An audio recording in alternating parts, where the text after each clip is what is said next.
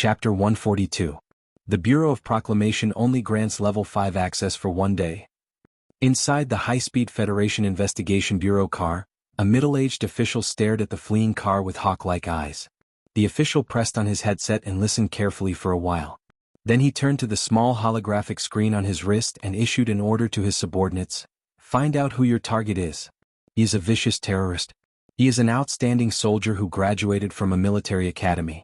He knows the arrest process of the Investigation Bureau better than you do. So don't be arrogant. Before entering the city, you must stop the car in front. If the other party resists, you are allowed to open fire. After issuing the order, the middle-aged official cursed angrily, "Those motherfuckers of the Bureau of Proclamation, they only gave me 1 day of access and it's only level 5. Don't they know how dangerous that kid's surname sure is?" Su Li's face was a little pale. The scenery outside the car window was moving backward at a terrifying speed. The automatic heating and de-icing system of the highway had already been turned on. Otherwise, if they were moving at this speed on ice and snow, their black off-road vehicle would have flipped over and died before the cars behind them could catch up. Shi Qinghai's face didn't have the slightest trace of nervousness except for the slight worry in his eyes. He licked his dry lips lightly, but he seemed a little excited. "Do you know how to drive?" He stared at the high-speed cars on the rearview screen. "No." Su Lu answered quickly without a trace of hesitation. He knew that in such a tense moment, any hesitation could lead to serious consequences. "Do you dare to drive?" "Yes." This question and answer was wonderful and absurd. Probably only Su Lu and Shi Qinghai could come up with something like this. Su Lu didn't know why Shi Qinghai handed over the control of the car to him, but he could imagine that Shi Qinghai must need to free up his hands to deal with the black cars that were getting closer and closer. Shi Qinghai pulled on a rope that had been hanging beside the sun visor. With a loud crash, something in the back of the black off-road vehicle fell out. A large pile of rusty metal components fell on the road of Linhai State. The speed of these components made them heavy and dangerous as they flew everywhere on the road. The car at the front of the black motorcade was hit by an iron thallium that had just bounced off the ground. With a strange sound of metal cracking, the car bounced up from the ground and then rushed diagonally off the road, making a loud noise. The pursuing motorcade was hindered by these things on the road. After paying a heavy price of one car, Su Lu and Shi Qinghai's car pulled away from them. "Open fire." The official's angry voice came from the convoy. The sharp sound of bullets whistling through the air suddenly cut across the road, startling countless pedestrians and birds in the forest. Taking advantage of this time, Shi Qinghai switched seats with Su Lu. He took out a long gun from the back seat and placed it at the back of the car. After a few shattering sounds, the glass of the back of the car was completely shattered. He narrowed his eyes and aimed at the pursuing cars. Calmly, even somewhat coldly, he began to pull the trigger. With a muffled bang, Shi Qinghai's shoulders shook. The front wheel of the car he had aimed at suddenly exploded. At high speed, the car lost control and crashed into the side of the road. The cold wind poured into the car, making it incomparably cold. Su Lu hid his body completely under the seat, avoiding the flying bullets. Although he had never driven a car before, when he was in Donglin, he had once followed Uncle Feng Yu to repair cars. He was very familiar with the driving system of a car. Moreover, for someone who could operate a mecha, driving a car was like playing with a toy. However, this toy was very dangerous. Su Lu focused all his attention on controlling the steering wheel and gears, avoiding the cars in front of him that had stopped because of the gunfight. He tried to increase the speed of the car as much as possible, trying to increase the distance between him and the pursuing cars behind. This was his first time driving a car, but his keen eyes and incomparably strong hand-eye coordination allowed him to control the car smoothly. He looked more like a racer. No, Su Li's racer driving was even crazier. Because there was a U-shaped turn ahead, he did not seem to have any intention of letting go of the accelerator to slow down. In the instant before the turn, his left foot stomped hard on the accelerator and his right hand pulled hard on the handbrake, causing this civilian black off-road vehicle to drift dangerously on the slippery surface of the road. Just as it was about to hit the cliff at the turn, he straightened the car and continued to move forward fiercely. From the moment they were preparing to enter the turn to the moment they exited the turn, Su Lu did not let go of the accelerator. The tachometer was maintained at 4,500 RPM. Cold sweat had already covered his forehead. The bullets that hit the car from time to time and the strong wind that rushed in through the cracks made Su Lu feel unprecedentedly nervous and excited. Amidst the sound of the bullets, he roared loudly at Shi Qinghai behind him, Throw down more of those things that are blocking the road or else we won't be able to shake them off. Shi Qinghai had been calmly maintaining his aiming posture. He rarely pulled the trigger, but every time he pulled the trigger, the pursuing cars of the Federation Investigation Bureau would be reduced by one car. Hearing Su Li's roar, he roared loudly in the wind. Just now it was like I was throwing an auxiliary fuel tank. I went to the junkyard last night. How much did you think it could hold? Bastard. It seems that we are going to die here today. Su Li shouted loudly while nervously watching the situation on the road. His eyes and his hands were in perfect harmony at this moment. Everything he saw was organized into his mind in an extremely organized manner. Then, through the special channels in his body, the corresponding measures were transmitted to his three limbs. All the controls, without any unnecessary movements, without any hesitation, were extremely smooth, except for the foot that had been stepping on the accelerator all the time.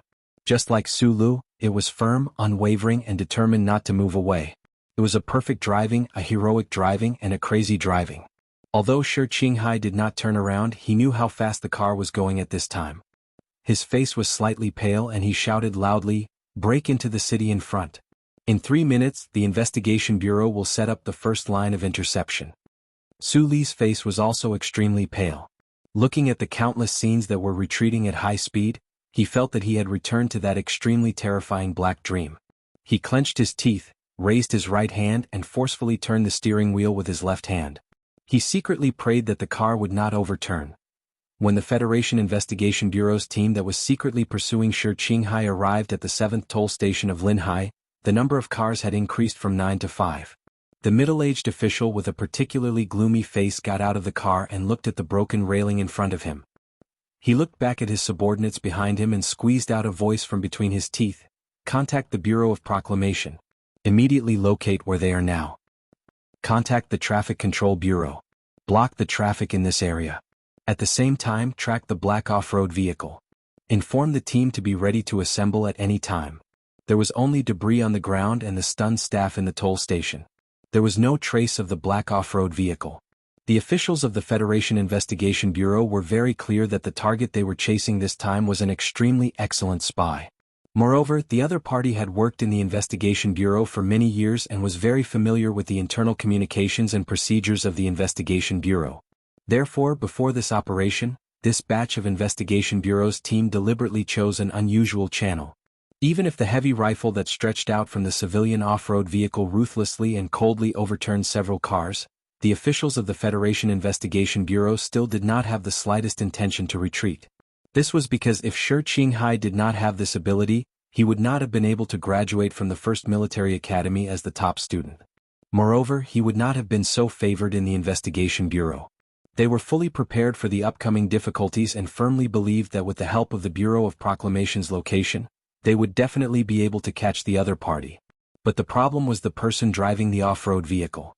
The middle-aged official's eyes were spitting fire. Looking at the seemingly endless road in front of him, he quickly issued orders to close the net one by one. But in his heart he was thinking, was that a madman? Even if it was a special forces soldier who had received the most rigorous training, it was impossible to drive a civilian off-road vehicle at such a crazy speed. Thinking of the off-road vehicle that roared like a black ghost, the middle-aged official's heart was abnormally heavy. The other party did not look like he was running for his life at all, but more like he was giving up his life. Any normal person would subconsciously slow down at such a speed. This was an instinct. But that driver did not seem to have the word fear in his instincts. Forcefully changing gears, the handbrake was on, and the left foot stomped hard. The black civilian off-road vehicle that had been sliding at a high speed for 200 meters in neutral still maintained its high speed. Under the collective cooperation of the three braking methods, it slammed into the garage door with a loud bang. Shi Qinghai carried his backpack and walked out of the car with a pale face. He almost vomited. He was a well-trained professional. Previously, when faced with a hail of bullets, he would not be so frightened. But sitting in Su Li's car, he felt scared. "I don't want you to drive anymore." Shi Qinghai stared painfully at Su Lu in the driver's seat. "I would rather be taken back and tortured by the Bureau of Investigation than risk my life with you." Su Li's face was also abnormally pale. His outstretched hands trembled slightly in the air and he was unable to leave the seat. He glanced at Shi Qinghai and said in a trembling voice, "Help me, I can't get out." Shi Qinghai thought that Sulu had finally been unable to withstand the fear and tension after experiencing the crazy racing and escape. He was so scared that he couldn't move. He opened the car door and unfastened the seat belt that bound Su Li's body. He wanted to carry him out but found that he could not move. He stared at Su Li's right foot, which was wrapped into a white cement pillar. In silence, his face began to become extremely colorful. Chapter 143. If the official from the Federation Investigation Bureau knew that the answer that puzzled him was actually just a small accident, he would definitely want to vomit blood and die. Su Li's right leg, which was sealed with medical plaster, played an absolutely important role in this escape. If it wasn't stuck between the seat and the gas pedal, turning into a steering wheel lock that was often seen in action movies, or some other hard object that was used to push the gas pedal.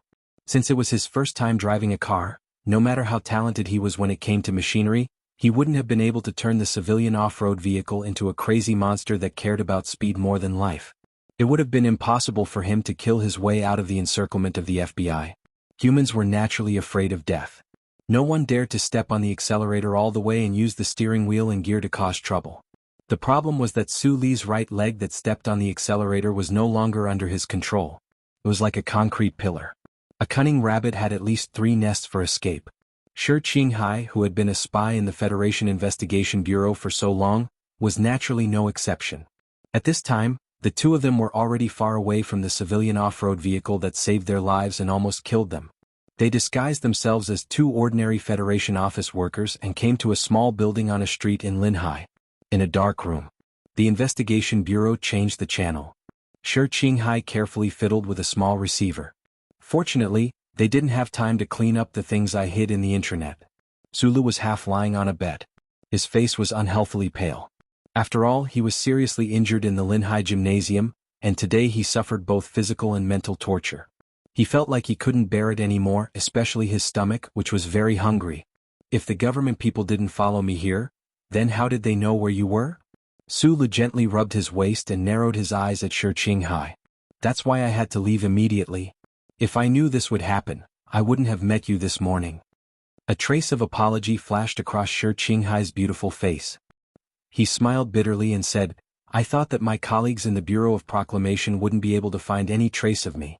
I didn't expect that those who wanted me dead would apply for the authority of the Bureau of Proclamation. Are you sure that the Bureau of Proclamation is helping the hunters locate them? Su Li's expression turned a little ugly. Ever since he had escaped from the Donglin region, the word he hated the most was the word charter. Just like what Uncle Feng Yu had lamented beside the mine pit back then, the law he hated the most in his life, other than the Wildlife Protection Act, was the first charter. Sulu had been hunted down by the Bureau of Proclamation before, so he felt that the current situation was a little strange. He looked at Shi Qinghai and said, according to the charter I checked online, the Bureau of Proclamation shouldn't care about the actions of the anti-government forces. They should just monitor them according to the regulations. After thinking for a while, he said seriously, and if the Bureau of Proclamation is really involved in this hunt, I don't think we'll have time to sit here and chat. When they were escaping from Donglin, the Special Forces only needed 4 minutes and 12 seconds to accurately locate Feng Yu and Sulu. At this time, the two of them were on the same planet as the central computer of the Bureau of Proclamation, so the transmission of information could be considered to be at the same time. So Sulu understood why no one had broken into the house after so much time had passed. In fact, this was just because he didn't understand that the hunt that happened to him and his uncle was a rare first-order incident in the entire Federation. It required the use of the entire Federation's electronic surveillance network and a lot of resources to achieve real-time location. And today Shi Qinghai and his uncle were facing only the authority of the Fifth Order. I don't know why the Bureau of Proclamation is involved, but I believe that my feeling is right. Otherwise, those guys wouldn't have been able to find me. Shi Qinghai's beautiful eyebrows revealed a hint of despair. He forced a smile and said, as for why no one has broken into the house at this time, I don't know. After all, I've never been hunted down by the entire Federation. Sulu wanted to say that he had been hunted down before. Looking at the faint sadness between Shi Qinghai's eyebrows, he couldn't help but say, even if the Bureau of Proclamation is involved, it's not a big deal. I have a way to let you escape. Shi Qinghai didn't understand this sentence. Even if he had heard it, he would have thought that Sulu was comforting him. The world was used to the omnipresence of the First Charter. Even a professional like Shi Qinghai, who was good at hiding his powerful abilities under a romantic appearance, would not have the ambition to escape under the brilliance of the Bureau of Proclamation. He just didn't understand why the Bureau of Proclamation was involved in the Federation Investigation Bureau's search for anti-government military spies. The holographic screen of the wristwatch was playing the news. Su Lu and Shi Qinghai watched quietly, their faces gradually becoming dignified. The news was describing the chase and gunfight on the Linhai Ring Highway. At the same time, the spokesperson of the police system was interviewed by the television station and confirmed that the criminal being hunted down by the Federation Investigation Bureau and the police was one of the main suspects in the fire at the Jingzhou Electric Power Export Company yesterday. The authorities had classified this suspect as a terrorist. Su Lu and Shi Qinghai looked at each other and saw the complicated emotions in each other's eyes. "Were you in Jingzhou yesterday?" "I was in Fart Prefecture yesterday." At this point, the situation was clear. The relevant departments of the Federation government, in order to end the shock wave brought to the government by the Linhai Gymnasium assassination as soon as possible, the traitor of the anti-government army and some other forces, in order to cover up some truth, found a way to work together at this moment. They perfectly cooperated with each other and hid the real crime of hunting down Shi Qinghai. In the name of a terrorist, they obtained the authority and cooperation of the Bureau of Proclamation. They had to catch Shi Qinghai or kill Shi Qinghai. The government can be so shameless. Su Lu sighed with emotion. He immediately thought of Uncle Feng Yu's comments on the first charter many years ago.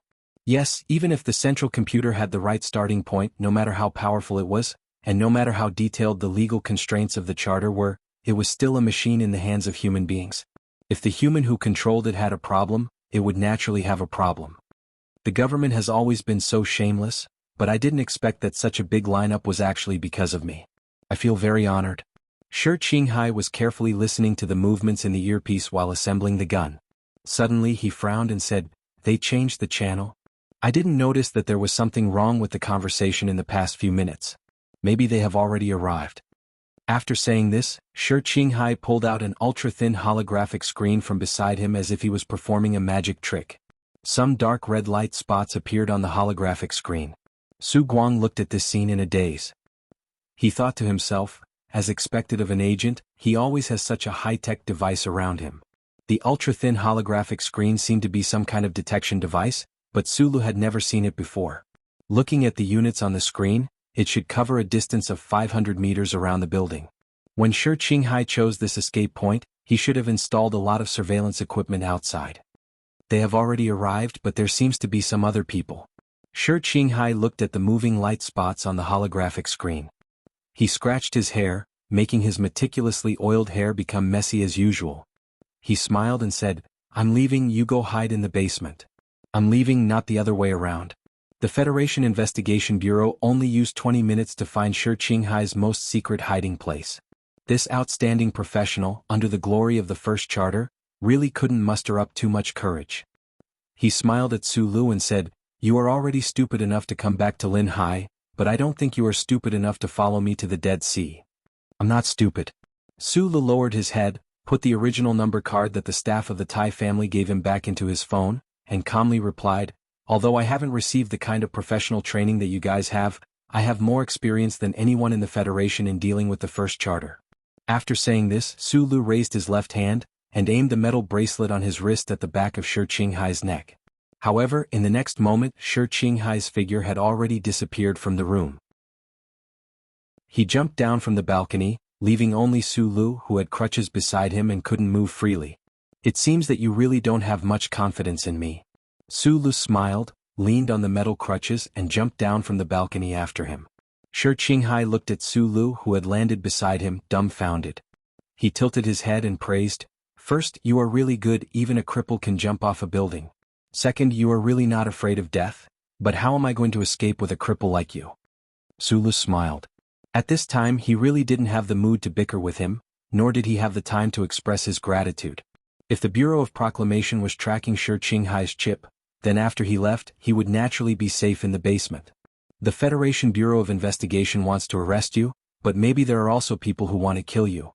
Su Lu thought back to the time when he was in Donglin, when the federal military launched an attack on the repair shop without warning. His heart felt heavy. They carefully walked through 2 streets. At the exit, the 2 of them were interrogated. They were wearing black suits and milky white headphones, and they couldn't wait to announce to the whole world that they were secret agents. If you can avoid killing people, then don't kill people. I don't want you to really become a terrorist. Sulu pulled down his cap, covering most of his face, and put the metal crutches back into the cylinder. He clung onto Shi Qinghai's shoulder, pretending to be a drunk man, and walked toward the intersection where the secret agents were standing. It's only 12 o'clock. Isn't it a little too early to be drunk? Shi Qinghai lowered his head slightly and whispered in his ear, "Besides, I have so many guns on my back, even a fool can see it." That's your problem. Of all the things to learn, you just had to learn from the gorillas in the mountains.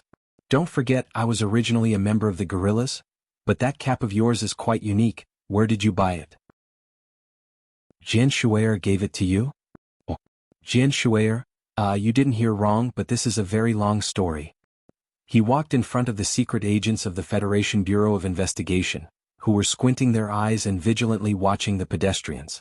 Sulu and Shi Qinghai's meaningless conversation came to an abrupt end, and the two of them tacitly separated at the same time. Su Li's retractable crutches suddenly popped out and hit one of the secret agents in the middle of his forehead. At the same time, he fell in that direction and hit the back of the secret agent's head with the tip of his elbow in a strange posture. Chapter 144. In a small airport on the outskirts of Linhai, 3 helicopters painted in black were ready to take off.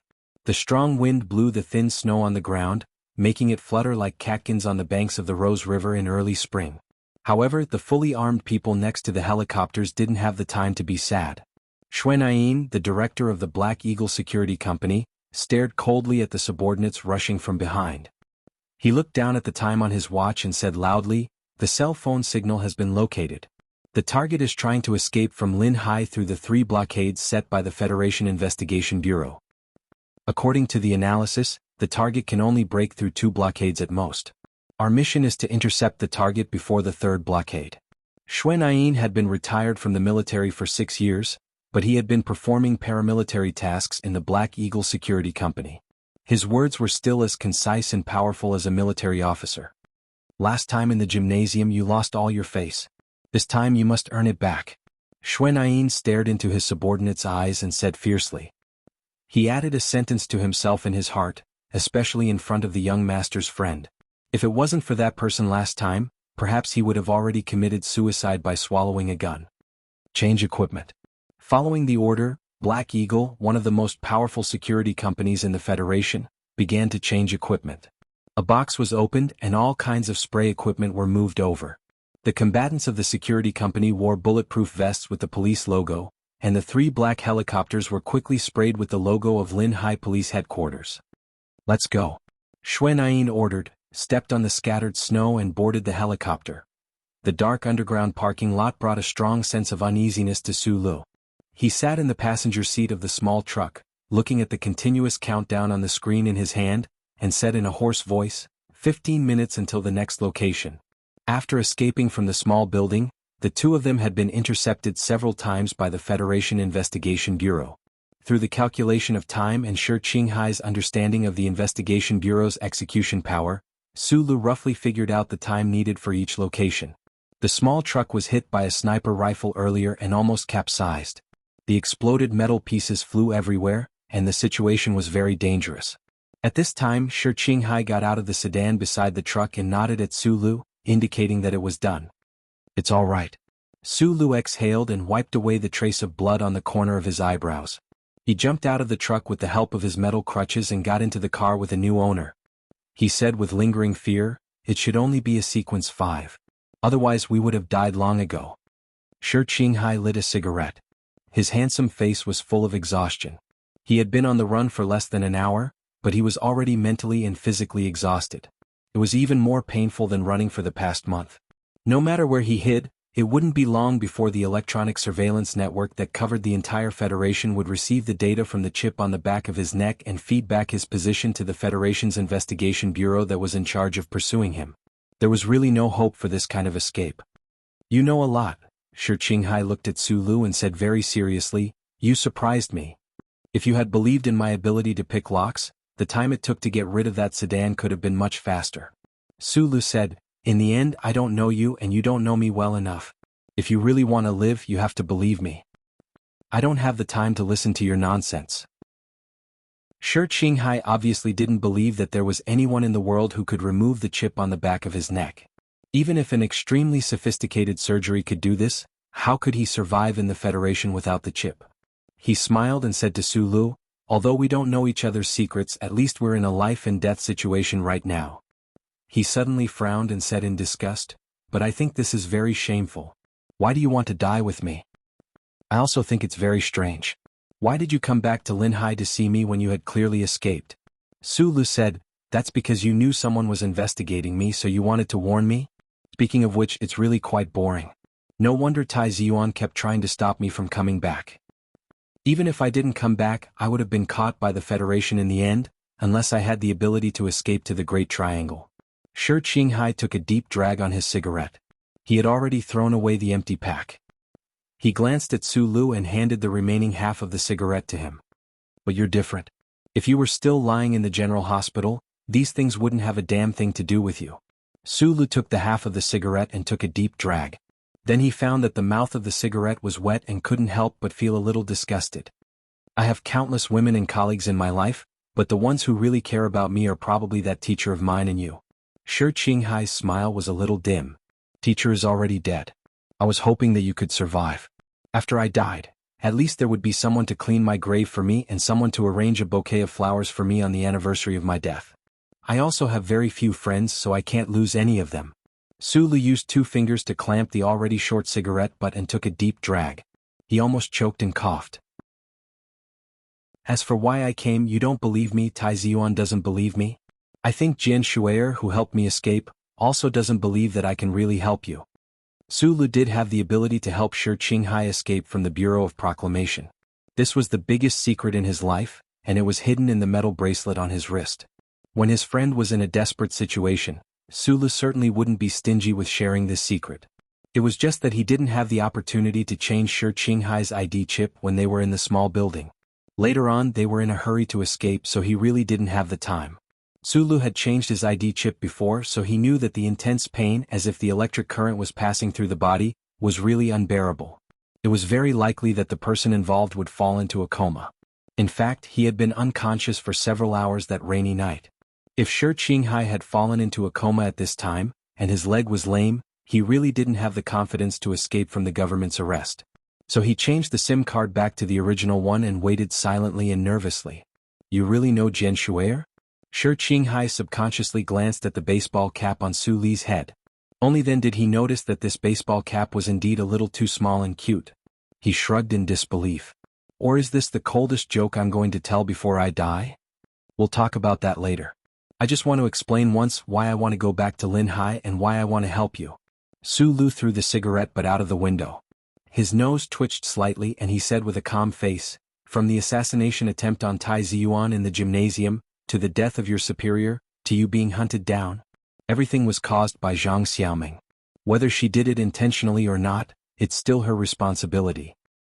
Zhang Xiaoming is my woman. She made a mistake, so I want to help her solve it, said Su Lu. Shi Qinghai tilted his head and looked at him. After a while he said, I just realized today that you're like a civil rights hero who lived in the early days of the constitutional era, the embodiment of justice. The problem is that it's disgusting. You're just a male animal whose cerebral cortex has been affected by the concentration of alcohol. Hearing the profanity, Su Lu smiled. He thought to himself that his cerebral cortex was indeed abnormal. He stared at the hologram on Shi Qinghai's wrist and began to count down. 30 seconds left. Shi Qinghai lightly stepped on the accelerator and stared intently at the exit of the underground parking lot. He pointed at a direction on the hologram and said, confirm whether this road is clear or not. Su Lu looked at the map on the hologram and said, no problem. The stolen car found a road in the middle of several streets and alleys. It turned into a cloud of dust and broke through the roadblocks set up by the police. Once again, it rushed into the streets of Linhai City. Countless police cars and black station wagons, which were very characteristic of the Federation Investigation Bureau, began to chase after the car. The sirens were long and loud. At this time, only the traffic monitoring system of the police headquarters in Linhai City was enough to ensure the success of the chase. They no longer needed the help of the Bureau of Proclamation's location. This is a slow suicide. Shi Qinghai suddenly turned the steering wheel and avoided a truck in front of him. He said loudly, "As a professional, I shouldn't listen to you and drive away. I can find a random house and point a gun at a beautiful woman as a hostage. I can hide for half a month." Sulu replied, "You forgot the location of the Bureau of Proclamation." Shi Qinghai's face changed slightly. He cursed loudly, "Fuck the first charter." On the parallel streets, police cars with flashing lights had begun to appear. From time to time, fierce figures could be seen from the corners of the streets. Shi Qinghai took a deep breath and focused on the front. He said, "I'm ready to fight and then die. If you can't create any more miracles, you can get out of here." "I'm also waiting for a miracle." Sulu held the phone tightly. Sweat gradually seeped out. At this time the phone rang. It showed a strange number. "I'm Sulu. My surname is Xue. How can I help you?" Sulu smiled. He turned his head and told Shi Qinghai the coordinates. The two quickly found the street indicated by the coordinates on the hologram map. Shi Qinghai drove the car and made a forced turn. He barely got rid of the two police cars that were closest to him and sped toward the street. This was a long straight street with no forks. At the end of the street, there was a faint buzzing sound. The air seemed to be vibrated by something. 3 black, matte helicopters appeared at the end of the road. At the edge of the helicopters' cabins, heavily armed policemen vigilantly scanned the street below. They aimed the black rotary barrels in their hands at the whole street.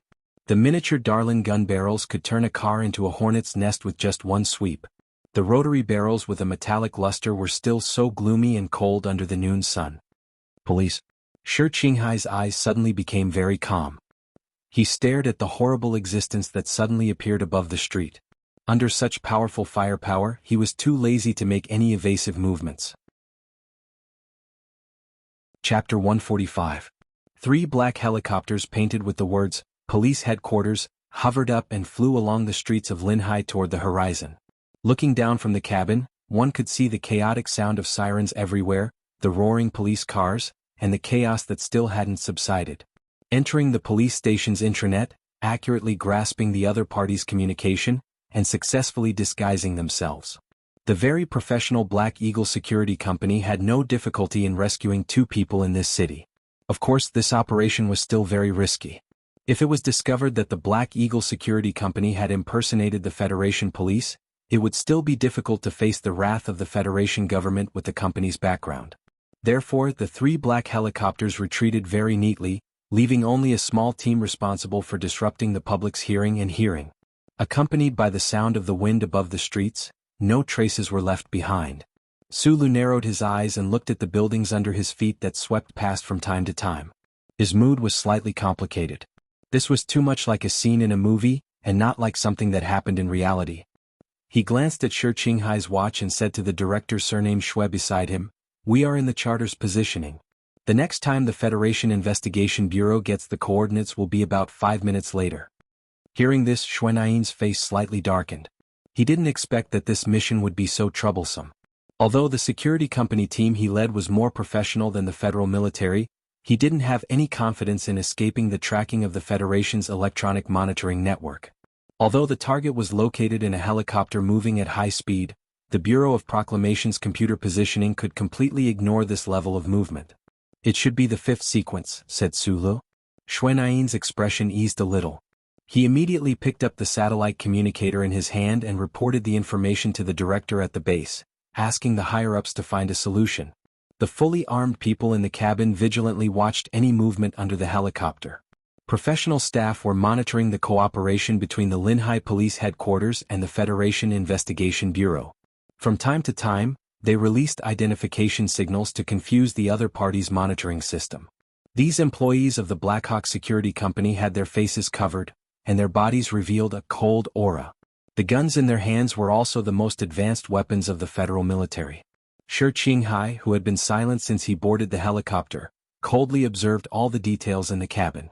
Looking at the hands of the staff of Blackhawk Security Company, a faint self-deprecating smile flashed across his eyes. Just like what George Carlin had said, the 7 great families of the Federation would always be above the law in certain aspects because they had more resources, more wealth, and more information.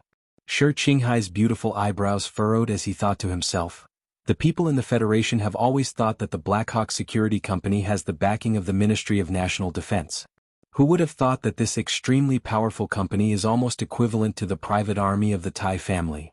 The noise in the cabin was very loud. Shi Qinghai no longer stared at Xuan, who was nervously communicating with some people. Although he very keenly judged that this security director surnamed Xue must have been a powerful figure in the Federal Army back then, he didn't want to care about this right now. He turned around, grabbed Su Li's clothes and approached his ear. In the roaring noise, he asked very seriously in a loud voice, "Do you really know Jian Shuer?" Su Li's expression suddenly froze. He didn't expect that at such a tense moment Shi Qinghai couldn't forget about the peaked cap and the national idol. Under the escort and cover of the Black Hawk Security Company, 3 black helicopters, like 3 ghosts, swaggered through the layers of Federation Investigation Bureau and Linhai Police Headquarters encirclement, took Shi Qinghai and Su Lu out of the city, flew about 40 kilometers in the southwest direction, and slowly landed on a simple tarmac. It was believed that in the conclusion that the sudden appearance and departure of these 3 helicopters would definitely reveal something, but whether or not it could be traced back to the Black Hawk Security Company depended on how much effort the Federation government was willing to spend on this matter and how deep the investigation was. After getting off the helicopter, the fully armed bodyguards surrounded Su Lu and Shi Qinghai to change cars. Along the way, except for Xuan who occasionally whispered a few words to Su Lu, the entire motorcade seemed to be unusually silent and calm. Shi Qinghai had been watching coldly from the sidelines, and had the most direct impression of the true strength of the mysterious 7 families of the Federation. After continuously speeding for an hour, the motorcade arrived at a base on the outskirts of Shangya. From the outside, this base looked like a very ordinary synthetic food factory, but in fact, it was one of the bases that the Tai family distributed in the major states of the Federation. In a lounge, Su Lu and Shi Qinghai restocked on some food and water. The door of the room was pushed open, and a man of about 30 years old calmly walked in. He walked to the front of the 2 and said softly, "I just received news that the Bureau of Proclamation has stopped tracking your location." Although the person who walked in was not Tai Ziyuan, he was presumably an important staff member of the Tai family. Su Lu and Shi Qinghai stood up from the sofa to welcome him. After all, it was thanks to this person that they were able to successfully escape from the government's pursuit. However, Shi Qinghai looked at the face of the man of about 30 years old and slightly frowned.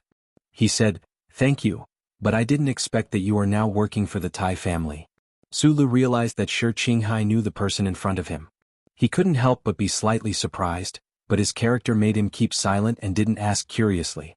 The man looked at Shi Qinghai and smiled. He said, "I am working for the Xiu Foundation. Of course, in a sense, I am also working for the Tai family. This is not much different from working for the Federation." He turned to Su Lu and smiled slightly as if he knew the doubts in Su Li's mind. He introduced himself, "My name is Shun Li. I graduated from the 1st Military Academy, and now I am a senior manager of the Black Eagle Security Company. I am in charge of today's operation. Shi Qinghai is my junior, so he knows me." Shi Qinghai looked at him quietly and said, "After you graduated, there was no trace of you. We all thought that you were sent to the West Woods by the Ministry of Defense to carry out a secret mission. We didn't expect you to be in the Tai family. I am very curious, did you confirm your job before you entered the military academy?" "I am in a targeted training program. You know my family's financial situation, so I can only go to the military academy, which is free of charge." Shun Li smiled and said, "As for when I confirmed my job after graduation, this is not important, just like I won't ask when you became a spy for the anti-government army." Shi Qinghai shrugged and said, "I am also poor, so I can only go to the military academy." George Carlin said that the poor have the most courage to change society. "I don't want to disturb your reminiscing, and I am also very curious why the best students from the most famous military academy in the Federation didn't join the army." Su Lu looked at Shun Li and said, "But I think what we need to think about now is not this."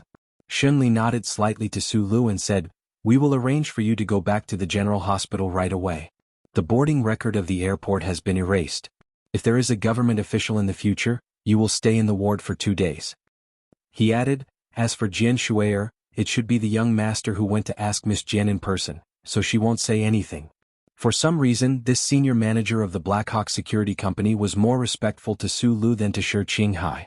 Although it was not obvious, it was always there. Shun Li turned his head, looked at Shi Qinghai and said, "The route back to S2 has been confirmed. If you want, you can leave now. How do I leave? Shi Qinghai was a spy for the anti-government army, so he did not like to deal with the powerful people in the Federation, but he knew that he owed Xinli a big favor today. Especially with Xinli's previous words, which could make the Bureau of Proclamation terminate the tracking of his location in advance. Even with the power of the Tai family, he was afraid that even with the power of the Tai family, it would not be a small price to pay. Illegal immigration, Xinli said with a smile. This should be the most familiar way of transportation for people like you. Shi Qinghai heard the hidden meaning in this sentence and could not help but frown slightly. He said, maybe in the near future, you will be the ones who need to be illegal. Xinli left the lounge, and the smell of gunpowder in the last two sentences of the conversation disappeared. Sulu looked at Shi Qinghai silently and said, since you know each other, why are you still so rude? We used to have a good relationship. Shi Qinghai said, but since we have embarked on a different path, it is natural that we cannot go back to how we used to be. The Tai family is not the Federation government. Sulu said with a headache, even if you are a soldier of the anti-government army after all, it was them who helped us today. The goal of the anti-government army is to overthrow the control of the 7 major families and those shameless politicians on the Federation. Shi Qinghai closed his eyes slightly and said, you have seen what happened today. The Tai family is not the Federation government, but it is a pair of rabbits that are born together with the Federation government. Didn't Councilman Pabre just reach a peace agreement with you? The temporary peace is because both sides need each other's benefits. Shi Qinghai smiled and said, when there is no need for each other in the future, the peace will naturally be gone. At this moment, a voice rang out in the quiet lounge. The voice was full of mockery. That's why I've never tried to seek peace.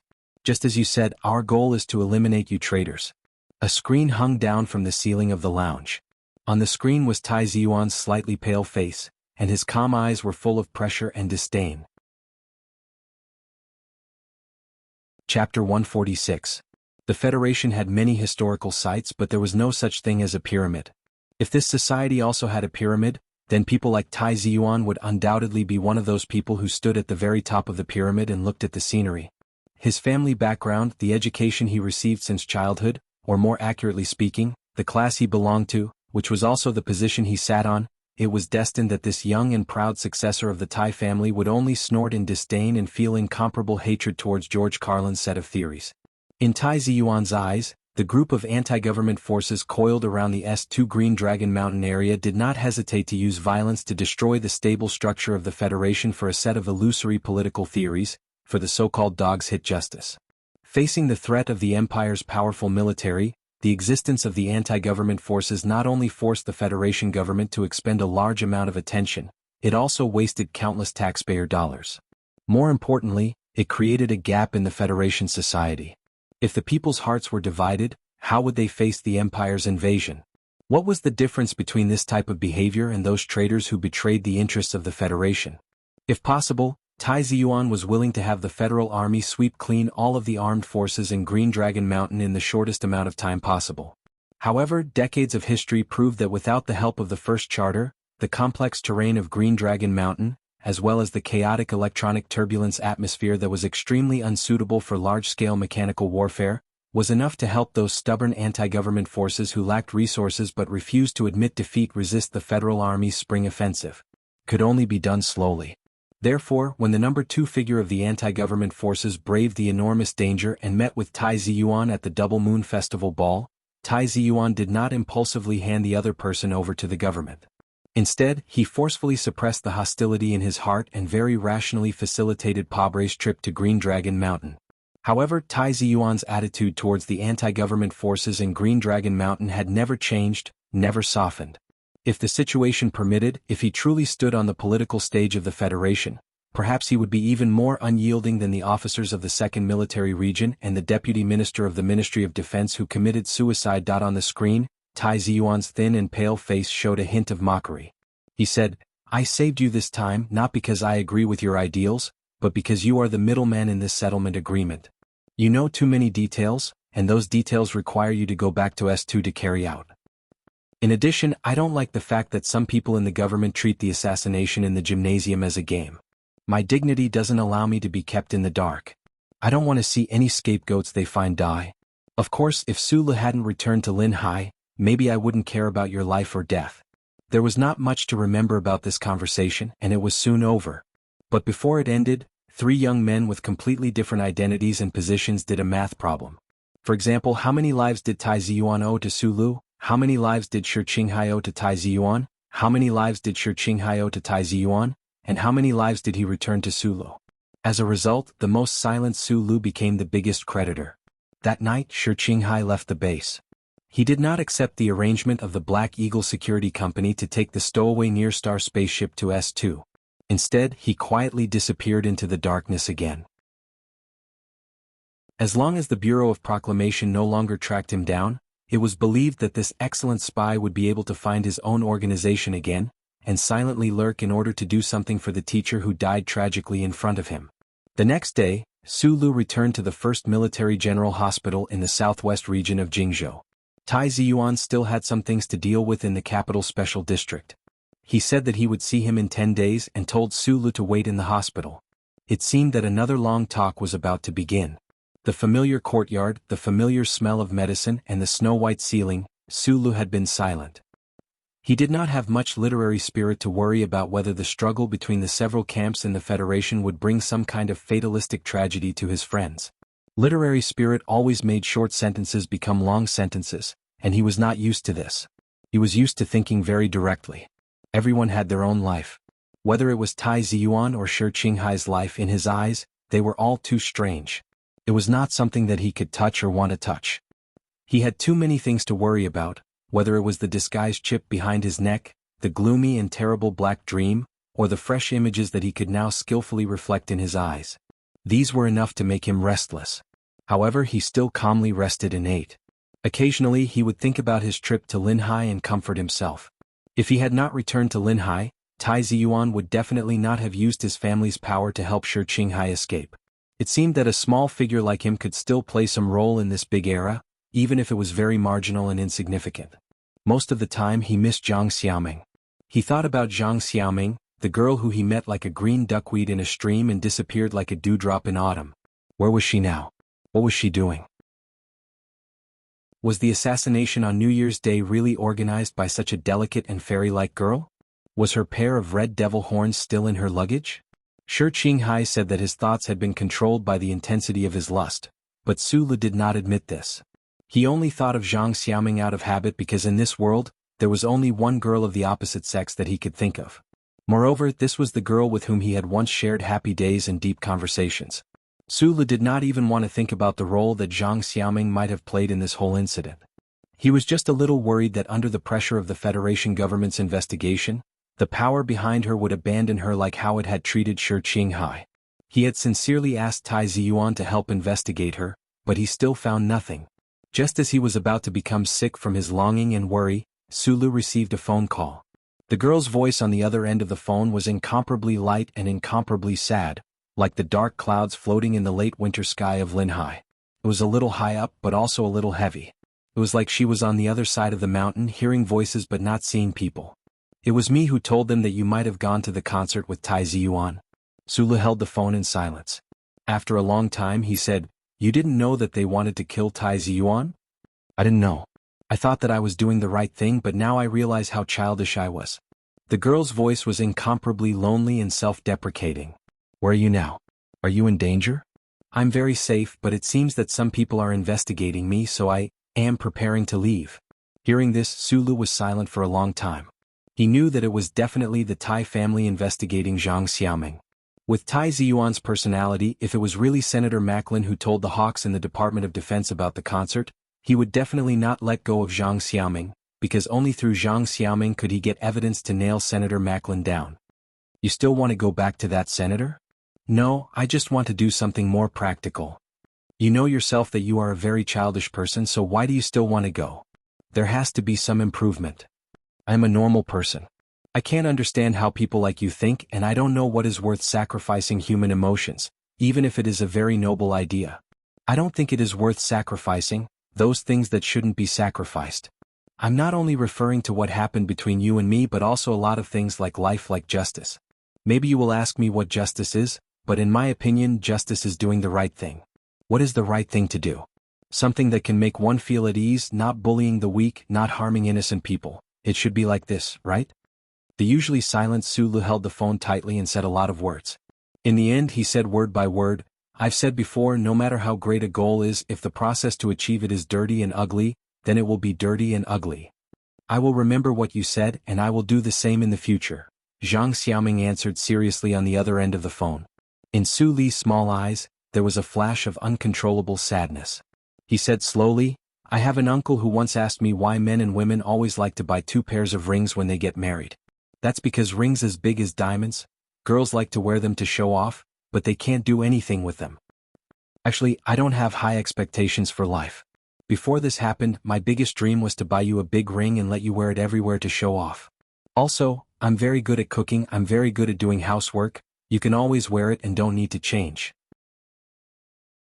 Now it looks like I don't have to spend money to buy a ring. Sulu lay on the bed and said softly into the phone, take care of yourself, don't be as naive as before. Woman, goodbye. There was a long silence on the other end of the phone, and then Zhang Xiaoming's voice came, goodbye man.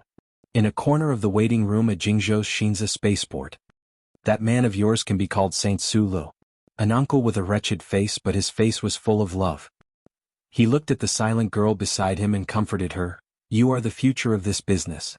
No matter how naive and childish you are, no matter how much damage you cause, as long as you face it bravely, it will become a mature experience for you. I know, I just feel very sorry for him. Zhang Xiaoming raised her face, took off her black-rimmed glasses and wiped away her tears. She smiled stubbornly and said, and if he really likes me in a few days, he will be sad again. The Tai family can't find any evidence and I can't find any evidence either. Your words can't be used as evidence. The uncle smiled and said, in the Federation's territory, I can't do anything to that senator for now. I believe that your passenger number has fallen into his hands.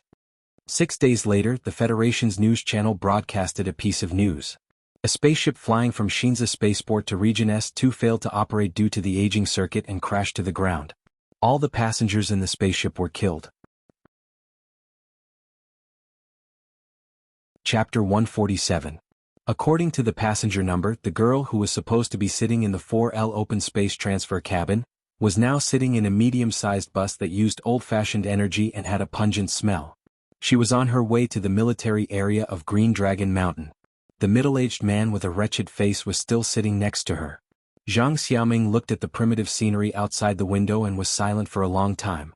She didn't know if she was thinking about her naivety in the past, or if she was thinking about what kind of impact the news of her death would bring to her parents in Linhai and Sulu.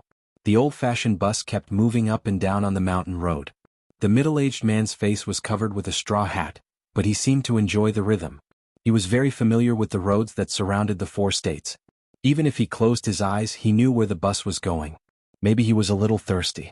The middle-aged man took off his straw hat and drank a mouthful of water from the water bottle that he always carried with him. Only then did he notice the stunned expression of the girl next to him.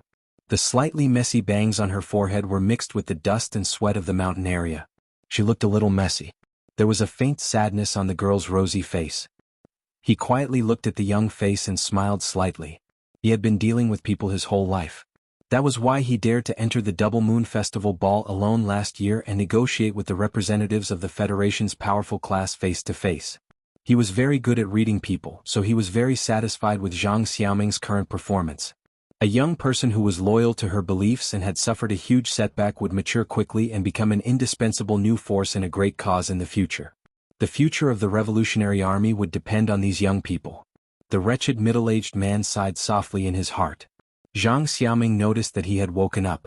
She lowered her eyes slightly and asked softly, if I were to die, what would happen to the Bureau of Proclamations files? Being able to think of this problem proves that you have made a lot of progress in the direction of professionalism. The middle-aged man smiled and said, no one can change the data of the computer in the Bureau of Proclamation, but there is always a link when the data reaches the government. As long as there is a link, there will be people. As long as there is someone, there will be a way. I am an old man who has a special way of dealing with people. Why did you personally arrange for my departure? Zhang Xiaoming looked at him. He was the second most powerful person in the anti-government army. How could he risk coming to S1 just because of her? Although she knew some things about Senator Macklin, it was still not enough to prove anything. A traitor has appeared in the upper echelons of the organization, seriously harming our cause. But as I've told you before, I can't change everyone's opinion of that councilman. After all, to a certain extent, he represents the public image of our mountain comrades in the Federation. It's just that I feel that you're innocent in this matter. You come from a good background, but because of your kind nature, you've developed sympathy for Green Dragon Mountain. We should be grateful to a young man like you and not watch a girl die in a plot of betrayal. At this point, a faint sadness flashed between the middle-aged man's eyebrows. For his ideals and beliefs, he had struggled for many years in the Federation. However, the current situation was becoming more and more worrying. The completely unequal resources, information, and armed forces made it so that the anti-government army could only struggle at death's door in front of the Federal Army. Although more and more ordinary people in the Federation were influenced by George Carlinism and chose to sympathize with the anti-government army, but, as Macklin walked out of the mountains and officially stepped onto the political stage, most of those people's hearts also turned to him, who claimed to be a nonviolent advocate. The world in the mountains was about to become an abandoned world. He was an extremely outstanding intelligence leader, but he was not an outstanding political leader. He understood the undercurrents in the committee, but he could not quell them. After all, although Macklin's advocacy was suspected of being a capitulationist, in a difficult situation, and in the background of the Federation government's deliberate conciliation, it was very attractive. In order to contend with the forces of Macklin's faction, the leader of the anti-government army, Nanshui, had to temporarily give up on the armed struggle and instead seek cooperation with certain forces in the Federation. That was why he came to the Federation, why there was the Double Moon Festival Ball, why there was the cooperation with the Tai family, and why there was the solemn expression on Senator Prabble's face when he walked down the gangway of the transport plane. The middle-aged man's eyebrows were deeply furrowed.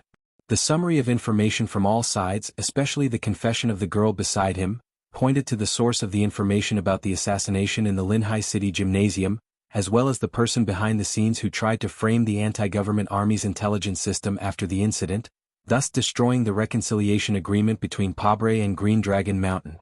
It was Senator Macklin, or rather, Senator Macklin. However, he did not have any evidence. Just based on Zhang Xiaoming's confession alone, it would never be able to shake the highly respected Macklin's lofty position in the committee and in the hearts of the people in the 4 states surrounding the mountains. What made him feel even more worried was that Macklin was not stupid. His political wisdom and experience were extremely rich.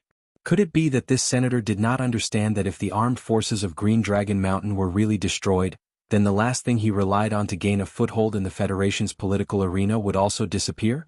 The struggle of political lines was one thing, but after all, both sides were rooted in the same land. If even the land they had a foothold on was burned to a crisp, then no one would be able to take root and sprout. This problem was too profound to be thought through clearly.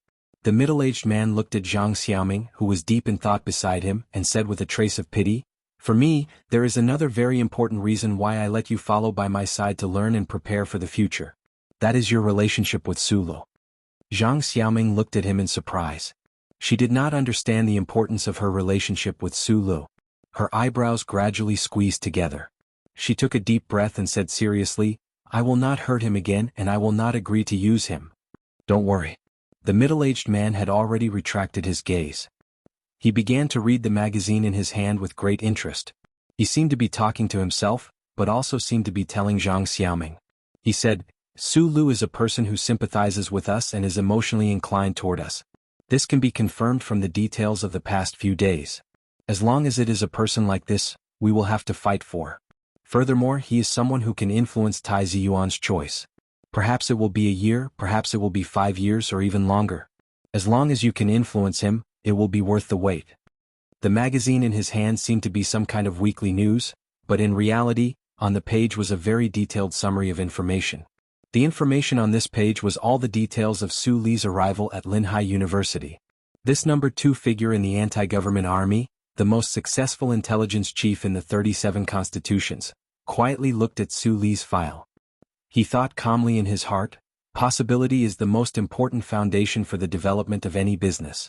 And Su Lu, this seemingly insignificant person, seemed to have more possibilities than any of the people I met on this trip to the Federation.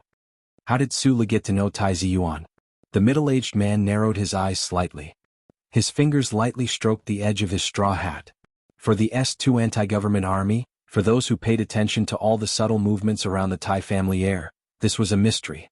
From the file, Su Lu, a retired soldier with no family or friends, would not have had the opportunity to get close to Tai Ziyuan in Yue University. If it is really because of H1, then how did Su Lu have the authority to enter H1? If Su Lu can really enter H1, then the black mecha that suddenly appeared during the visit to the first military academy, was it Tai Ziyuan who was controlling it, or was it Su Lu who was controlling it? If it was Su Lu who was controlling it, where did he learn to control it?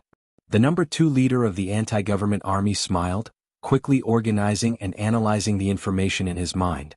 He had been dealing with people his whole life, and was an old man who had a special way of dealing with people.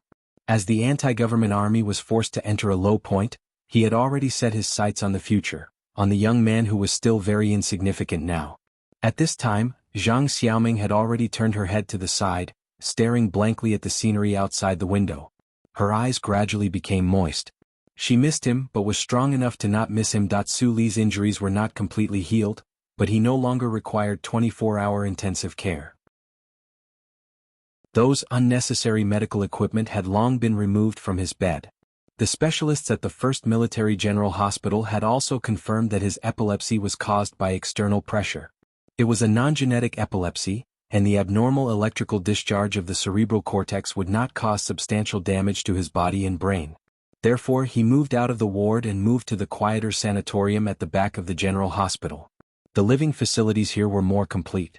Steam rose from the hot springs between the green trees. If it was not summer in the southern hemisphere, perhaps he would have really thought of going down for a soak. The television in the room was no longer controlled by the medical department, so all channels were open. However, Su Lu still habitually watched the news channel and channel 23. He was not a person who cared about the affairs of the Federation, but after escaping from the Donglin district, these bizarre encounters made him unable to not be concerned. That night, he saw the news about the accident of the spaceship flying from the Shinza Aviation Airport to S2. To be precise, it was the accident of the air-ground transfer cabin. Su Li's eyes narrowed slightly. His fingers tightened slightly as he stared at the clear holographic screen, watching the names and photos of the passengers gradually flashing on the screen. Zhang Xiaoming girl? Su Lu only heard these 4 words and saw the photo of a girl with a serious expression on the screen. Then, there was a buzzing sound in his brain and he could no longer hear anything. The slightly sorrowful voice of the news anchor was automatically muted, and the photo on the screen gradually began to blur. Without the black-rimmed glasses, her bangs gently rippled in the breeze, and her eyes were smiling. She was as cute and charming as an elf. This was Zhang Xiaoming, the real Zhang Xiaoming. The one on the news and in the photo was all fake. Su Lu rubbed his eyes, turned off the television and lay down on the bed. He covered himself with the quilt, curled up and began to sleep. Although he couldn't sleep, he still began to sleep. His eyes were wide open and his body was trembling slightly. He suddenly realized that the summer in the southern hemisphere of planet S1 was so cold. Unable to sleep in the middle of the night, his mood was like a sad song. He sat up silently, turned on the television again, and connected to the Federation's network. He entered the official website of the General Administration of Aviation and began to search. He kept refreshing the page and after countless confirmations and verifications, he moved his fingers numbly. He lay on the bed, limp and powerless, and began to stare at the snow-white ceiling in a daze. At this time he wished that everything he saw was just like those structural blueprints. They were all images in his mind and not real. But after staring at the snow-white ceiling for a long time, no images appeared in front of him. It turned out that sleeping couldn't make the sad news he had heard before become fake. The next day, Su Lu woke up on time according to his biological clock. He brushed his teeth, washed his face and ate breakfast. Then he walked into the quiet garden in the morning light and sat on the slightly cold stone chair. His butt didn't touch the ground.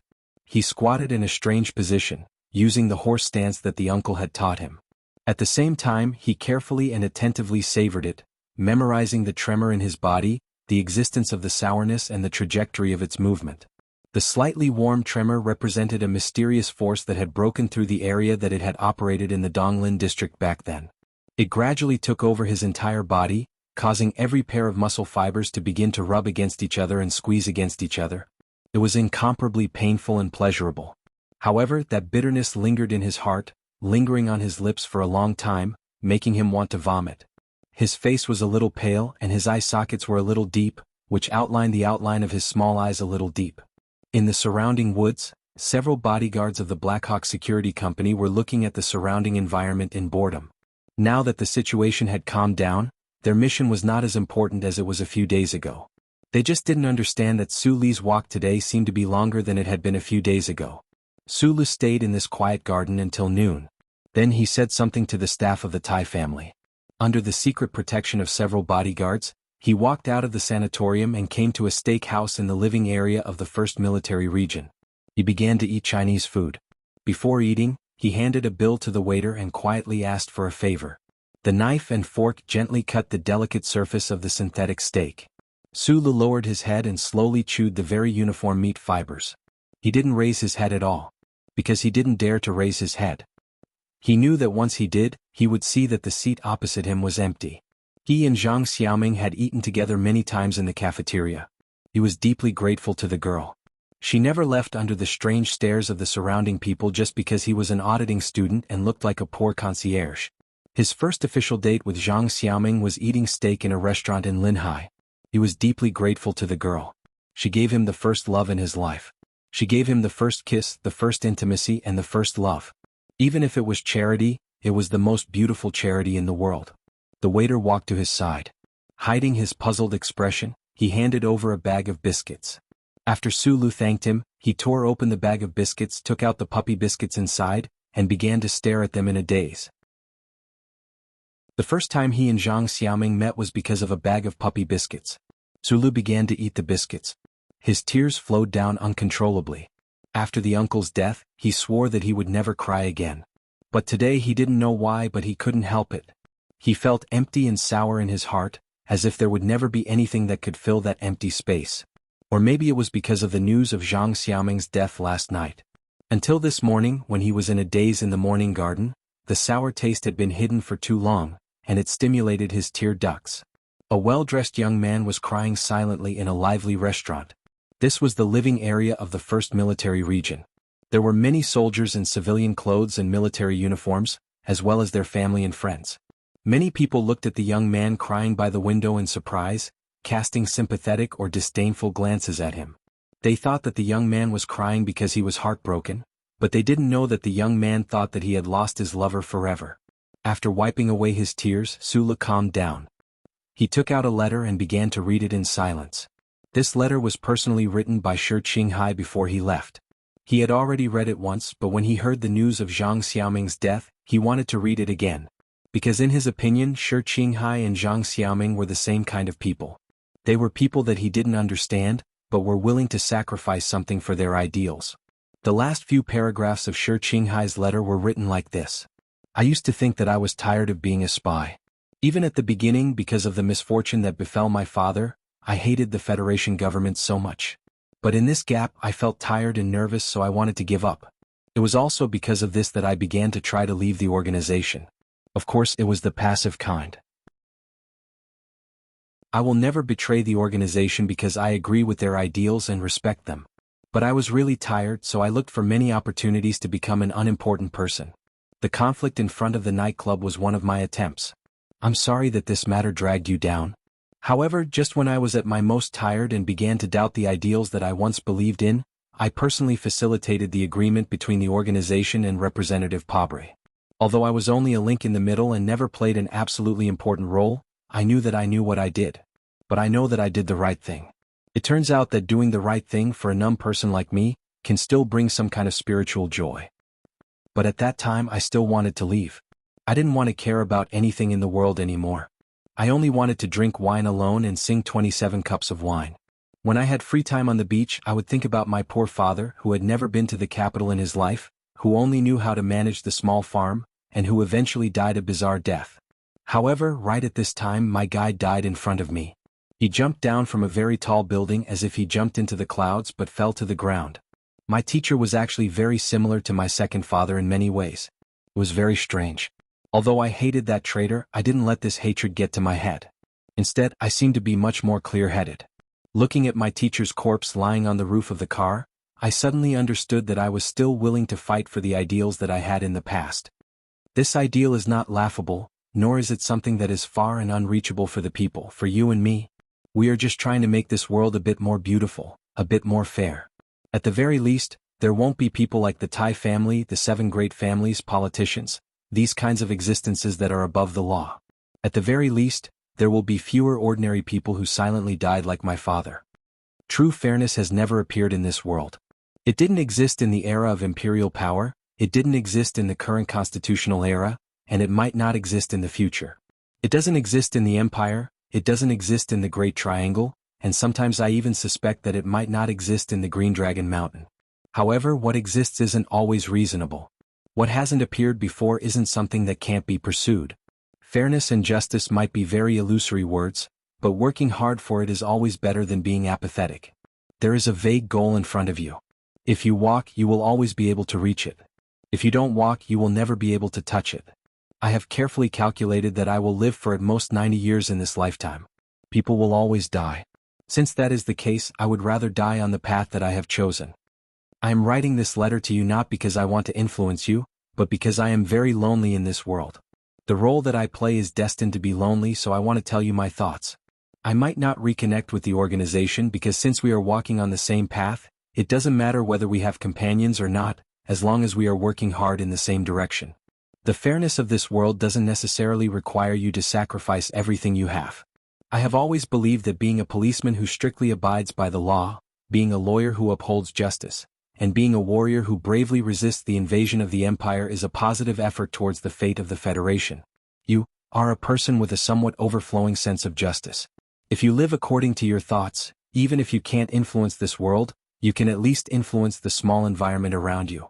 In this sense, we are companions and we have many companions in this world. Live and then live well. Live with a clear conscience, and that is enough. Brother, I am going to find a clear conscience. Su Lu silently folded the letter and put it in his inner pocket. There was also a business card and a new bank card, which were the most important things in his life. Then he thought of Zhang Xiaoming from this letter. He still found it difficult to understand the thoughts of many people in the Federation, but after reading Shi Qinghai's letter again, he was somewhat moved. People will always die, and dying on the path that one has chosen may be a kind of happiness. Su Lu quietly thought of Zhang Xiaoming. The suspicion and anger that he had in the past were no longer important at this moment. Su Lu was a very silent and direct person. He didn't understand principles and he didn't have any ideas. He was a young man who lived by intuition and intuition. He slowly raised his head and looked at the news that was playing on the screen in the dining room. On the news, the political leader of the opposition, Senator Medellin, who was giving a speech at the Capital University, announced that he would participate in the presidential election at the end of the year as the running mate of Governor Ross of Jingzhou. Chapter 148. A few days later, Tai Ziyuan arrived at the southwest part of Jingzhou. The boundless, jade-green sea stretched out from the silver beach into the distance, all the way to the horizon. The sea water on the beach was like a lover's hand gently caressing the white sand. Looking at this beautiful scene, people might feel that the sea was vast and the sky was clear. There were 2 white recliners under the umbrellas. In the woods behind the beach, there were many bodyguards from the Black Eagle Security Company. They were vigilantly watching their surroundings. Butler Jean, who was already old, stood calmly under the eaves of the beach terrace. He was avoiding the strong sunlight at dusk and the conversation between the young people on the 2 white recliners. I didn't think about your current mental state before I came here. I thought that the girl's unfortunate death would make you depressed for many days. Tai Ziyuan, who was wearing a white linen shirt, calmly looked at Su Lu beside him. He found that although Su Li's eyes were slightly sunken and his face was not as rosy as before, at least he was still mentally strong. Zhang Xiaoming's death was not normal. The spaceship lost control of the spaceship and fell to the ground, turning into a firework. After the incident, there was no evidence of tampering. The government's investigation could only conclude that it was an accident. However, Zhang Xiaoming's name was on the list of deceased passengers. People like Tai Ziyuan naturally understood the reason behind this incident immediately. The various departments of the government investigated the assassination at the Linhai State Gymnasium in different directions. Most of the officials focused on the Deputy Minister of National Defense, Yang Jinsong, who had committed suicide. They also found out about the director of the Linhai HTD Bureau, Shi Qinghai, and inexplicably uncovered a spy network of the anti-government army. However, Tai Ziyuan knew that the assassination attempt on him could not have been related to the anti-government army. Deputy Minister Yang could not have cooperated with the people in Green Dragon Mountain. The real mastermind was someone else. The government needed to find a scapegoat to answer to the Tai family. On the surface, the Tai family had no other evidence, so they could only accept the results of the government's investigation. However, the officials under the influence of the madam had already begun to investigate the remaining clues. When the investigation of the truth was gradually getting closer to the truth, there was a method to eliminate evidence and link. Zhang Xiaoming's death was undoubtedly a ruthless method of silencing. The afternoon sun in Jingzhou was still a bit hot. Tai Ziyuan's usually pale face had 2 patches of red on it. It was probably due to the high temperature and had nothing to do with health. Like Su Lu beside him, after asking a question, he began to become silent. He squinted his eyes and stared at the blue sea where seagulls occasionally flew by. The girl in the blue dress at the Double Moon Festival ball was dead. A trace of complex emotions flashed through Tai Ziyuan's eyes. If it wasn't for his family's insistence on investigating in secret and gradually threatening the other side, Zhang Xiaoming, who wasn't that important, but played an important role in the information of the assassination, should still be alive, right? Tai Ziyuan thought this, but he didn't feel any guilt or heaviness in his heart. Although he wasn't old, he already had a calmness that people his age didn't have. The word calmness could also be called indifference in certain circumstances. Can the police find any clues? Su Lu, who had been silent all this time, finally opened his mouth and asked, although I know that things like politics are very dark, a Federation councillor committed such a crime. Is there no one who can punish him? Then what is the use of the Federation's laws? Tai Ziyuan's squinted eyes gradually opened. He glanced at Su Lu with surprise.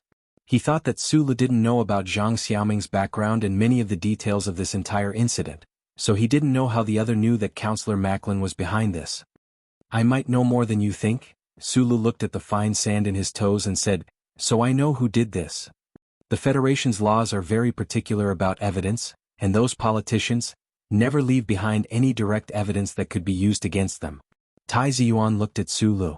After a long silence, he said in a serious tone, the investigation of the militants directly led to the suicide of 7 officers of the 2nd Military Region.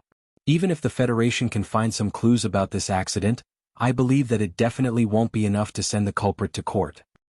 What I am very curious about is why you are so sure that the culprit behind this is that Councillor Macklin. Logic, intuition, who will benefit from this? Su Lu narrowed his eyes under the sunlight, his toes lightly squeezing the sand.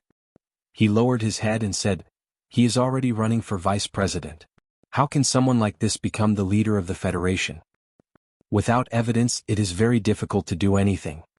Tai Ziyuan said calmly, if I have someone release this news, not many people in the Federation will believe it. His image has always been very good, and perhaps this will give him a chance to build momentum, portraying himself as an innocent politician who was framed by the 7 families. Councillor Macklin will definitely be very happy. I am wondering if you will also become this kind of politician in the future. At this time, Su Lu raised his head and looked seriously at Tai Ziyuan. This pair of eyes was very calm, very honest, and very thorough. Tai Ziyuan's expression became serious. After a while, he said very seriously, necessary means and compromises are all necessary, but I have my bottom line. I also have my bottom line. It is just that I am a small figure and you are a big figure. When a small figure's bottom line is broken, he can only be angry, but there is nothing he can do. Su Lu lowered his head and said, I know that you still remember that you still owe me a life. If possible, I hope that you will do your best to prevent that councillor from being successfully elected. This way we will be even.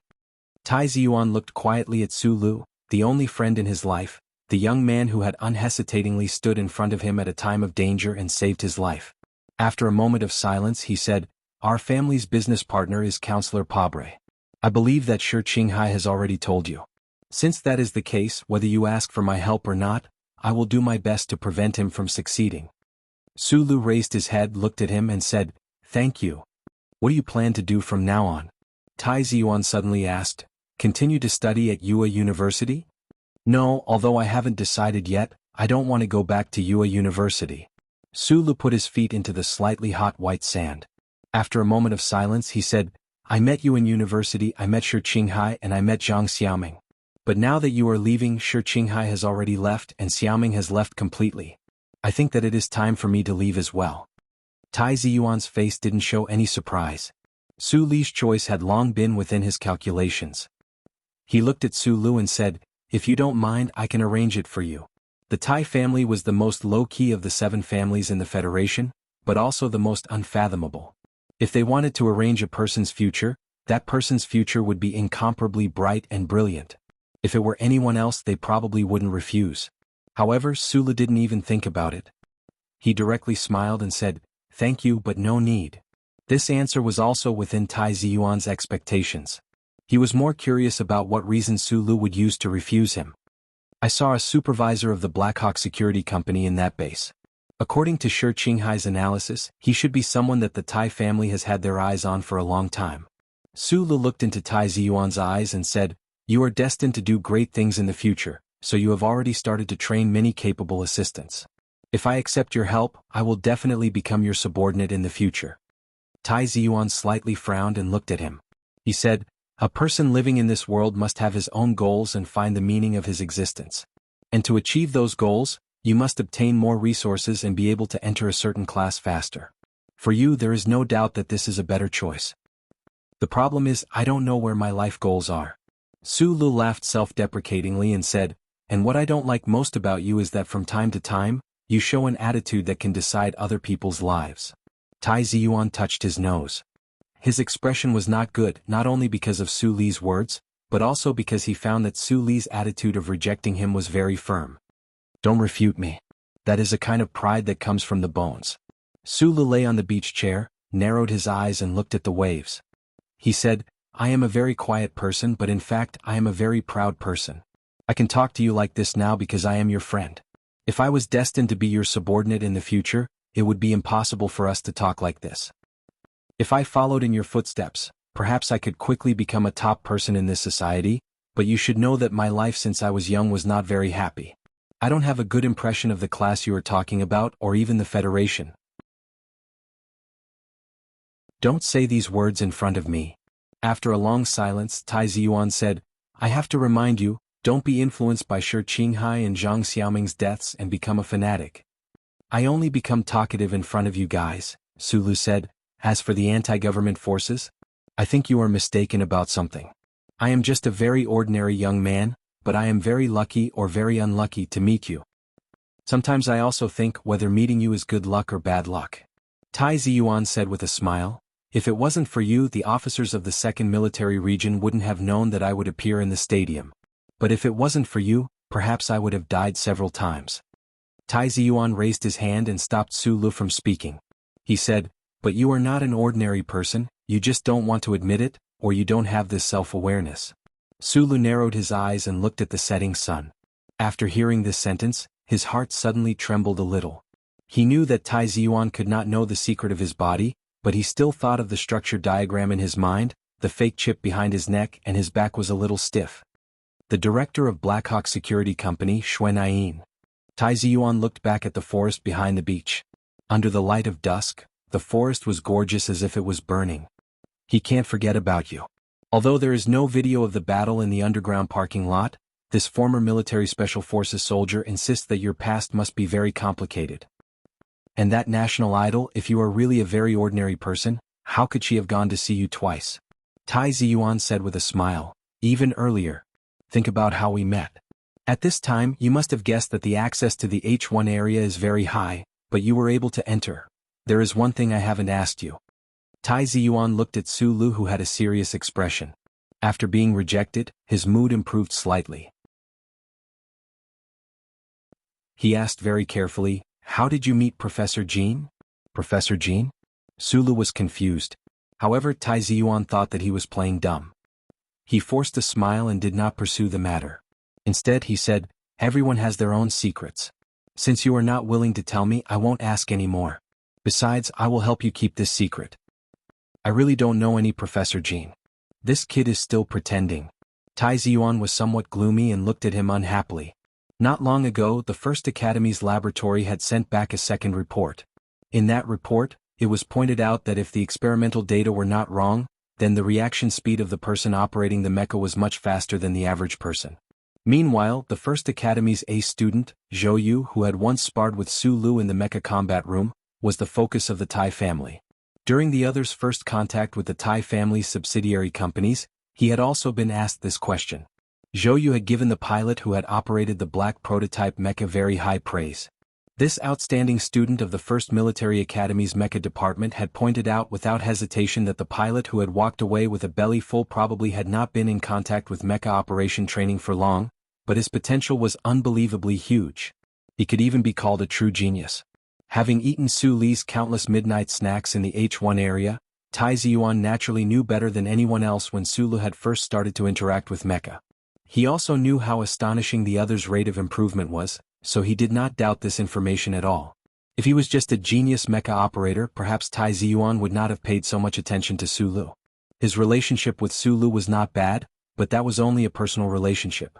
Once it involved official business, this successor of the Tai family would return to absolute calm.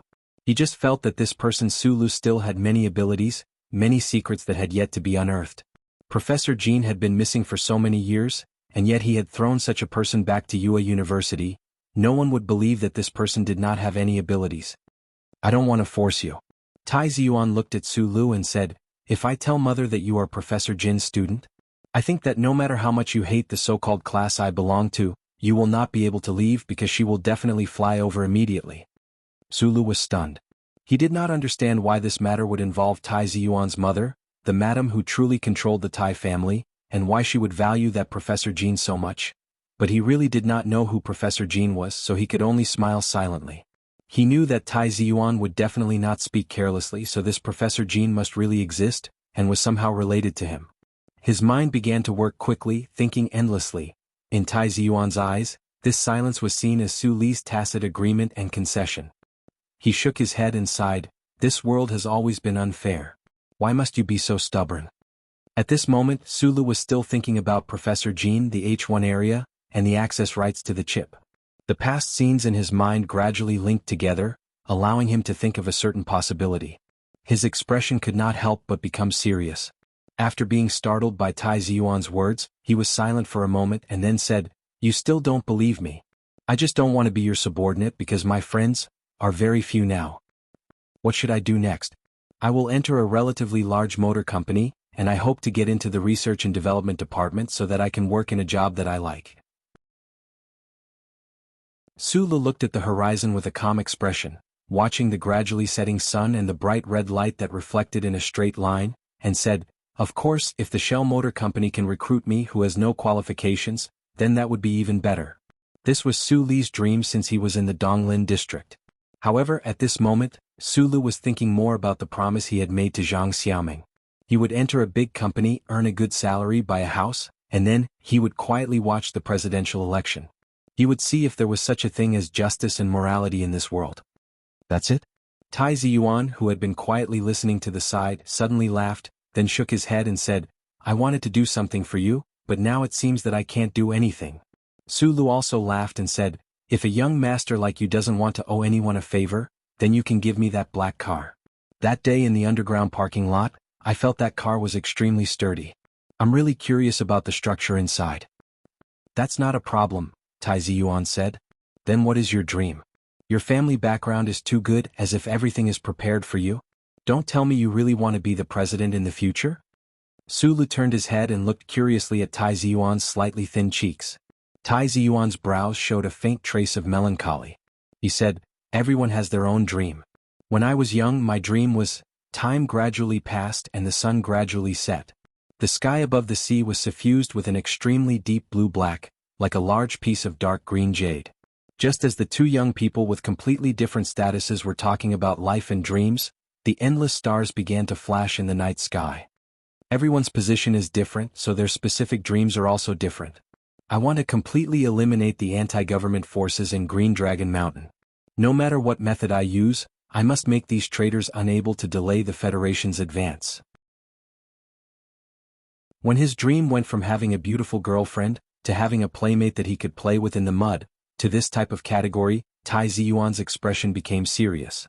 If it was another skinny young man who wasn't even 20 years old who said these words, it would only make the audience laugh until they collapsed on the beach. However, Sulu listened seriously and silently. It was because he knew that the young man beside him might really be able to accomplish these things in the future. The threat of the Empire must be eliminated. The social contradictions within the Federation must be alleviated, and we must obtain a chance for peaceful development. However, these are all not my dreams. These steps are only the prerequisites for me to realize my dreams. Tai Ziyuan raised his head to look at the sky. Looking at the countless stars in the sky, his face suddenly flashed with an extremely yearning expression. He slowly said, "Where exactly should the Federation go in the future? In this day and age where certain types of energy are gradually lacking, the entire Federation seems to have already been lifeless for many years. Why is it that our dreams, our vision always stop at things like power and wealth? That is because the vast majority of people don't have power or wealth." Sulu didn't say these words out loud. It was because he could tell that Tai Ziyuan's words right now were all extremely sincere. He followed Tai Ziyuan's gaze and looked towards the sky. Right now, apart from the occasional glimmer of light in the ocean, there wasn't a single trace of light around the beach.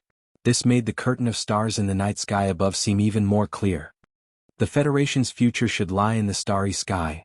Tai Ziyuan stared at the curtain of stars for a long time, and then said with an extremely serious tone.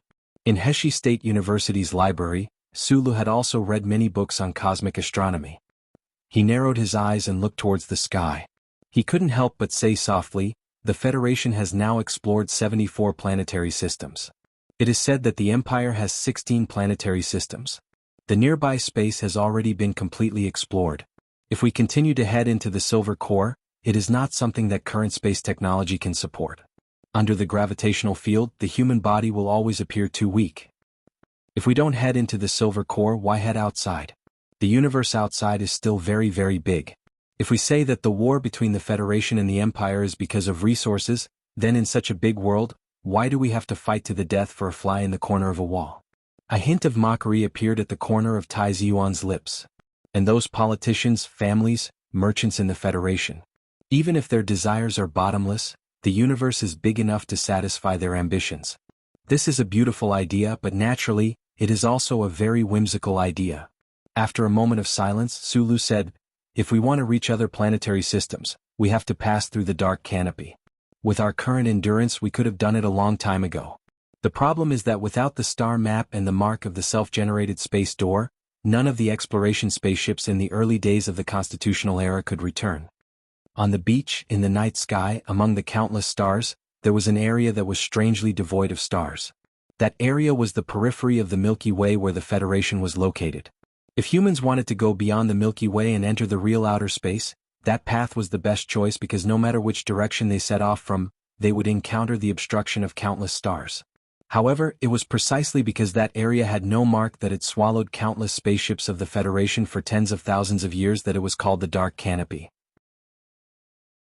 Tai Ziyuan looked at the darkness in the stars above his head and said regretfully, "It is said that in the past, there was once someone who really left this galaxy.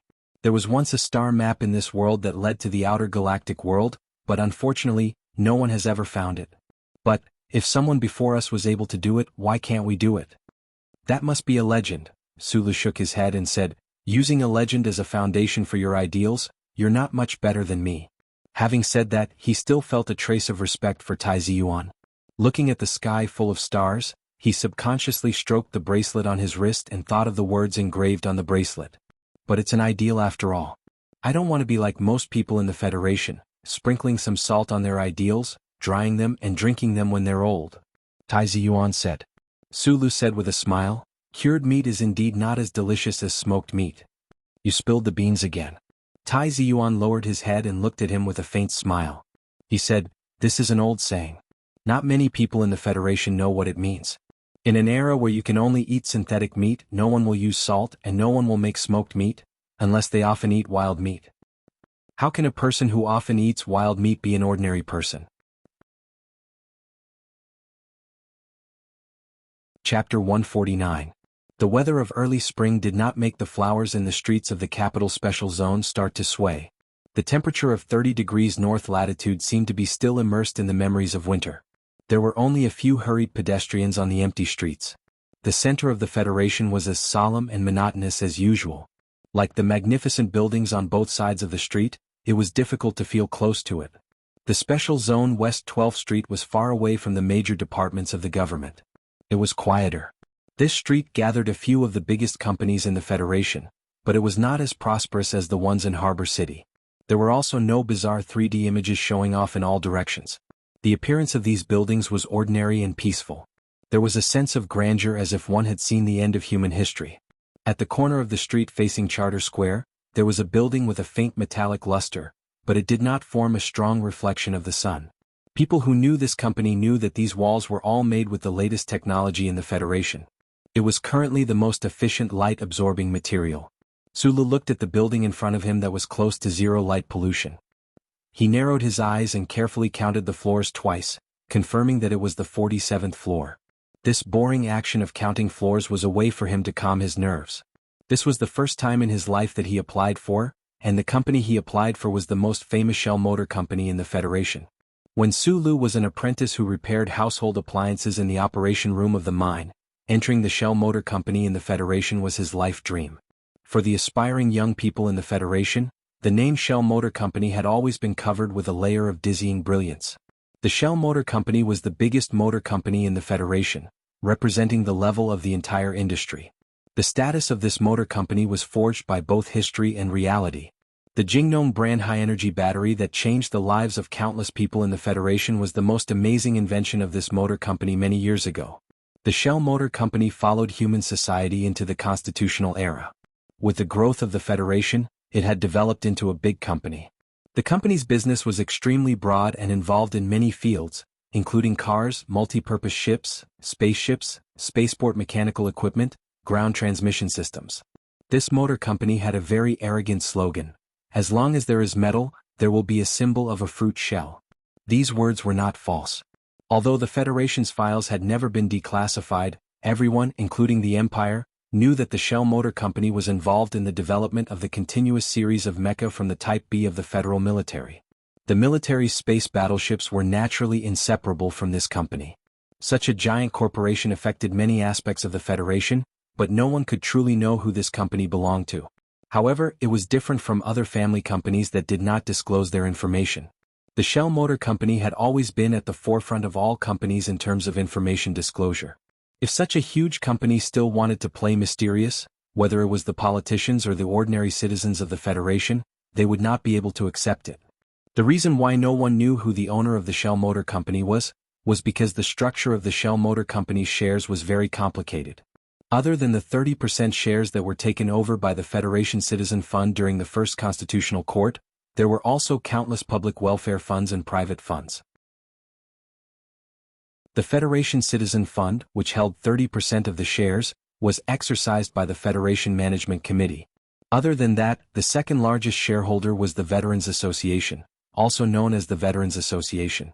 However, the Veterans Association only held 1.4% of the shares. From this, it could be seen that the structure of the Shell Motor Company's shares was so complicated that it made one's hair stand on end. The reason for this situation was determined by history. A large company that could affect the foundation of the Federation would definitely be controlled by the Federation. However, how could those profit-seeking financial giants and the big families behind the scenes let go of such a fat piece of meat? After countless years of fighting, everyone realized that no one had the ability to swallow this company alone, which led to the current situation. The Federal Military and the Academy of Science also had acting shares in the Shell Motor Company. After the Federation Statistics Department's last precise calculation in the 41st year of the Constitutional Court, if the Federation Citizen Fund and the shares with military background were included, the Federation could control 41% of the Shell Motor Company's shares. The Statistics Department and economists believed that under the strict supervision of the relevant laws, as many as 3,000 shareholders' insider trading was completely blocked. It was difficult to fundamentally change the complex ownership structure formed by history. Under this situation, even if the 7 big families of the Federation worked together, they would not be able to control the Shell Motor Company without alerting the Federation government. At this point, the Federation government was finally able to relax. Therefore, in name, the Shell Motor Company was a company that belonged to all the people of the Federation. The countless funds and private individuals that held scattered shares could only enjoy dividends and related rights.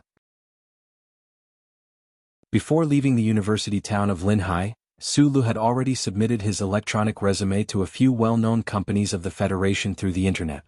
At the end of the resume, he attached his transcript as an auditing student at UA University. At the same time, he also attached a recommendation letter written by Professor Zhou. When he asked Professor Zhou for help in writing the recommendation letter, Professor Zhou did not hesitate at all. This was because after only 1 year of study, the professor could clearly determine that Sulu had a very precious intuition and sensitivity in the field of mechanical engineering, as well as very strong practical operating skills. The only thing that puzzled Professor Zhou was that since Sulu was the person that Professor Jean had chosen, why did he not directly ask Professor Jean to introduce him to those big companies? Although Professor Jean had left S1 for many years with his reputation in the industry, his student should have the qualifications to choose any company he wanted. The electronic resume had Su Li's citizen number attached to it. After the resume was submitted to a few of the big companies of the Federation, it was classified as a file that did not belong to the privacy protection regulations. It could be directly accessed by the Human Resources Department of these companies. Sulu was not worried that these companies would find anything unusual in his file. After all, the fake chip behind his neck was used to play hide and seek with the Bureau of Proclamation. It was impossible for there to be any problems in the file. However, Sulu did not have the slightest bit of confidence in the prospects of applying for the job. No matter how outstanding his transcript was at UA University, he was only an auditing student after all. He did not even have a diploma. His resume before he enrolled was also somewhat laughable. If it was said that a retired soldier with a military background in mechanical engineering would have some sort of advantage when applying for a job in these big companies, his file clearly recorded that he was only a mine maintenance soldier squatting in the Donglin district. However, he did not know whether it was because of Professor Zhou's recommendation letter or some other reason.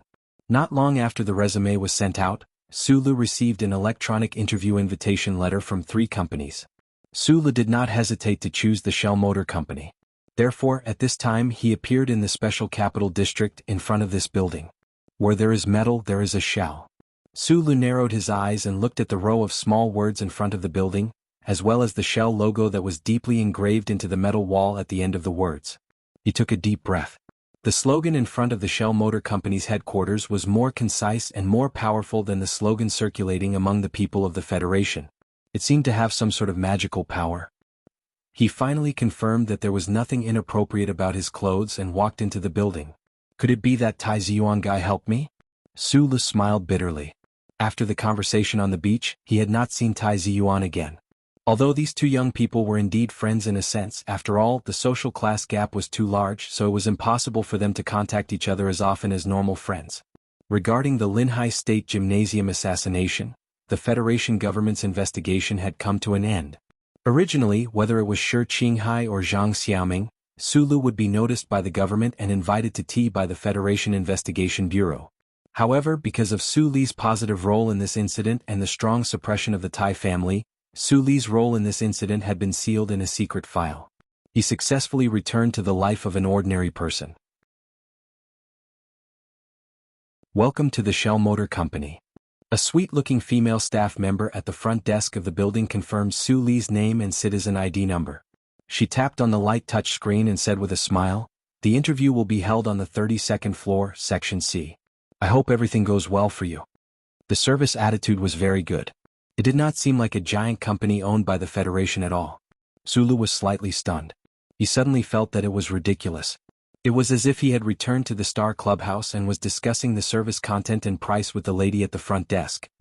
He blinked hard and smiled at the lady at the front desk with some embarrassment.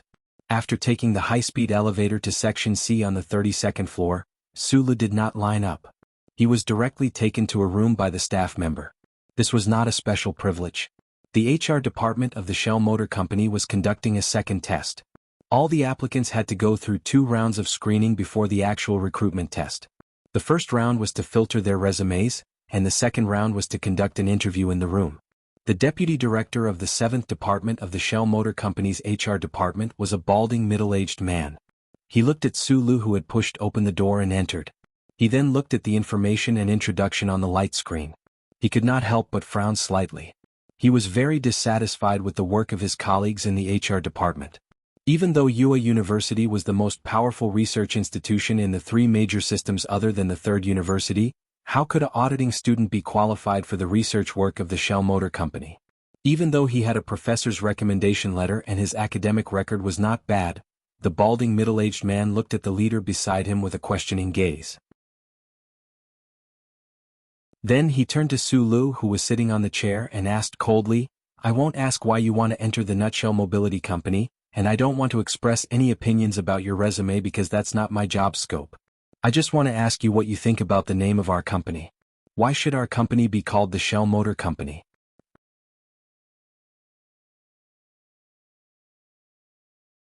Chapter 150.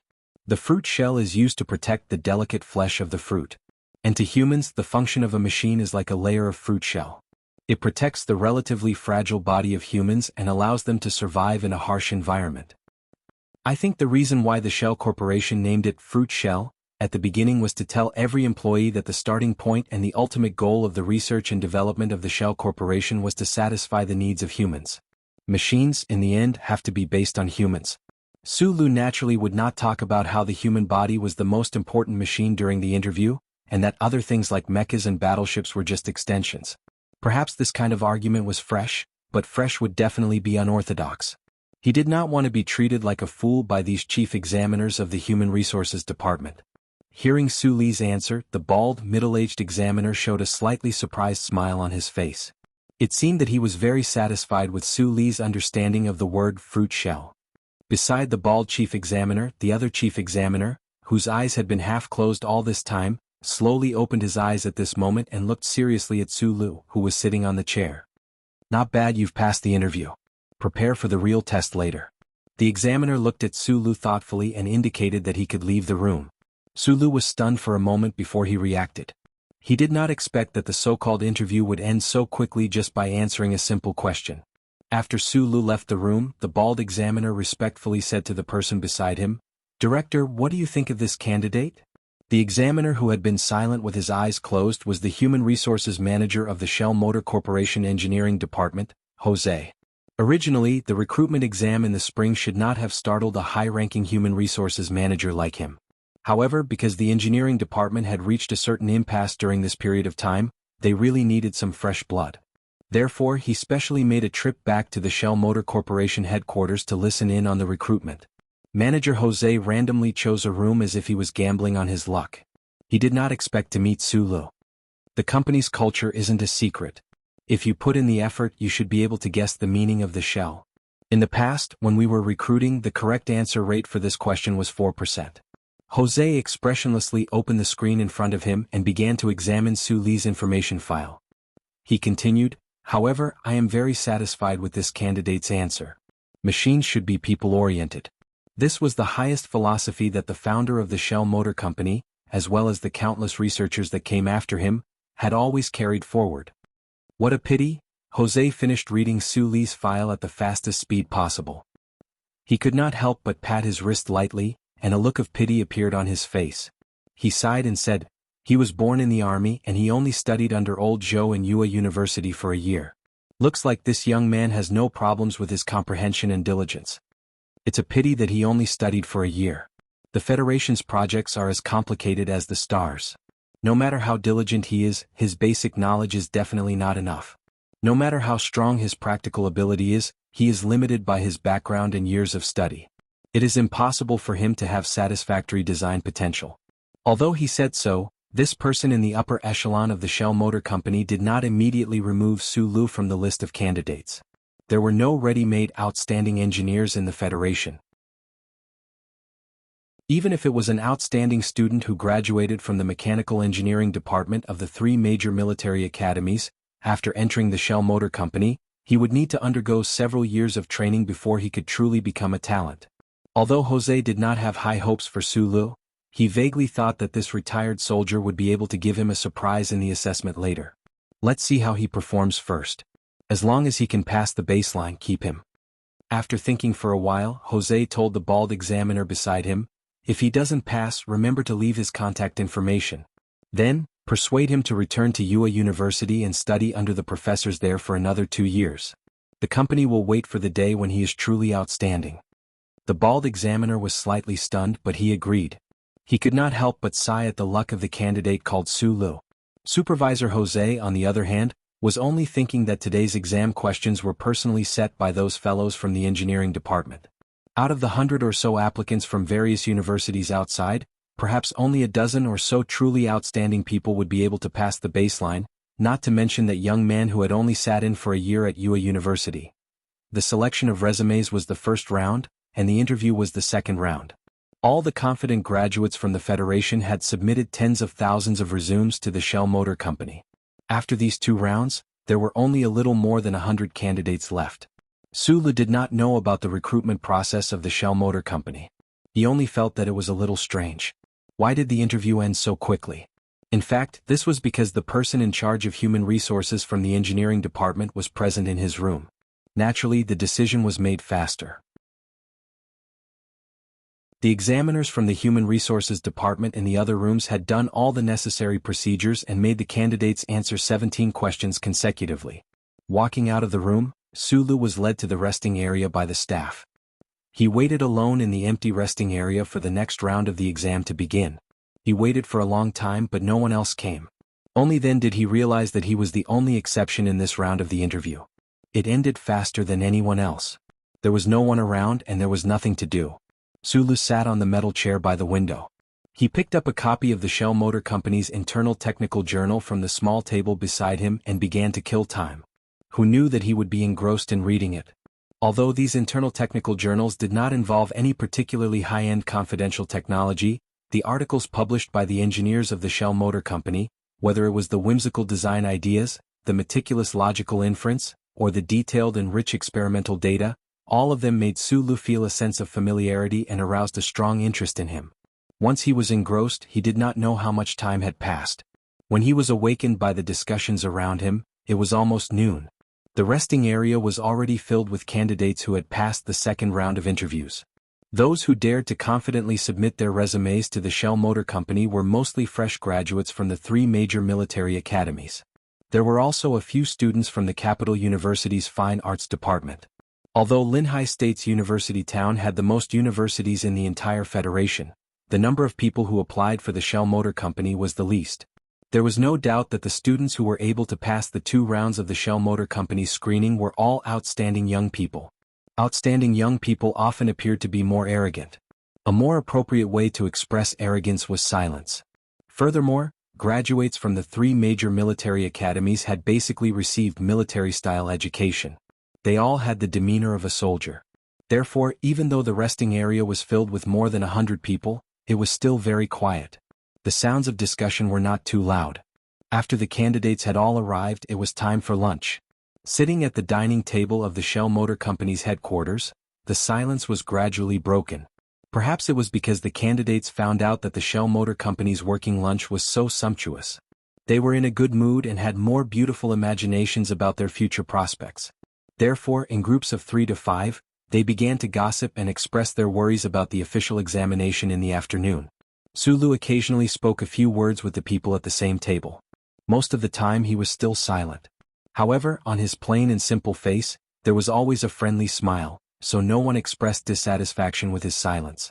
Because the Shell Motor Company belonged to the military, if graduates from the 3 major military academies were able to enter the Shell Motor Company, it was equivalent to entering the military's research institute. They could still count their military service, which was another form of military service. These outstanding graduates who were determined to enter the Shell Motor Company were divided into 3 groups according to the 3 major military academies. Sulu happened to be in the group of the 1st Military Academy. After listening to the gossip for a long time, he suddenly asked, "It seems like there are no graduates from the Westwoods Military Academy." For Sulu, besides the glory of the charter, what he was most worried about was the few soldiers who had seen his true face in the Eastwoods region. It was because of this worry that in the past year, he had never tried to call the number on the business card. Occasionally he would think of Little Watermelon, but he had never contacted her. The Westwoods Military Academy was under the jurisdiction of the 4th Military Region. Sulu was willing to see people from the 4th Military Region in the Shell Motor Company, but after confirming that there were no problems, he felt that it was a little strange. After graduating from the Westwoods Military Academy, most of the students will enter the Ancient Clock Company. After all, that company's headquarters is in the Westwoods region, said a serious-looking graduate from the 1st Military Academy. After saying thank you, Sulu fell silent again. He quietly listened to the young people at the table exchange their experiences in school and interviews. At the same time, he guessed whether the formal assessment in the afternoon would be more focused on design or practice. You look young. Which university did you graduate from? A person beside him suddenly asked. UA University, but I didn't get a diploma. I was an auditing student, Sulu replied. Auditing student? How many years have you studied? More than a year.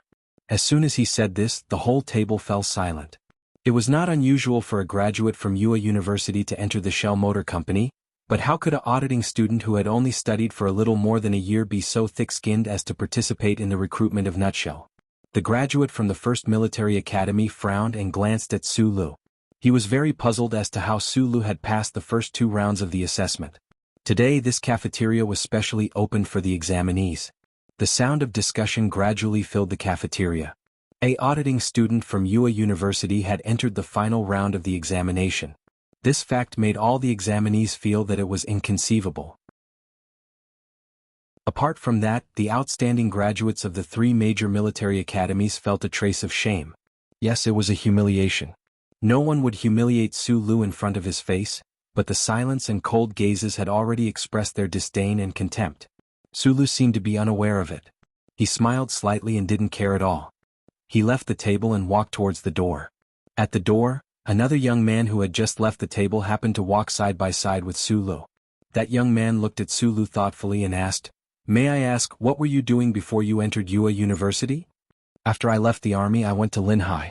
"Mechanic Officer Wei Pei Xing?" "No, I was a squatting soldier." Sulu replied with a smile, but his feelings were somewhat complicated. This was because he recognized this young man beside him. He knew that this young man was the most outstanding student from the 1st Military Academy. However, he didn't understand why this young man didn't join the army directly, but instead came to Nutshell to apply. "My name is Zhou Yu. I have a feeling that this afternoon's assessment shouldn't be a big problem for you." That young man smiled and extended his hand towards Sulu. Sulu shook his hand. He really wanted to tell the other that he knew him, and that they had once had a fierce fight in the mecha combat room. Chapter 151. Scammer. What do you think is wrong with this world?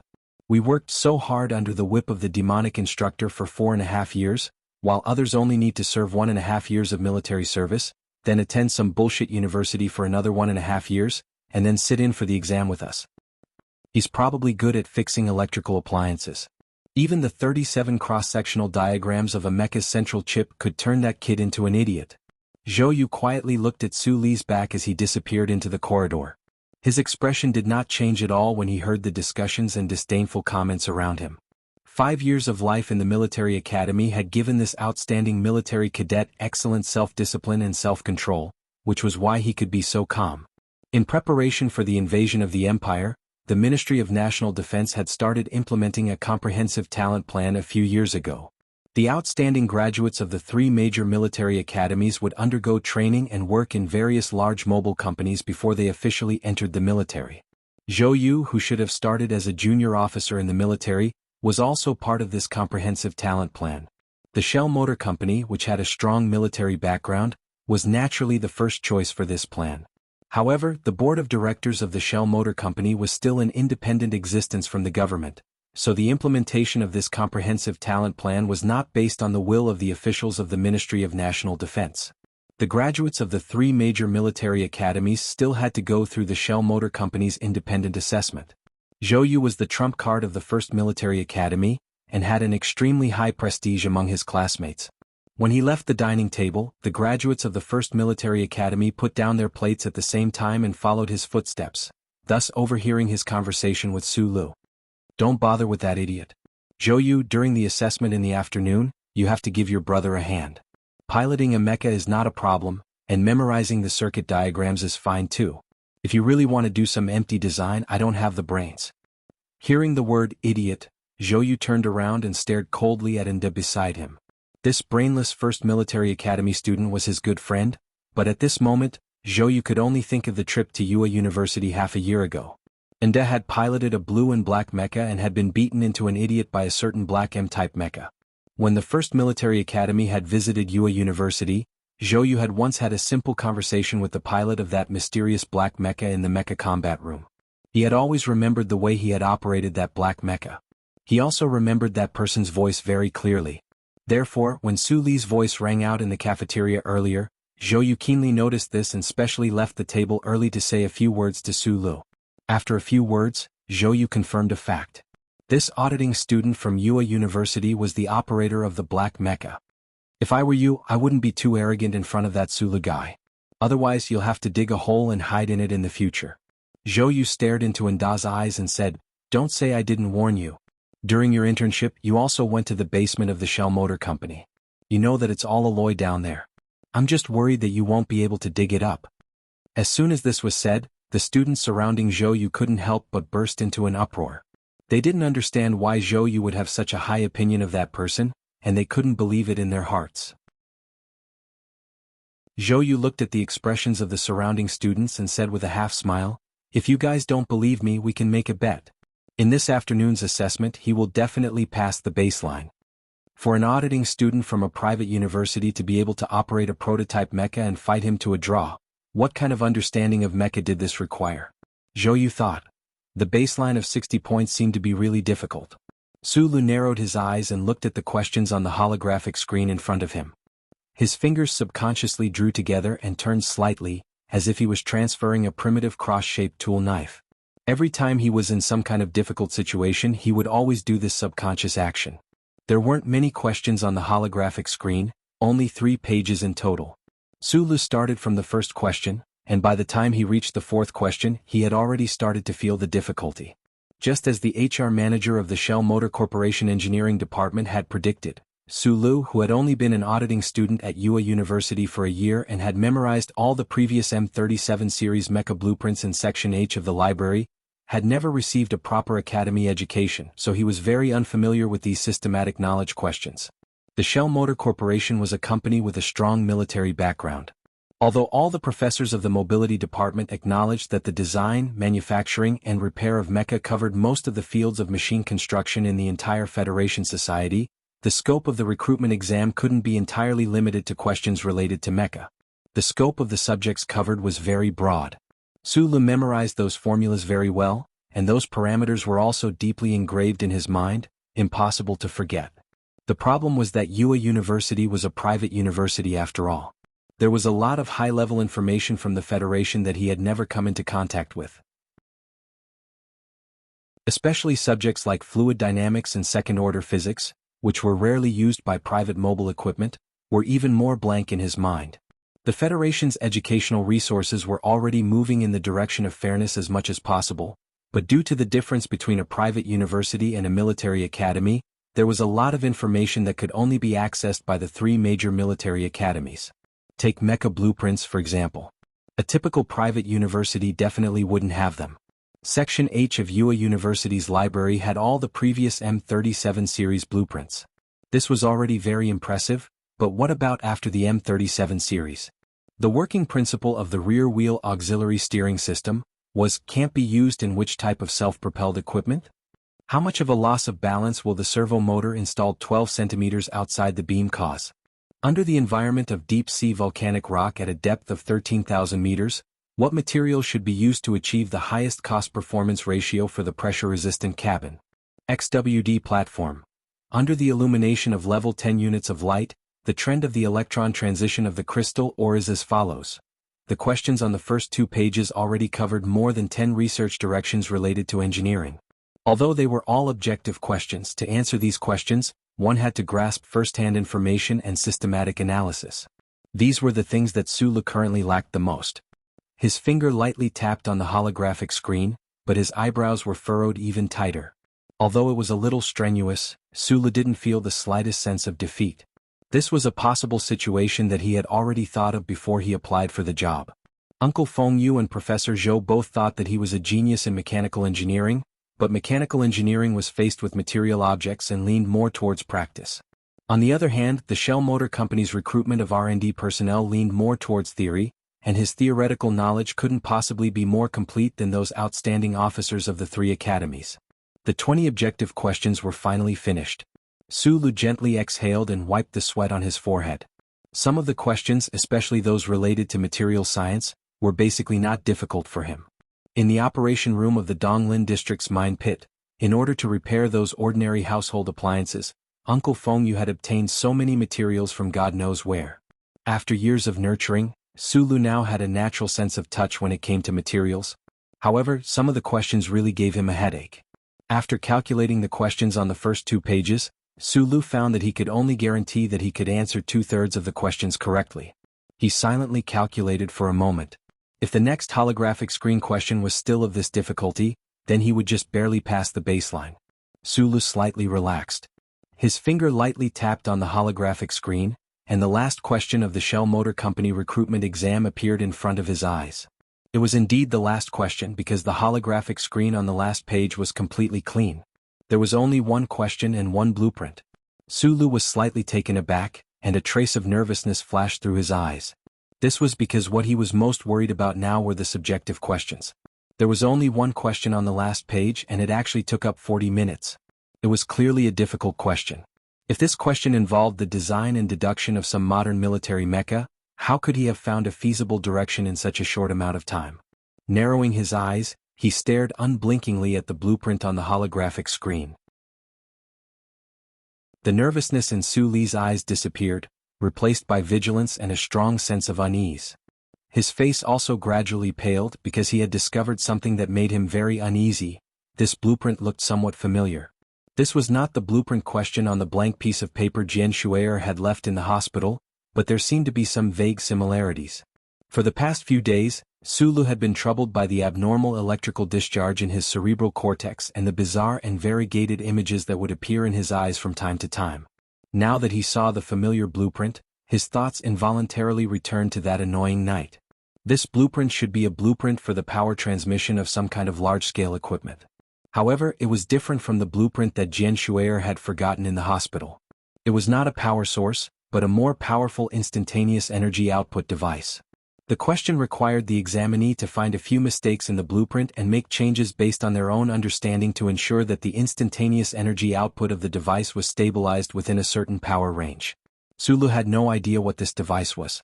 He could only guess the nature of this device based on the data given in the question. He studied it seriously for a long time and vaguely grasped some sort of clue. The key to this question should be at the bottom left of the blueprint, where the control of the maximum lateral G value of the electron jet was. However, the problem was, although he knew how the electron jet worked, he had never seen the actual thing, not even a three-dimensional analysis diagram. He silently stared at the blueprint on the holographic screen. His face became paler and paler, and a drop of cold sweat began to seep out of his forehead. In the recruitment exam meeting room, there was a sense of disappointment. It seemed that the outstanding students of the third college did not have much confidence in such a complicated question. Some students even consciously began to leave the exam hall. Sulu continued to stare at the holographic screen in silence. His fingers gently rubbed together and his eyes gradually narrowed. The students who gradually left the exam hall, as well as the staff of the motor vehicle company, gradually noticed the pale-faced young man at the back. In a mythical story about the time before the catastrophe, there was once a powerful person who said, "I want light, so there was light in this universe." The silent Sulu stared at the blueprint on the holographic screen and silently said in his heart, "I want the three-dimensional analysis diagram of the electron jet."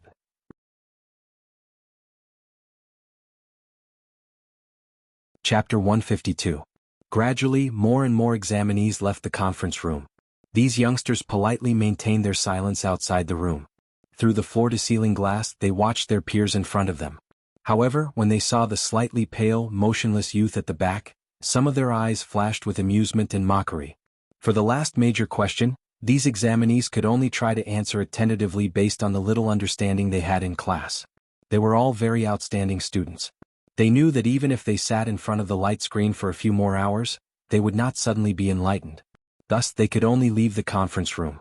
However, that audit student who had been a squatter was actually still sitting in front of the light screen, motionless. At this time, there were not many students who were still in the conference room seriously thinking about the last blueprint. They were all people like Zhou. Sulu, whose face was slightly pale, stared silently and strenuously at the light screen. When this scene fell into the eyes of the students from the 3 military academies, they naturally did not think that Sulu was seriously thinking about how to solve the problem like Zhou and the others. Sulu did not move. His face was slightly pale, and beads of sweat could even be seen on his forehead. The examinees outside the conference room naturally thought that this guy definitely did not understand the question, but stubbornly refused to leave. He was afraid of losing face and was currently caught in a dilemma.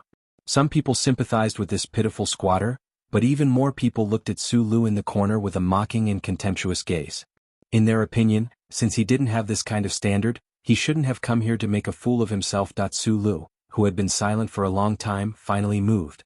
He raised his finger and enlarged the blueprint on the light screen to its maximum. Then he moved it to a complex structure on the lower right side. Then, he fell silent again. He narrowed his eyes and stared there without blinking. It was impossible for anyone to notice that in the air before his eyes, the pictures caused by the abnormal discharges in the cerebral cortex were flashing non-stop. The three-dimensional analysis of the electron jets was flashing non-stop like a slideshow, and it was being compared with the drawings on the light screen that had been magnified to the maximum. With the ready-made blueprint as a reference, Su Li's train of thought became much clearer. To solve the control of the maximum lateral g-value of the electron jet, the key was the string of chip connections that could affect the acceleration curve of the SD direct injection. His train of thought had been confirmed, but Su Li still did not start to solve the problem. Instead, he quickly began to perform those virtual calculations in his mind. This was an extremely vague, even intuitive calculation because it was very unfortunate that the Shell Motor Company's assessment gave too little time, and there was no large-scale computer as a tool. It was impossible to complete the massive amount of calculations needed to complete the actual design. Therefore, Sulu could only follow this train of thought and come up with a solution. He squinted his eyes and looked at the 2 blueprints in front of him and began to look for a place to start. The problem was that this unknown large-scale device was already an extremely complete closed system. If he wanted to modify the chip connections of the electron jet, it would inevitably affect the rest of the system. In other words, if he solved the problem according to Su Li's train of thought, then he would not only face the problem of modifying the electron jet, but also the entire structure diagram. Modifying the structure of a complete system required countless workers, a lot of time and countless experiments to complete. Even if it was only a conceptual design change, it still required a lot of work. The most important thing was that for these candidates, they had already been taught a certain way of thinking by academic education. No one would have thought that a recruitment exam question would require candidates to use such a crazy way of thinking to solve it. Sulu did not have this kind of fixed way of thinking. For mechanical and electronic systems, he still maintained the idea of repairing electrical appliances. After following Uncle Fengyu for so many years, this idea had long been deeply ingrained in his mind. In his opinion, no matter how high-level a system was, it was actually not much different from the simple chipsets on electrical appliances. At most, it was just a little more complicated. This kind of crazy idea made Su Li's way of thinking different from others. He did not know that this structure diagram was the activation device of a certain type of battleship in the Federation. Even if he knew, the idea in his mind would not have the slightest hesitation. Uncle had said before that only the human body was the first-order machine. The rest were all boring combinations of metal and wires. There was no essential difference. The structure diagram that was enlarged to the maximum on the holographic screen had long been moved from the position of the electron jet to another position. In Su Li's mind, or rather in front of his eyes, the blueprints flashed like a slideshow. He did not know how many of them had been changed. Moving one part would affect the overall situation. Fortunately, the blueprints in his field of vision were like a database. Following his strong will, an unlimited number of structural models were constantly moved and compared with the structure diagram on the holographic screen. Sulu became more and more familiar with this process. He faintly thought that he should have some kind of terrifying ability. His heart was excited, but his face was still calm. His face was slightly pale, and he narrowed his eyes as he stared at the holographic screen in front of him. The time for the examination to end was not yet up. Most of the examinees had already left the conference room. Although some of them had calculated that the problem in the last question should be with the electron jet, no matter how they calculated, they found that they could not change that part of the design without destroying the precision of the entire system. Therefore, they began to think that they had gone in the wrong direction. For this kind of large-scale equipment system, if a new design was to be made, it was not something that could be done by a single department. Naturally, it could not be the main point of the examination. Therefore, the last examinees to leave the conference room turned their thoughts to the rest of the structure diagram. A few of them successfully caught some problems and made the corresponding changes. Although they still could not meet the requirements of the examination, it was already very difficult. Zhou Yu was the second last examinee to leave the conference room. He frowned slightly, clearly dissatisfied with the changes he had made to the last structure diagram. However, he knew that he had done the best he could. Walking out of the conference room, he came to Nda's side.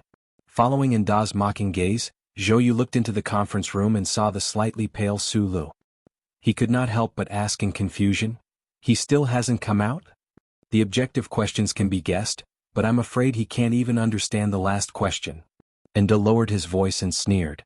"We came out early and kept seeing that guy staring at the holographic screen in a daze like a fool." His face was so scared that it turned white. Zhou Yu frowned. He kept feeling that things should not be like this. He had a confidence in that guy called Su Lu, that even he himself did not understand. In the office beside the conference room, the supervisor of Shell Motor Corporation Engineering Department, Jose, who had just interviewed Su Lu in the morning, carefully looked at the answers of the examinees sent over on the holographic screen. In the end, his gaze fell on Su Li's answer.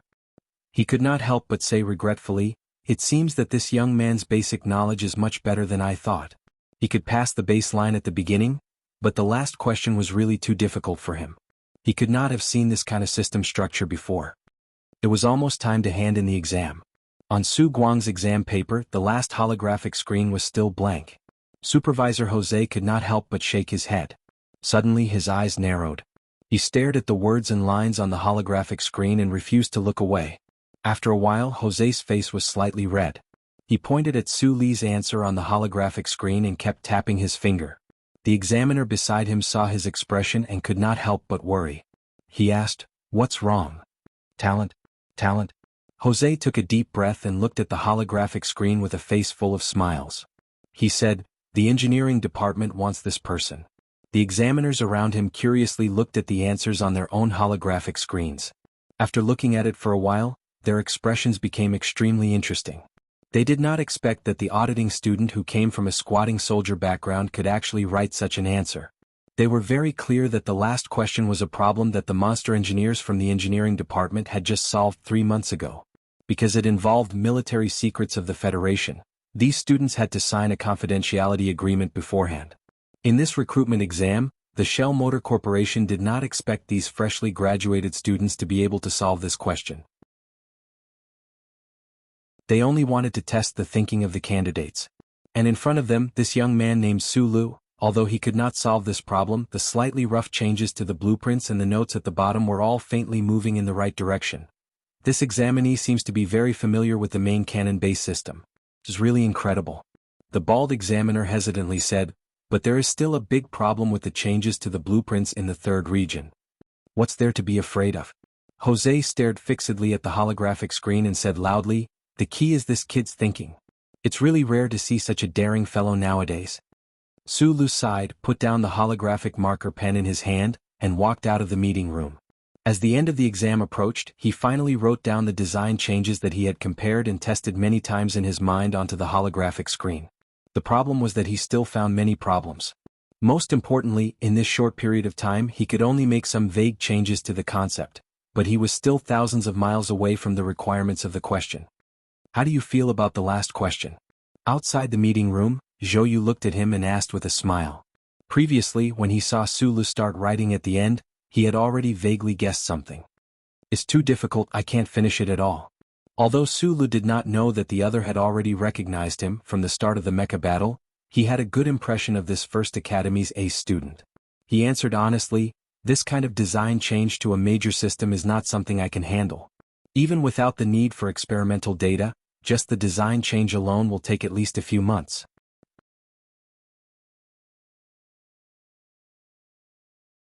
Chapter 153. If you shut your mouth, no one here will treat you as a mute. Zhou Yu looked at Anda and uttered a famous Federation proverb. His calm gaze startled Anda. He scratched his head and obediently shut his mouth. "Since you are a student of Yue University, you must be studying under Professor Zhou," said Zhou Yu as he turned around and smiled at Su Lu. For some reason, Su Lu felt that the other party's gaze on him was a little strange. He had always thought that his face was very ordinary, but who would have thought that the other party would be able to recognize him just from his voice? After a few words, although Sulu was not familiar with this ace student of the First Military Academy, he had gained a deeper understanding of him. He thought to himself that this person was able to obtain such respect and status among so many proud military students of First Military Academy. It seemed that it was not only because of his excellence, but also because of the aura he exuded through his speech and actions. At this time, all the examinees had already entered the meeting room. They were either nervous or calm as they waited for the final assessment results. Just like in the cafeteria, the 100 or so examinees were still divided into 3 groups according to the 3 major military academies. And because Sulu was talking to Zhou, he just happened to be sitting in the middle of this group of students from First Military Academy. The blonde examinee sitting in the first row is Park Ji-ho from the 3rd Military Academy. I heard that he flew over from District S3 a month in advance for the Shell Motor Company's spring recruitment. I wonder how he did today. Under the strange gazes of the surrounding students, Zhou calmly introduced the examinee to Sulu. He was indeed very interested in Sulu. On one hand, it was because he had guessed that the other was that fellow with the strange mecha piloting ability. On the other hand, before he had left the school, the staff of the Xioshu Foundation who had sponsored his studies for 4.5 years had once asked him about the abilities of the black mecha operator from Ua University. In other words, Zhou now knew that this auditing student who had once been a trooper had long since entered the sights of the Tai family management. He really wanted to try and get in touch with this kind of person. Park Ji-ho? Sulu naturally did not know what Zhou was thinking, so he replied casually. He's the ace student of the mechanical department of the 3rd campus. Last year, during the Tri-College Exchange Conference, he once fought against me in the mecha combat room. In the end, the professors determined that it was a draw. When the topic of mecha combat was brought up, Zhou looked at Sulu with a hint of a smile in his eyes. Sulu was slightly surprised, and his gaze turned towards the golden-haired candidate in the front row. Although he had not had much interest in mecha combat, his training in Area H1 had made him no stranger to mecha combat. In that mecha battle, he had fought to a draw with Zhou beside him, but he knew very well that if not for that antique simulation system, if not for the mysterious power within his body, and if not for his excellent luck at that moment, he definitely would not have been able to hold on under the ferocious attacks of Zhou's silver mecha. For that Park Ji-ho to be able to fight to a draw with Zhou, he must also be quite a powerful character. Park Ji-ho is proud and arrogant, and is completely unwilling to admit that it was a draw. This morning he already made an appointment with me. After entering the company, we will have a real mecha battle on the testing grounds. Zhou looked at Sulu and asked seriously, "Are you interested?" Hearing the first half of the sentence, Sulu sighed internally. These outstanding students of the 3 major military academies were indeed full of confidence and pride. It looked like they had never considered that they would fail the assessment. However, when he heard the last sentence, his heart could not help but tighten. He narrowed his eyes at Zhou and after a long pause he smiled and said, "I have never even seen a real mecha in my life." Zhou saw that Ling Lan was unwilling to respond to his probing, but he was not in a hurry. After a moment of silence he asked directly, "The last time I went to Ua University there was a black mecha." The smile on Suli's face did not change, but his heart was growing more and more nervous. He did not know how the other party had connected him to that black mecha. Although he had already confirmed that the mysterious trembling power within his body could be perfectly concealed, and that even if someone found out that he was the pilot in that black mecha, there would not be any major problems, he still subconsciously felt somewhat uneasy. Fortunately, Zhou's calm and questioning gaze did not put too much pressure on him and force him to admit anything. Because at that moment, a row of 7 examiners walked into the meeting room. The meeting room instantly fell silent. Sulu let out a silent sigh of relief and shifted his gaze away. He noticed that the golden-haired examinee in the first row had finally raised his head at that moment. Right after that, he noticed that this row of examiners was surrounding a middle-aged man in the middle, and that middle-aged man looked somewhat familiar. It was the examiner Sulu had interviewed with in the morning. He narrowed his eyes slightly at the middle-aged examiner, and could not help but feel a little surprised. It looked like the other party's status in the Shell Motor Company was not low. The human resources manager of the Shell Motor Company engineering department, Jose, used a cold gaze to sweep across the faces of the examinees in the meeting room. Unlike his gaze, his mood was actually quite good. The results of this spring recruitment exam had greatly exceeded his expectations. It looked like the all-rounder plan of the Ministry of National Defense was indeed not bad. The most outstanding graduates of the three major military academies had indeed performed much better than the previous examinees. Of course, the one who made him even more satisfied and gave him endless surprises was still the examinee he had personally interviewed. Among the 7 examiners, José's rank was of course the highest. However, he was still the human resources manager of the engineering department, and this recruitment exam was the responsibility of the head office's human resources department. Therefore, the matter of announcing the results and arranging the research direction of the examinees who passed the exam was left to the other examiners. The recruitment of the Shell Motor Company was fundamentally different from the recruitment of other companies. However, the examinees who passed the recruitment exam would be directly assigned to different departments, and there was no collective training for new employees. On one hand, this was because the examinees recruited by the most famous company in the Federation were the most outstanding group of people, and they had to satisfy the company's requirements of being able to use them. On the other hand, the company had always believed that the training of new employees should be carried out in practice, and should not waste any time and money. Following the voice of the examiner with a serious expression, examinees left the meeting room dejectedly from time to time.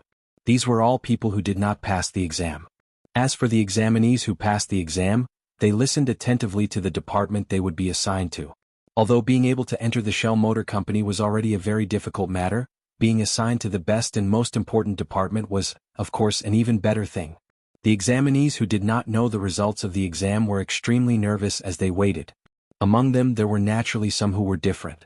For example, the blonde examinee in the first row, Park Ji-ho, or the smiling Zhou or Sulu.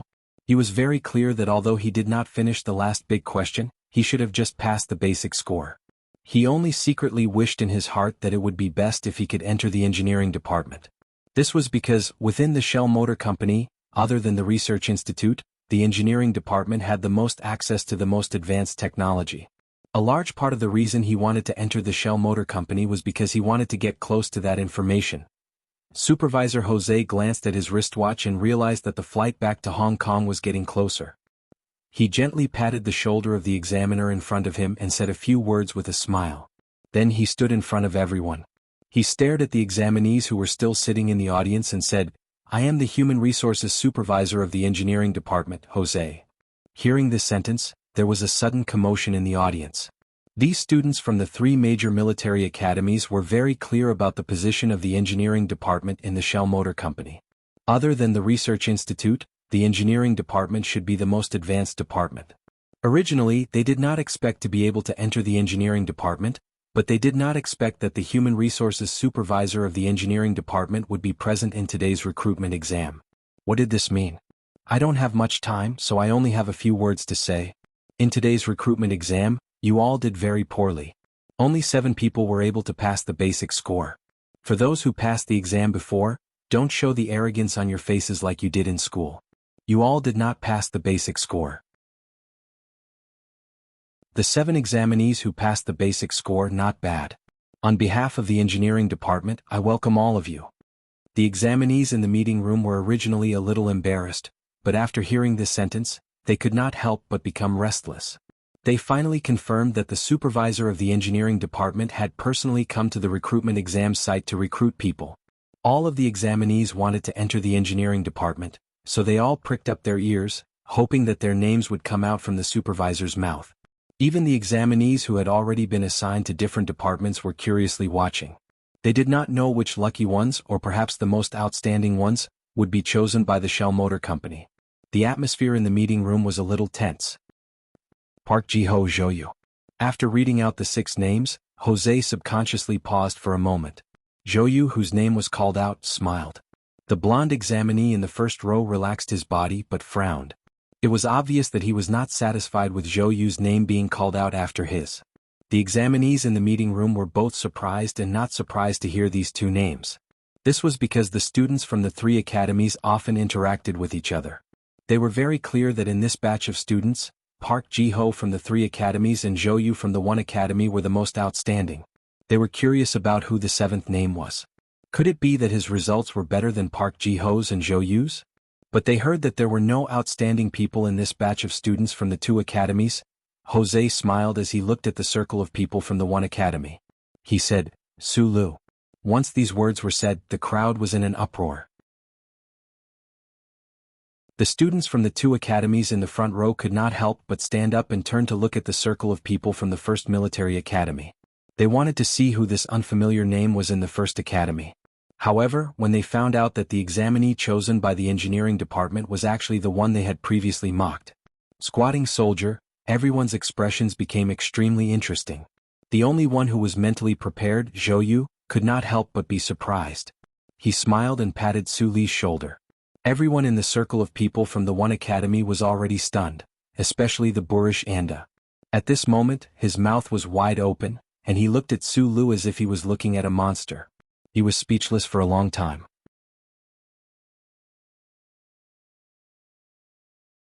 Chapter 154. When the white-haired old man walked into the meeting room, dozens of examinees were still immersed in the shock of hearing Su Li's name. When they suddenly heard such a loud voice, everyone curiously looked over.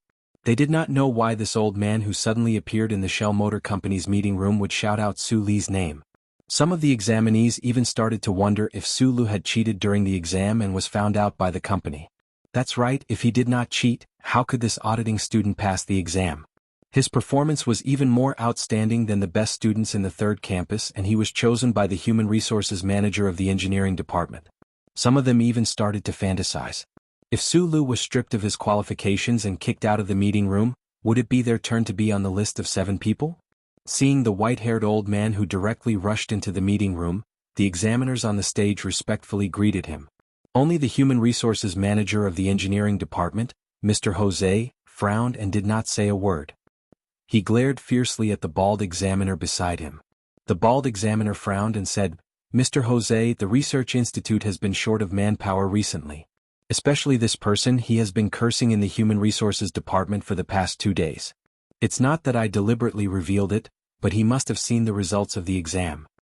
At this time, an examiner introduced him to the examinees in the meeting room. "This is Professor Shen from our company's research institute." Hearing the words research institute, the examinees in the meeting room were dumbfounded. If the engineering department was the most advanced department in terms of technology in the Shell Motor Company, then the Research Institute was the cornerstone of the entire Shell Motor Company. For countless years, the Research Institute had provided the Shell Motor Company and the Federation with an endless supply of wisdom and research results.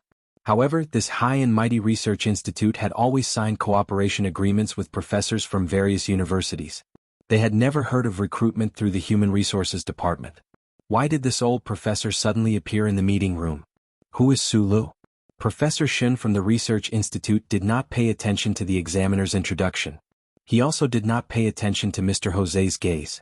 He shouted at the examinees below the stage. Su Lu was confused. He stood up and raised his hand. "I am." Professor Shen looked at him, then looked at the printed test paper in his hand. He nodded with satisfaction and said, "Although your basic knowledge is a bit lacking, you can barely use it. You come with me." This scammer called Su Lu was not only chosen by the engineering department, but he was also about to be recruited as a staff member of the Research Institute. This fact made the atmosphere in the conference room even more strange. Beside Su Lu, Zhou Yu revealed a look of shock. Su Lu opened his mouth slightly, not understanding what had happened. The gazes of the examinees in the meeting room all landed on him. Envy, jealousy, shock, suspicion, and all sorts of emotions were present.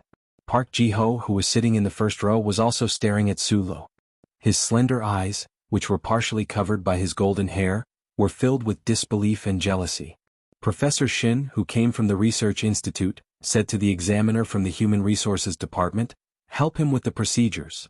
At this moment, Mr. Jose, who had been silent, finally could not help but say, "Wait. This examinee has already been chosen by the engineering department." Professor Shin looked at him and frowned. He said, "I need manpower for my research project." The few thousand engineers in your engineering department are not enough for you? The engineering department is not the Bureau of Proclamation's Human Resources Committee. We don't have extra people. Mr. Jose did not budge. The Research Institute wants people and the engineering department wants them? Do you want me to go to the board of directors? This was only a small matter. Of course, it was not enough to alarm the Shell Motor Company's board of directors. However, Professor Shin was very confident in his words. After all, the Research Institute's position in the company was unshakable. The key is the examinee's own will. The board of directors cannot go against the wishes of the staff and arbitrarily transfer them. Mr. Jose said coldly.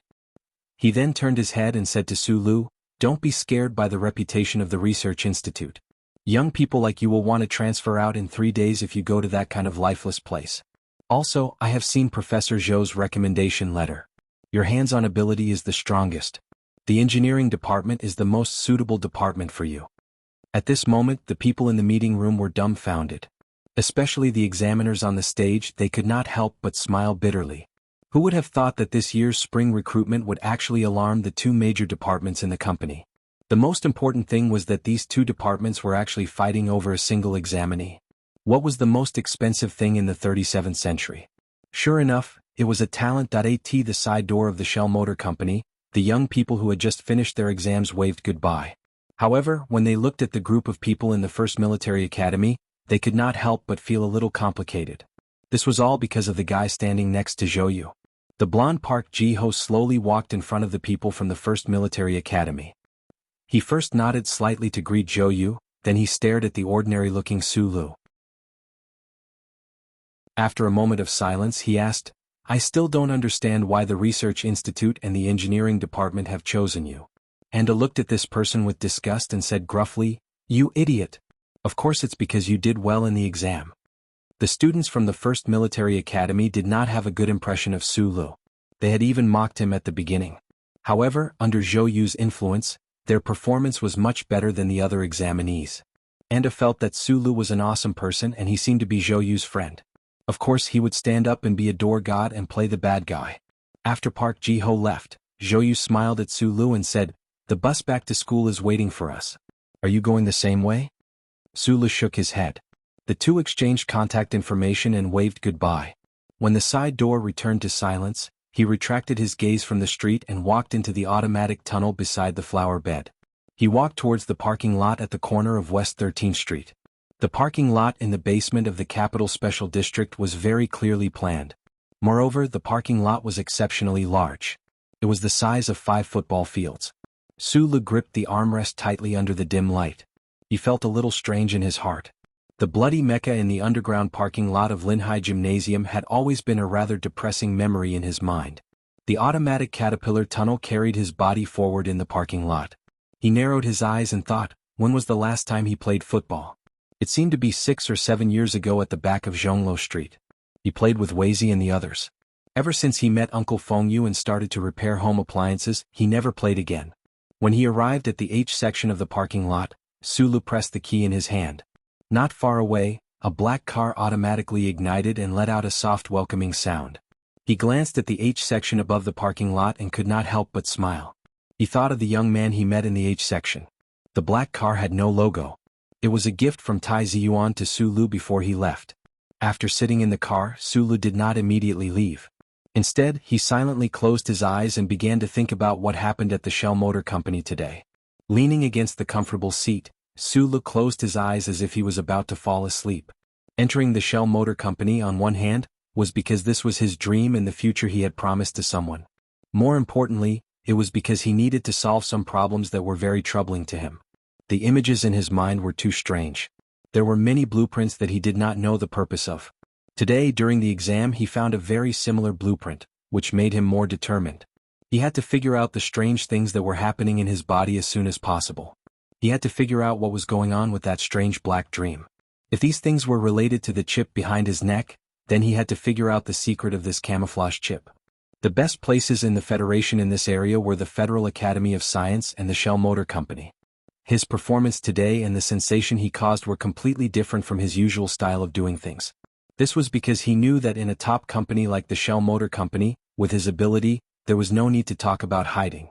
In order to climb up the ranks among countless outstanding peers, in order to possibly come into contact with the core technology of the Federation in a very short period of time, he had to fully utilize his ability. Only technology could be used to get close to technology itself. It was also because of this reason. Although the Human Resources Director of the Engineering Department patiently explained the pros and cons of the two in the office, as well as the problems of the Research Institute, he still chose to follow Professor Shin into the Research Institute. After all, the research of the Shell Motor Company in the field of microchips was recognized by the Federation as second to none. Sulu knew that he had some talent in the field of mechanical repair, and in the few years he had followed Uncle Fengyu, he had unknowingly grasped a lot of knowledge about high-end equipment in the Federation from the process of repairing home appliances. But he also knew that if the Black Dream didn't leave him with so many strange blueprints, he definitely wouldn't have been able to solve the last question in today's exam. Thinking of this, he opened his eyes. His eyes revealed a trace of reminiscence.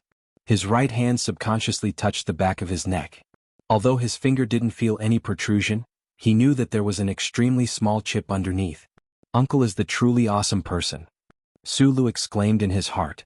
He always thought that the blueprints that appeared in front of his eyes due to the abnormal discharge of his brain were the information that Uncle left in the chip. Although he didn't understand how so much information could be integrated into a microchip, he clearly understood that his brain was now equivalent to an extremely large and complex database. What he didn't know was that the blueprints in his mind were things that didn't even exist in the Federal Academy of Sciences database. And these pictures weren't left in the chip by Uncle, but by a great existence of data. In order to wake him up from his coma, it used the second type of communication method. What he didn't know was that he was the fugitive with the best luck in the universe.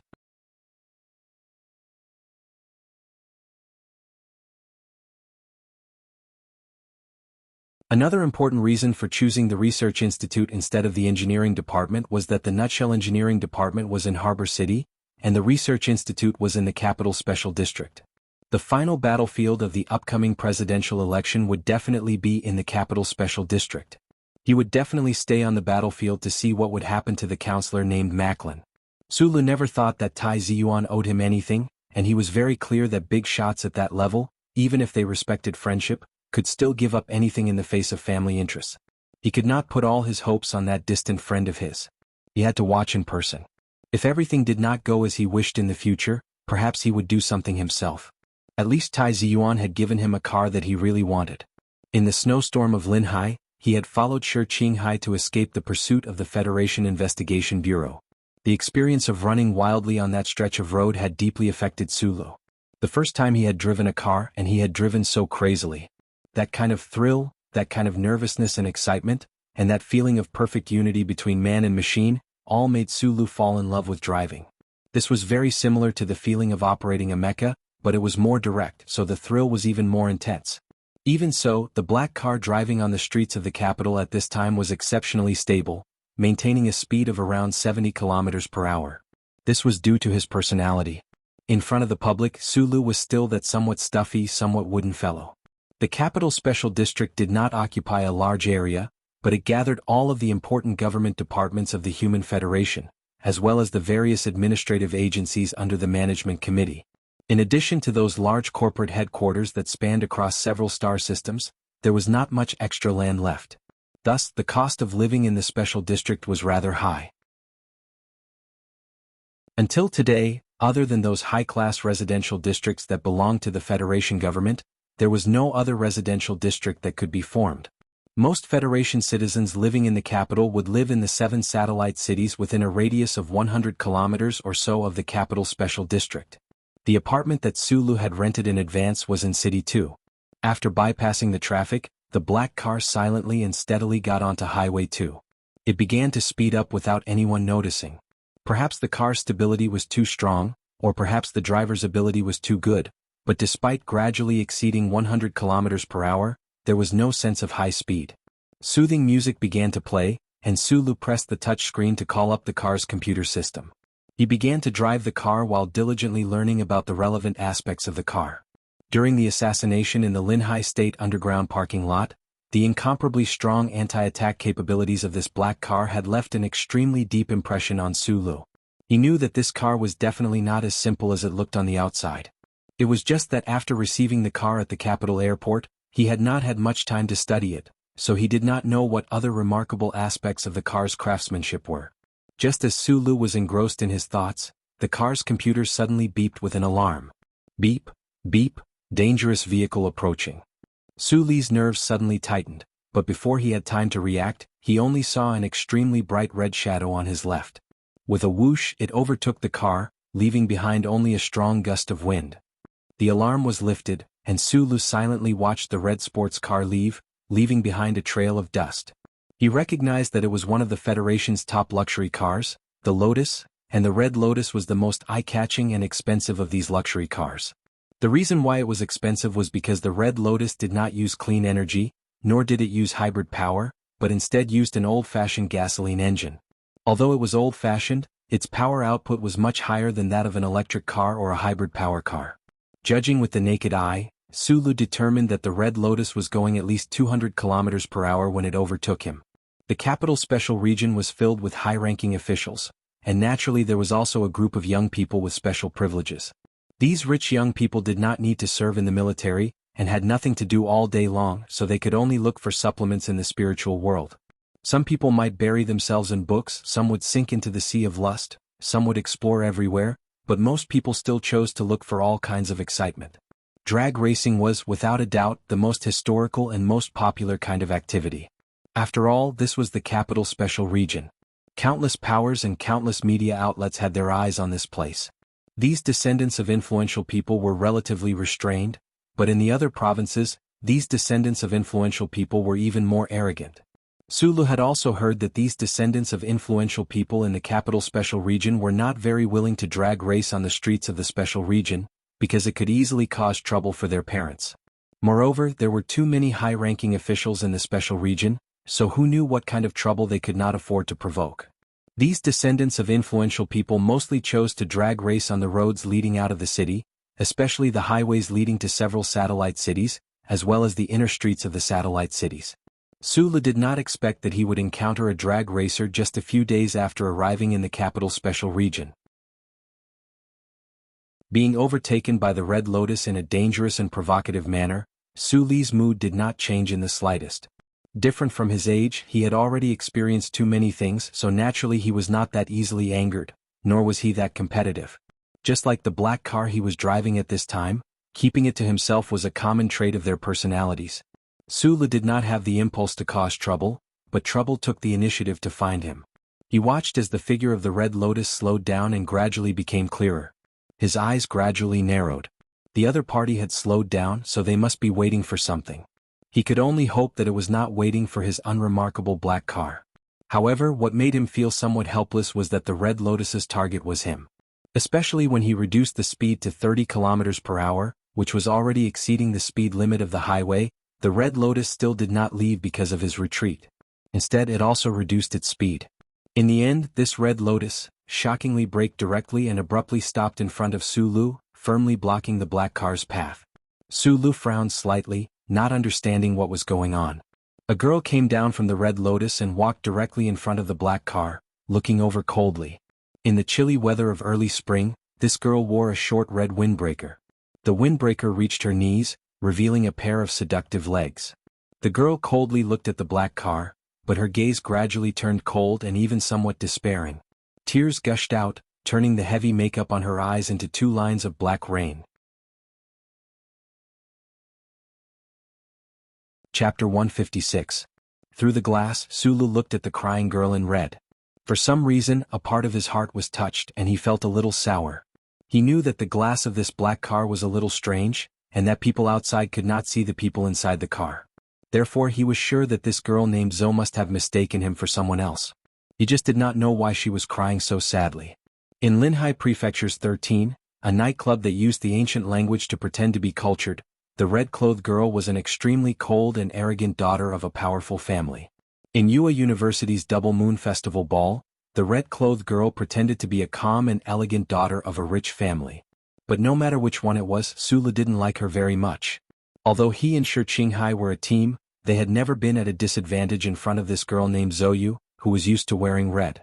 But Sulu did not think that he would have the slightest good impression of this girl. He only felt a little disgust.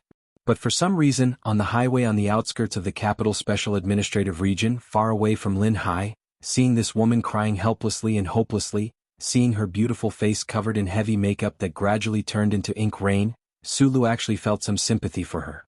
Probably because not long ago, he had also cried helplessly and hopelessly. We only see each other twice in 2 years. In these few months, other than sending me a New Year's greeting card, you don't even want to see me. Why is that? Do you know how painful it has been these past few months? Of course, you are the high and mighty crown prince. What am I? I am a woman that your family gave you with both hands. You don't even like me. Even if I am nothing, we were friends in the past. Don't you care about me at all? I don't want that kind of care. It's just that my mood is really bad right now. There are a lot of things that I don't dare to tell my family. And now you disappeared too. Zhou cried and even shouted hysterically at the black car. Her slightly curly hair was draped over her shoulders, and her extremely thick makeup was like a colorful wall that had been washed away by rain, revealing the miserable and pale skin underneath. Sulu had occasionally heard Tai Ziyuan mention the Zhou family siblings at the general hospital and at the seaside. Most of the time it was about Zhou. Tai Ziyuan had asked him to forget about the conflict in Linhai Prefecture. After all, the Zhou family was the influence that the Tai family had nurtured in the Federation government. In those two conflicts, Sulu and Shi Qinghai didn't suffer any losses. In fact, they even took advantage of the situation. Therefore, he didn't take it seriously and had completely forgotten about this ruthless girl in red. Who would have thought that he would meet her in the outskirts of the special district of the capital city today? What's more, she was different from her usual self. She seemed particularly desperate and real. Sulu knew that this girl in red must have mistaken him for Tai Ziyuan because of this unmarked black car. That was why she was so angry and lost her composure. He narrowed his eyes slightly. He didn't know how to solve this problem in front of him, but he knew that he couldn't let her continue to misunderstand him. Otherwise, if she said something more serious, the trouble would become even bigger. He gently pressed a button, and the car's computer immediately responded. The window that was covered with a layer of film gradually turned transparent, revealing Su Li's ordinary face. Zhou Yu's angry words came to an abrupt halt. She looked at the young man in the black car in astonishment. She was somewhat puzzled and then shocked speechless. She easily recognized Su Lu. When she thought about how her previous loss of composure was completely seen by this hateful young man, endless shame and embarrassment welled up in her heart. This feeling was so strong that it turned into anger in the end. She fiercely glared at Su Lu on the other side of the car window. She wiped the tears on her face and without saying anything, simply returned to her Red Lotus sports car, leaving behind a stunned and speechless Su Lu. Seeing the Red Lotus sports car start to move, Su Li's eyebrows slightly furrowed. He lightly stepped on the accelerator and the black car started to move again. He followed her from a distance. He didn't know what he had discovered, but he didn't choose to leave this troublesome person. The two cars in front and behind didn't go too fast. They drove on the second highway toward the second city district. Sulu had discovered something, so he decided to temporarily follow the cold young lady for a while. However, Zhou Yu, who was sitting in the Red Lotus sports car in front of him, didn't leave at high speed for some unknown reason. At this moment, the car's computer's warning sounded again. A completely serene blue luxury sports car overtook the black car in the left lane at high speed, leaving behind a blue streak of light. In an instant, it disappeared at the curve in front of them. The speed was really too fast. Su Li's thighs slightly twitched, feeling a trace of nervousness and awe. This was because he discovered that when this serene blue luxury sports car quickly entered the curve, the Red Lotus in front of them also instantly sped up. The two cars simultaneously drove at a terrifying speed toward the end of the second highway. After that chase with the Federation Investigation Bureau, Sulu fell in love with the feeling of driving. He also crammed his knowledge on cars. He recognized at a glance that the serene blue sports car's brand name was Silver Spirit. The full name was Silver Wraith, and the serene blue Silver Wraith was the most expensive in this series. Once the horsepower was fully unleashed, its speed was extremely shocking. However, it was also extremely expensive. It wasn't a car that the average child of a powerful family could own. Zhou Yingxing had already become the Deputy Minister of National Defense of the Federation. No matter how amazing the background of a second-generation figure was, it was impossible for them to really hurt Miss Zhou. Moreover, Sulu couldn't find any reason to worry about the safety of that cold young lady. However, he didn't know why, but after a moment of silent contemplation, he stepped on the gas pedal to its limit. The black car suddenly turned into a black shadow in the twilight on the outskirts of the capital. It looked more like a real ghost than the Silver Wraith in front of it. It was incomparably smooth and stable as it quickly followed, trailing behind the blue and red wind lines from a distance. Su Li's expression was heavy, and a faint anger appeared in his eyes. His hands gently placed on the steering wheel, his eyes looking straight ahead as he allowed the car's computer to search for his target. The black car had already entered the second satellite city of the capital, the city known as Wangdu. At this time, Pedestrians and cars had been on the streets for a long time.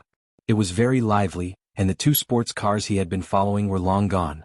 Sulu was angry at himself because he had lost track of the other party, but because he had witnessed the speed of the two sports cars with his own eyes, he really couldn't feel happy.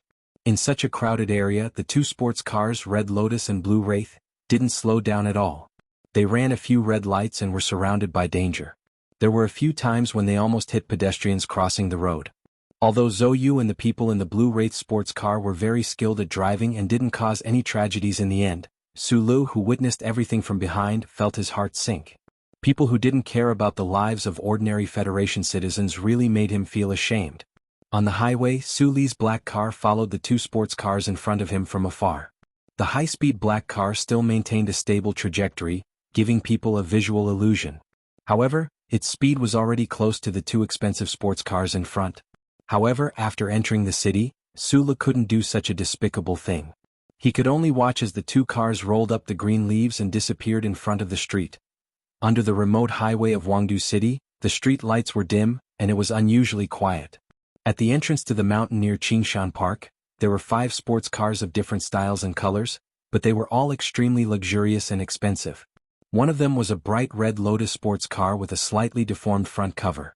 It was leaning against the mountain rock wall, and beside it was a 1-meter-deep drainage ditch. A few well-dressed young men were currently whispering something to the Red Lotus sports car. None of them noticed that a black car was slowly driving over like a ghost. Through the window, Sulu looked at the crashed red sports car from afar. He noticed that Zhou was squatting by the drainage ditch and vomiting non-stop. He didn't know if it was because of the shock or because she was frightened. Sulu looked over there in silence.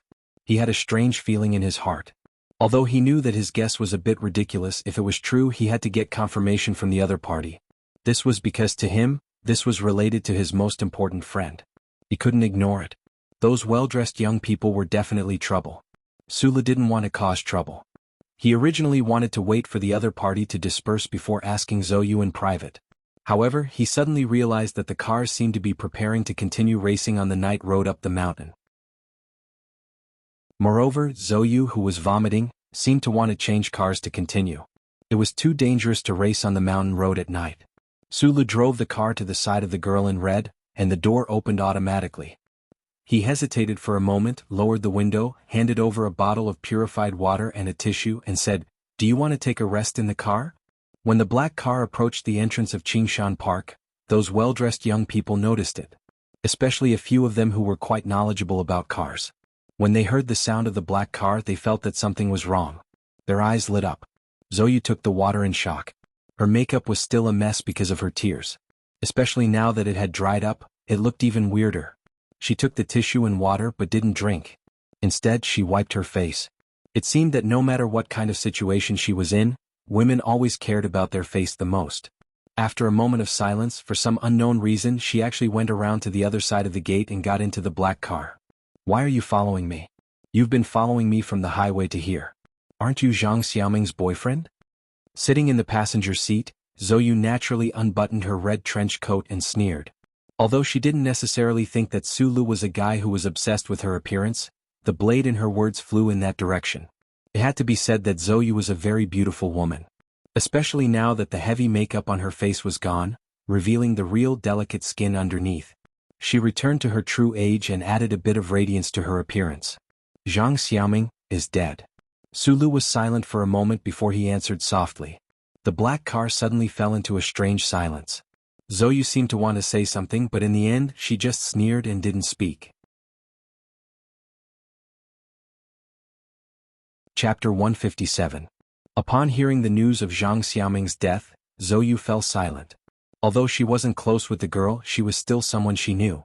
Especially recently, she found that because of that incident, she had some endocrine imbalance and became sentimental. In order to not let her eyes become moist for no reason, she chose to make her face more indifferent and her mind more empty. At that moment, she heard Su Li's question. This question was very natural. It was like a young woman in a coffee shop covering her mouth and giggling while asking a female friend next to her. It was also like a mother nervously and joyfully asking her daughter. No one knew about that incident. In order to hide it, Zhou, who had already fallen out with her family, simply moved out. For so many days she hadn't told anyone about this incident. It weighed on her heart, making her feel extremely painful and troubled. Su Li's ordinary face and gentle and steady pace of speech often made the people around him feel close and trustworthy. Although Zhou Yu wasn't his friend, when she heard such a natural question, the pressure that had accumulated over the past few days seemed to have found a breakthrough. She naturally replied bitterly, "It's been more than 3 months." As soon as this sentence came out, Zhou Yu's expression suddenly froze. She suddenly turned around and stared coldly at Su Li's face. After Su Lu confirmed his guess, the expression on his face became more serious and concerned. "How did you know?" The extremely cold expression didn't last long. It immediately collapsed into a pale and slightly panicked face. Zhou Yu looked at Su Lu and asked in a trembling voice. Su Li's eyes lowered and landed on her lower abdomen. If it weren't for his sharper eyes than the average person, he definitely wouldn't have noticed the slight bump. "You're pregnant. Why are you still racing?" "It's too dangerous," Su Lu said. There was no makeup on Zhou Yu's face. She was pure and beautiful. When she heard the word pregnant, a trace of desolation suddenly appeared on her face. It was just like that morning a long time ago when she left an unfamiliar apartment. She burst into tears like a broken pot. "It's none of your business. If I remember correctly, we don't know each other that well. In fact, we've always been enemies," Zhou Yu said. Su Lu had no interest in arguing with her. He only knew that he had guessed one thing correctly, and with the confirmation of her pregnancy date, his second guess was about to come to fruition. On the night after the Double Moon Festival ball, the pair involved in the scene on the grass beside the Rose River did not know that he had already seen it. Su Lu was silent as he considered his choice of words. Out of the corner of his eye, he noticed that the few well-dressed young men beside the car had already cast strange glances at his car. Without waiting for him to open his mouth to ask, Zhou Yu suddenly said coldly, "I didn't expect the Crown Prince to actually give you this car. It seems like you really are a subordinate that the Tai family values." "He has a lot of cars. It's not strange that he gave me one," Su Lu corrected. "I'm not his subordinate. I'm his friend." Hearing the word friend, Zhou Yu's slightly red eyes flashed with a strange light. She immediately said mockingly, "Someone like him has friends? Someone like you is worthy of being his friend?" These words were very disdainful and humiliating, but Su Lu acted as if he didn't hear it at all. "How is the Crown Prince now?" "I don't know. I haven't contacted him in a few days. Originally, he was supposed to finish studying in Linhai for half a year and then directly go to the West Woods to join the army. However, since he ended his studies early, I don't know where he will go." Looking at the lonely girl in red beside him, Su Lu slightly narrowed his eyes. Only now did he remember that this girl and Tai Ziyuan were the same year. She was younger than him and was a real girl. However, in the past, the vitality and innocence that a young girl should have was covered up by her cold personality and gorgeous makeup. After Zhou Yu heard about Tai Ziyuan's recent situation, she became silent. Her rosy lips slightly opened as if she wanted to continue asking, but in the end, she only remained silent. Seeing her companions walking towards the car, she was about to get out of the car when Su Lu called her back. "Don't go racing. It's too dangerous for you and others," Su Lu said softly to her as he looked out the window at the expensive blue sports car not far away. Zhou Yu laughed mockingly. "Who do you think you are? You actually dare to control me like that old man of mine? Whether you live or die has nothing to do with me. I also don't like trash like you who don't care about human lives." Su Lu was rarely so mean. He turned his head and looked at her with narrowed eyes. He said word by word, "But right now, the life in your belly has a lot to do with me, so naturally I have to control you." Zhou Yu was a smart person. She didn't misunderstand these words. Instead, she very sensitively discovered that this ordinary person named Su Lu. Perhaps he had already guessed the true identity of the father of the child in her belly. This was because she knew very well that this person and Su Lu beside her were very close friends. Her face suddenly became even paler. She looked at Su Lu in a daze. In her shock, she forgot to get out of the car. The few well-dressed young people were originally discussing the night run. However, when they saw Zhou Yu get into the black car that suddenly arrived, they were silent. They were guessing the identity of the black car's owner in their hearts. These people's families had considerable status in the special capital region. However, their father's company had to maintain a good relationship with the National Defense Department's Deputy Minister Zhou, who was in charge of logistics. Naturally, they didn't want to disturb the conversation between Miss Zhou and her friends. "Where do you live? I'll send you back and ask you some questions." "I can't leave yet. I lost a bet with someone today. If I can't win it back in the night run, I have to pay for the bet. For some reason, Zhou calmly explained. The people outside the car seemed to be a little impatient, especially when the blue silver Spirit sports car flashed its lights twice. A young man walked to the car window, gently knocked and said with a smile, "Sister Zhou, are you still running tonight?" "They're urging us." Although they didn't want to offend Zhou, they didn't want to offend the owner of the blue silver Spirit sports car even more. Although until tonight they still didn't know the name of the owner of the car, they had been warned from all sides that this was a big shot that they couldn't afford to offend. At this time, a middle-aged man got out of the blue silver Spirit sports car. He walked straight to Su Li's car and said coldly, "Miss Zhou, the young master said that we have 3 people in the car and he'll let you sit empty for 5 minutes. If you're not in the mood tonight or you don't want to change cars, then please drink this bottle of wine." A bottle of aged wine was in the middle-aged man's hand. It seemed that today's bet on Highway 2 was a bottle of wine. Was strange. Although the descendants of the Federation's rich and powerful definitely wouldn't be so bored as to gamble, it was a bit surprising that they would only drink a bottle of wine. The car window slowly rolled down.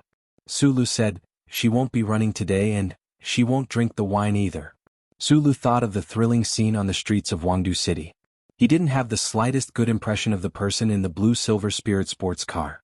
It was the same for Zhou, who drove the Red Lotus.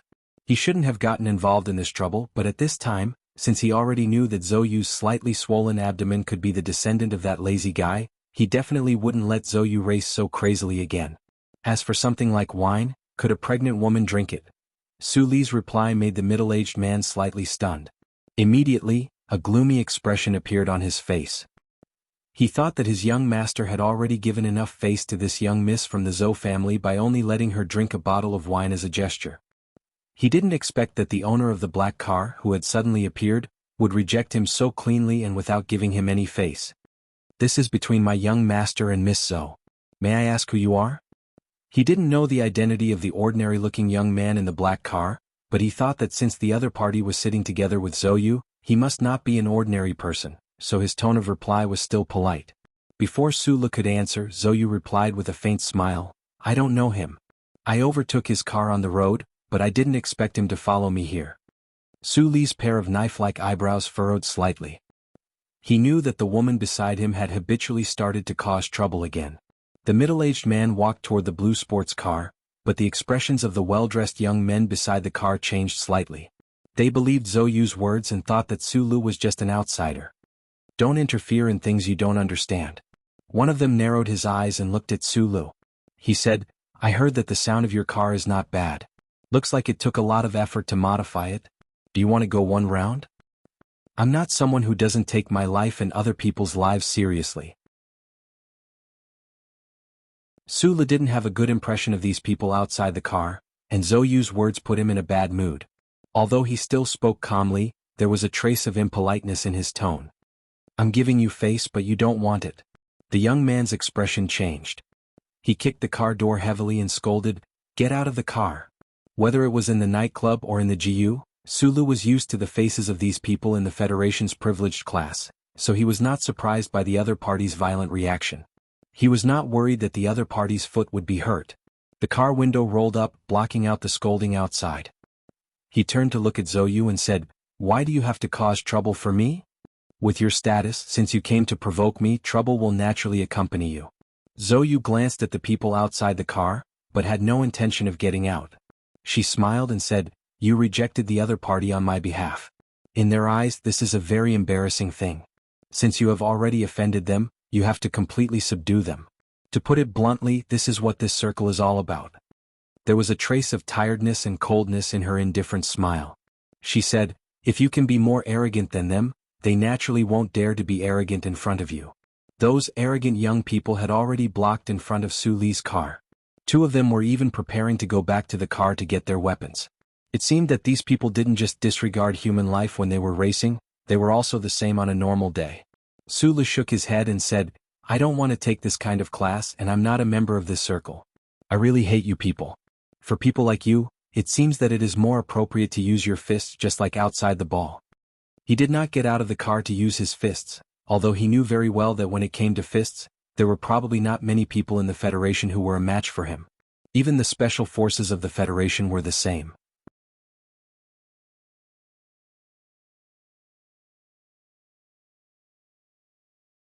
Tai family?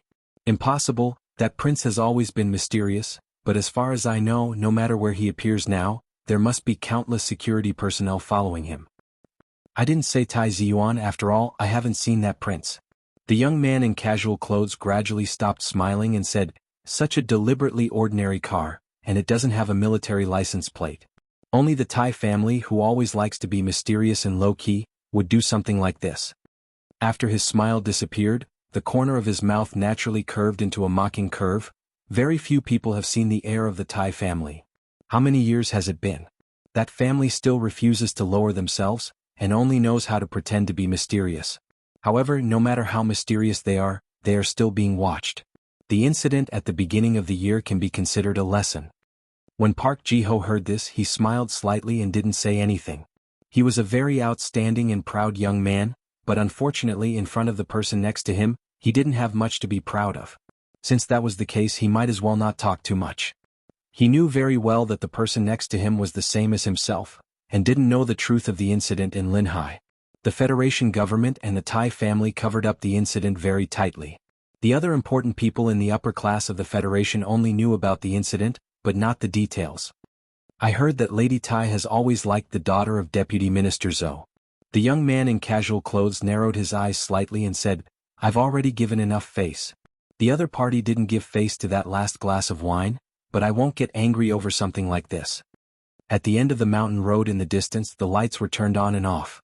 It seemed that the black car had already circled around this section of the road and entered Wangdu City. Park Ji-ho frowned slightly and looked in that direction, then smiled in his heart. He knew that the person next to him with a terrifying family background was actually very afraid of the Tai family. Otherwise, there was no way he wouldn't have chased after them earlier. It was just that he didn't dare to offend the person next to him, and at the same time, he was also grateful that the other party had specially come to the capital's West Street to pick him up today, so he still just smiled and said nothing. Those people's fathers were all big businessmen, so it's okay to offend them. But in the end, you shouldn't have ignored the people in that car and just left. On the quiet night road of Wangdu, the black car drove steadily like a ghost. The girl in red in the passenger seat stared blankly at the lights outside the front window and suddenly opened her mouth to speak. Sula didn't respond. He knew that since the other party had spoken, she definitely had to explain something to him. Zoyu turned her head and looked at Sulu with a somewhat complicated gaze. It was rare for her to be kind and said, those people don't know, but I do. In the blue sports car sat the seventh son of the Li family, Li Xiaotong. The Li family of the seven great families? Yes. After a moment of silence, Sulu said, I suddenly feel that those big shots who should have been in the clouds, the mysterious class, why is it so easy for me to see them now? Zoyu looked at him with slight ridicule and said, you are lucky to have met Tai Ziyuan. Naturally, you will be further and further away from the world you originally lived in. Sulu didn't answer this question. He thought silently. In fact, before he met Tai Ziyuan, he had already met the little girl of the Zhong family of the seven great families. No matter how he looked at it, the real reason that changed his life and brought him closer and closer to those legendary families was the uncle and the chip in his neck. Li Xiaotong is the nephew of the head of the Li family. In the younger generation, according to age, he is ranked 7th. He is not a guy with a good character. Today's racing bet, he already gave me enough face. In the end, he only asked you to drink a cup. It's rare that he was so reasonable. In the end, you just walked away like that. In the Federation, there are some people and some families that you can't offend. Considering your relationship with Tai Ziyuan, I have to remind you. Thank you. Su Li's thank you was very natural and sincere. Since the other party was a member of the seven great families, a nobody like him could only hide far away. Even if he knew Tai Ziyuan, it was still the same. The relationship between friends and blood was so strong that it didn't take too long to come to an answer. Actually, drinking a cup of wine is nothing. I just don't want them to see my face, Sulu said. And the most important thing is that you can't drive after drinking. The night of early spring gradually cooled down like water. Zoyu tightened the short red windbreaker on her body. Sulu increased the temperature in the car. She lowered her head and thought for a moment. She looked at Su Li's side profile in the driver's seat. She looked at this guy who was not very old, but his temperament and reaction were different from his peers. She suddenly said, I don't know you very well, but I know that you are a person who doesn't like to get into trouble. In the two conflicts in Linhai, Sulu had been forced to fight back. In fact, he had never wanted to take the initiative to get into trouble. For the sake of the child in your belly, I don't want to get into trouble. Su Li's expression was a bit ugly. But then he remembered that she was pregnant, so he changed the topic. Since the other party is a member of the 7 great families, they must know something about the Tai family. If they guessed that this car belonged to Tai Ziyuan, they might think that someone from the Tai family was in the car. The current situation is too sensitive. In order to avoid angering too many people, they definitely wouldn't dare to investigate this car. The assassination in Linhai Gymnasium embarrassed the Federation government. In the end, it ended with the suicide of a deputy minister of national defense and 7 officers of the 2nd Military Region. During such a sensitive time period, if someone tried to secretly investigate the core of the Tai family, it would definitely alarm many people. Zhou Yu looked at him with a bit of surprise. Madam and I talked about you. We were both very grateful, or rather surprised, by your performance in the gymnasium, but I thought that you were a rare person who was overflowing with a sense of justice. I didn't expect that you would think about these things. Su Lu remained silent. He didn't answer the question of overflowing because this wasn't the first time he heard it. Many years ago he became an orphan. Together with Li Wei and the others, he had to survive in the complicated environment of Zhongluo Street. Therefore he still retained some of his sensitivity towards the current situation. But he didn't know why, but in such a dangerous environment, his heart became clearer and clearer. Perhaps it was because of the death of his parents and younger sister, but Su Lu understood life, death and wealth better than ordinary people. Therefore he was calmer and his mind cleaner. He was like an opaque rock that wouldn't leave a mark after being washed by water, and wouldn't leave a speck of dust behind. This kind of person who didn't have any greed for the world and wanted very little would naturally be able to defend his outlook on life. There was no need for him to compromise too much. He could be strong and not be afraid of being broken. Among the group of orphans, there were many people who could see things clearly. Li Wei also understood it, but it was a different kind of understanding. Therefore, during those years, Li Wei was very ruthless to others and to himself. Su Lu believed that Li Wei, who had been in prison for a whole year, would definitely be able to get out in the future. However, he didn't know how he was doing now. Because of Su Li's silence, Zhou Yu sensed something and looked at him curiously. She knew that this guy was confident that those people wouldn't dare to investigate who he was. Deep down he was not afraid of the 7 great families. This kind of fearlessness was not referring to his ability, but his attitude. This kind of attitude was like the edge of a stone, making people feel a bit solemn. You're pregnant, so don't drink. Su Lu turned his head to look at her. Under the dim light, the girl in red looked tired, her eyebrows relaxed, and her right hand gently stroking her abdomen. This picture immediately turned him from a stone into an incomparably wordy auntie.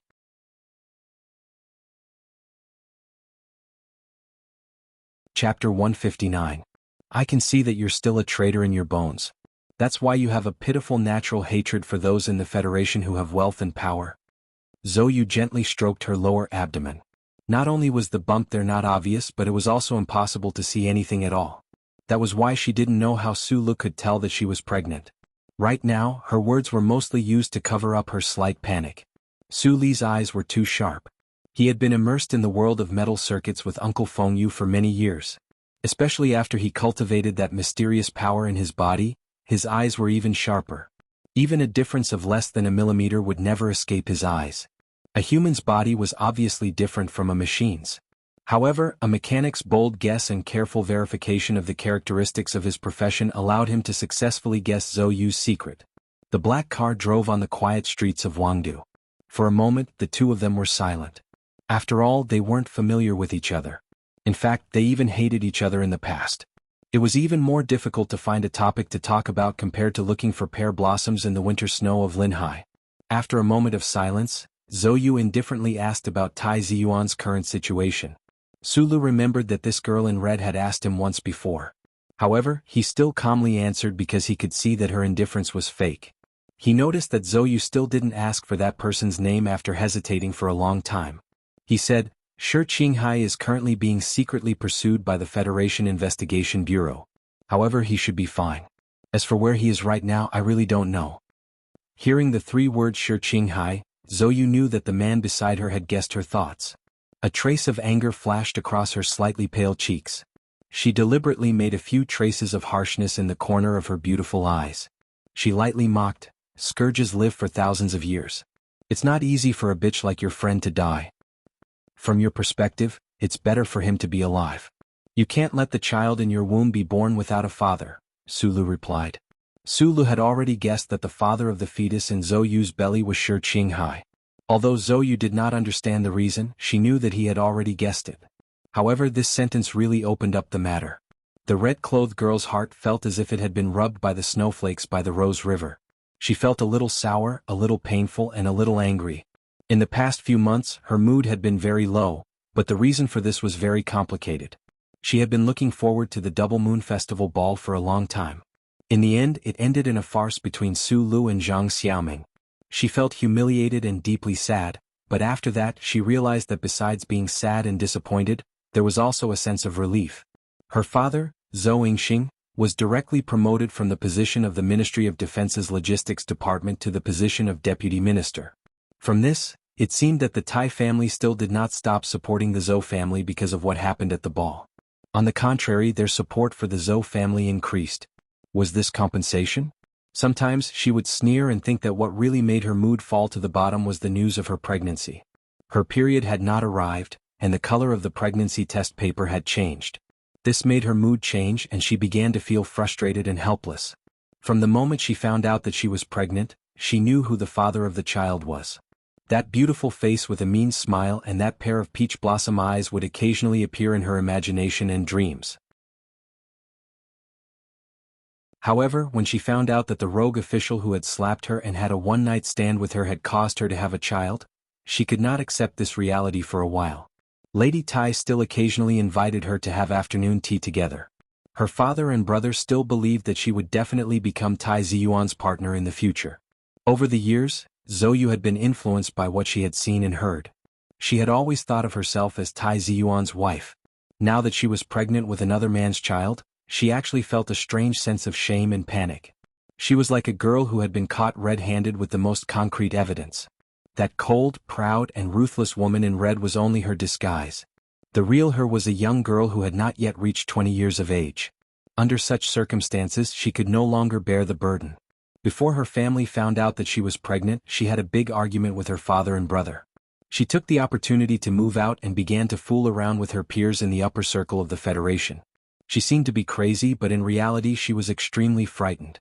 She drove the fastest car, drank the strongest alcohol, and became increasingly crazy because she didn't know how to face her belly that was about to bulge.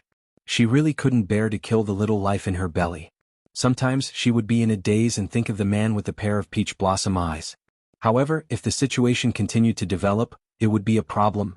Perhaps subconsciously she had some kind of self-destructive thought. Whether it was racing or drinking, they were all methods to destroy her life or the little life in her belly. Earlier, when those people saw me get in your car, they did not find it strange. Because in their eyes, maybe I am a very loose woman. Zhou Yu's face was pale, but she had a strong self-deprecating smile. Looking at the dark street outside the car window, she did not know where this car was going under the guidance of the electronic map.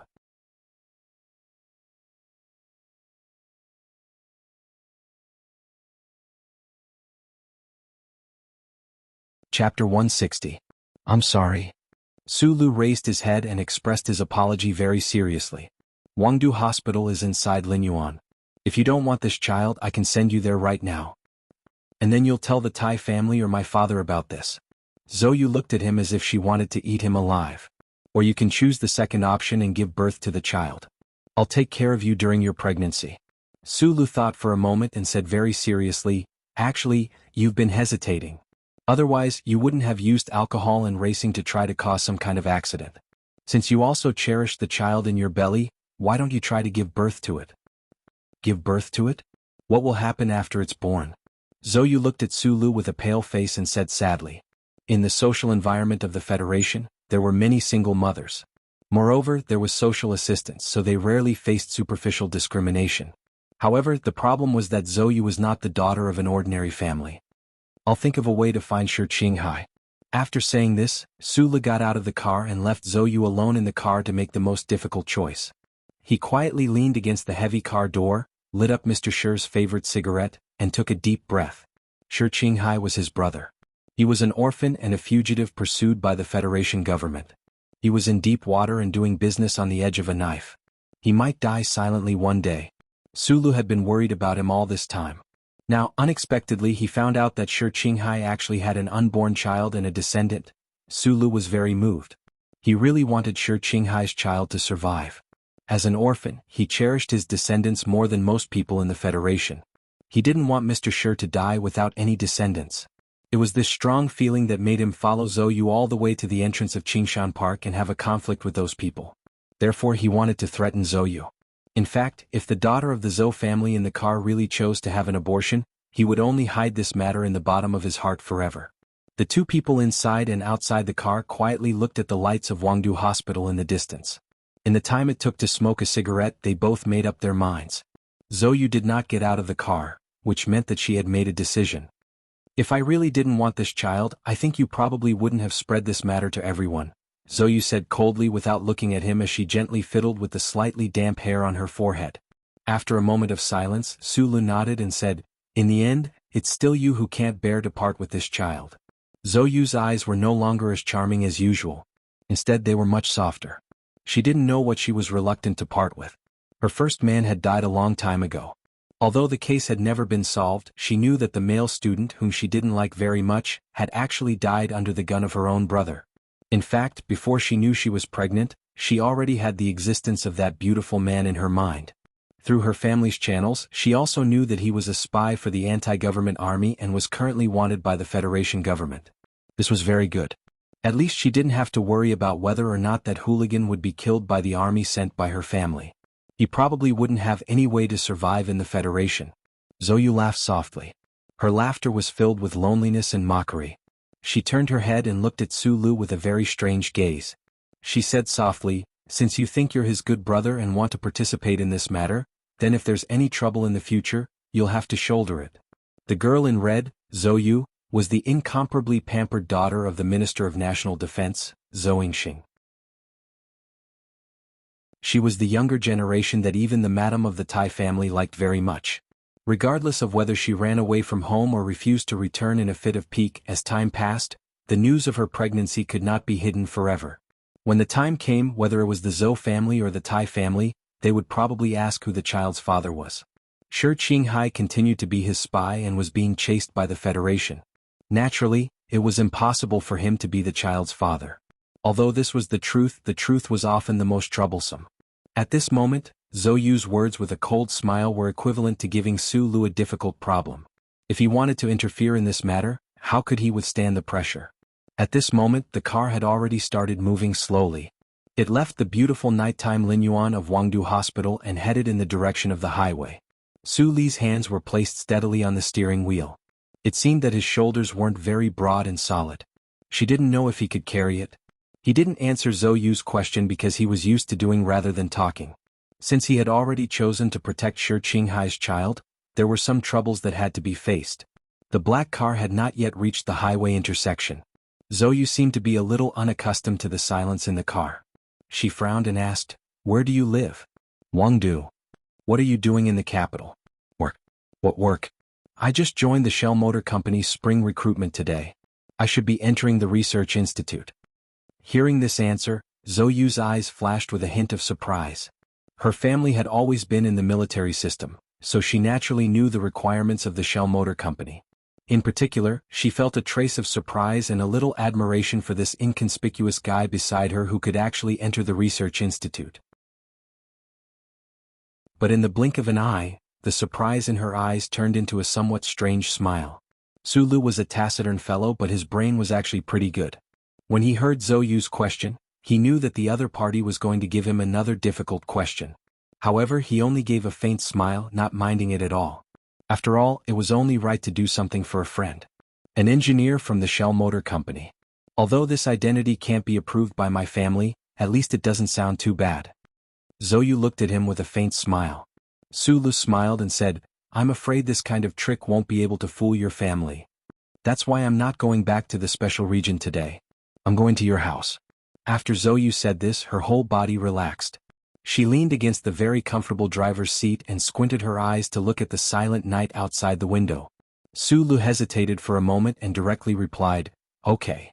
Such a clean and decisive response made Zhou Yu feel surprised again. She stared blankly at Su Li's side profile. She didn't understand why this guy who she didn't know was willing to do this. Could it really be because of the father of the child in her belly? But didn't he know that doing this would cause a lot of trouble? Think carefully. This isn't some romantic movie, she said with a cold smile. Sulu paused for a moment and smiled. He thought to himself that he was just a little hot-blooded, not melodramatic. The moment he hesitated before answering, he had already sorted out all the problems. He didn't care about the small troubles that might occur in the future. He also didn't care about the misunderstanding between friends and the possibility of an irreversible plot. Whether it was Shi Qinghai or Tai Ziyuan, they were all very rational and calm people. Their IQs were not lower than 70. The child in the belly of the girl beside him had to be alive. Mr. Shi had to have a descendant. The whole thing was that simple. After the child is born, let me be the godfather, Sulu said. Zhou looked at him with a complicated expression. She felt that she couldn't understand this ordinary guy. What kind of experience did he have to grow up to be such a person? On a flat area about 7 kilometers away from the 3rd recruit base of the Ministry of National Defense, a few black cars were parked on a flat area under the hill. It was early spring but the place was still very cold. Tai Ziyuan tightened his windbreaker.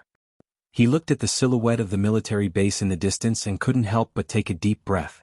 His eyes were still calm, but they started to show a sense of determination. According to the original plan, he would use a year to finish his studies at Yue University before entering the Silan military district. He would throw himself into the front lines of the battle against the Empire's border troops, laying a solid foundation for his destined extraordinary life. At the very least, he would need to complete the blank part of the military. However, after the assassination in Linhai State, Tai Ziyuan changed the location of his military service from the West Woods military district to the S2 region, near the 4 states of Green Dragon Mountain. This decision was made by him alone. Other than his wife, not many people could understand his thoughts. At this time the phone rang. Tai Ziyuan looked at the caller ID and couldn't help but smile. He hadn't received a call from that guy for many days. He didn't know how his recruitment exam in the capital was going. He was very clear about his abilities, so he wasn't worried and didn't think of calling. Through the phone, the expression on Tai Ziyuan's thin and pale face changed slightly. He was a little shocked, a little angry and a little surprised. In the end, it turned into a bitter smile. After hanging up the phone, he was silent for a long time. He was very satisfied with Su Li's call.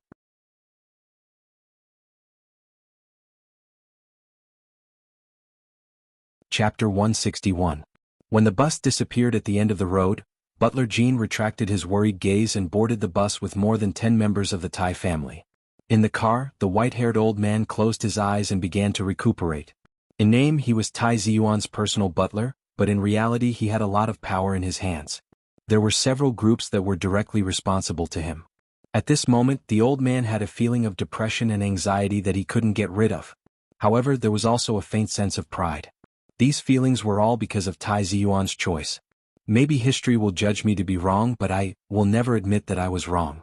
On the night when Tai Ziyuan decided to join the 2nd Military Region instead of going to the front lines in the West Woods, he smiled and said this in front of Lady Tai and Butler Jean. This was the confession of the Deputy Minister of National Defense, Yang Jingsong, before he died. Because of the Linhai State Gymnasium incident, 7 officers from the 2nd Military Region committed suicide. The Deputy Minister of National Defense also committed suicide. Although the entire Federation was very satisfied with the agreement between Representative Pabre and Green Dragon Mountain, within the military, there were still some unfriendly feelings towards the Tai family. Even though Tai Ziyuan knew that it was a dangerous place, he still insisted on going there. On one hand, as the successor of the Tai family, he really admired those soldiers who tried to assassinate him. On the other hand, he knew very well that only by being in the same position for a few years could the soldiers of the 2nd Military Region truly resolve their resentment towards the Tai family. He would definitely step onto the political stage in the future, so he had to resolve the issue with the 2nd Military Region very well. Without a doubt, this was a very risky decision. That was why the wrinkles beside Butler Jin's tightly shut eyes showed his worry. After a while, he slowly opened his eyes and looked at the phone in his hand with a gaze that seemed to be able to see through people's thoughts. He thought about the call that his young master received before he left and frowned. The call was from Sulu. Butler Jean had no idea that Zhou was pregnant. All he could think about was Sulu, the seemingly ordinary young man. From the old man's point of view, Sulu had always possessed a kind of craftiness or intuition that belonged to the lower class. This ability had always been hidden under that calm and sincere face, which made the old man feel a little uneasy. Being the young master's friend would definitely bring more benefits than being his subordinate. This was not a difficult question, but very few people could see it clearly and dared to bet on it. Spring in the capital special district was so gentle. Whether it was the wind on the streets, the rain in the afternoon, the sun at dusk, or the flowers that were just beginning to stretch their waists, they were all moving slowly and delicately, without a hint of wild enthusiasm. A black car with an ordinary license plate without a logo slowly moved along the streets. In the driver's seat, Sulu, who was wearing a military uniform, squinted his eyes and observed the capital streets outside the car window. He saw many buildings that he had only seen in postcards. These buildings were of different styles, but they all exuded a faint sense of solemnity. This was the core political district of the Human Federation for tens of thousands of years. It seemed that every brick and every metal wall reflected the light of history and glory, and breathed in the aura of authority and solemnity. When he was mixing in with the orphans in the Donglin district, Sulu never thought that his life's dream would come true one day. He could actually drive a car and slowly drive in the most central district of the Human Federation, and he was also one of these people. However, after his dream became reality, his original dream had already changed. The goal he was looking for was no longer the same as it was in the beginning. A faint sense of oppression enveloped his heart, making his breathing a little uncomfortable. Subconsciously, he tugged at the button on his collar. It had been a few days, but he still hadn't gotten used to the military uniform he was wearing. After a day of training at the Shell Motor Company, he became an official staff member of the Shell Motor Corporation Research Institute. However, he didn't expect that after entering the Federation, he would have to take on a military position. Although it was only a civilian officer, he was under the dual management of the company and the Ministry of Defense. Today, Sulu was already a first lieutenant in the Federation. Life was really a wonderful thing. Back then, passing the mechanic officer exam of the Ministry of Defense or joining the Shell Motor Company were two of Sulu's dreams. Now, it seemed that in a sense he had realized these two dreams at the same time. However, because of the death of Uncle Feng Yu, Zhang Xiaoming's death, and many other things that happened after that, he had long lost his initial yearning and respect for the Federation government and the military.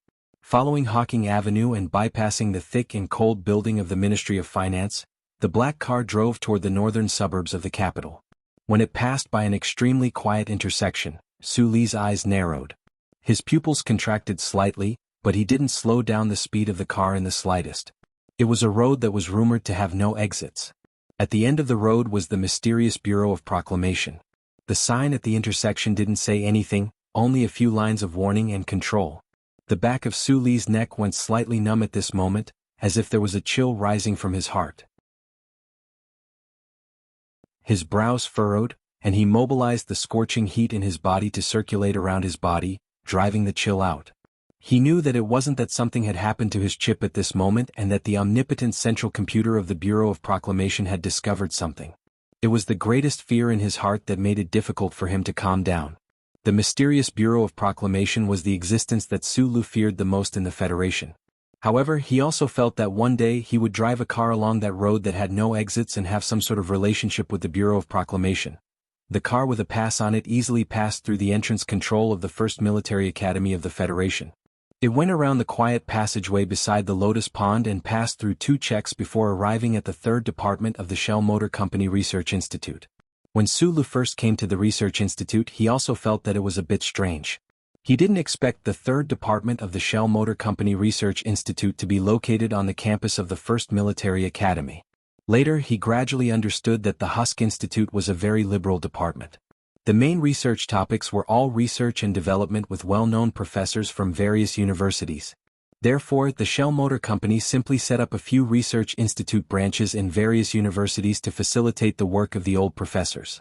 It was also because of this reason that the Federation government required the staff in the Research Institute to be transferred to military positions in order to strengthen their control of this area. Of course, the old professors were excluded.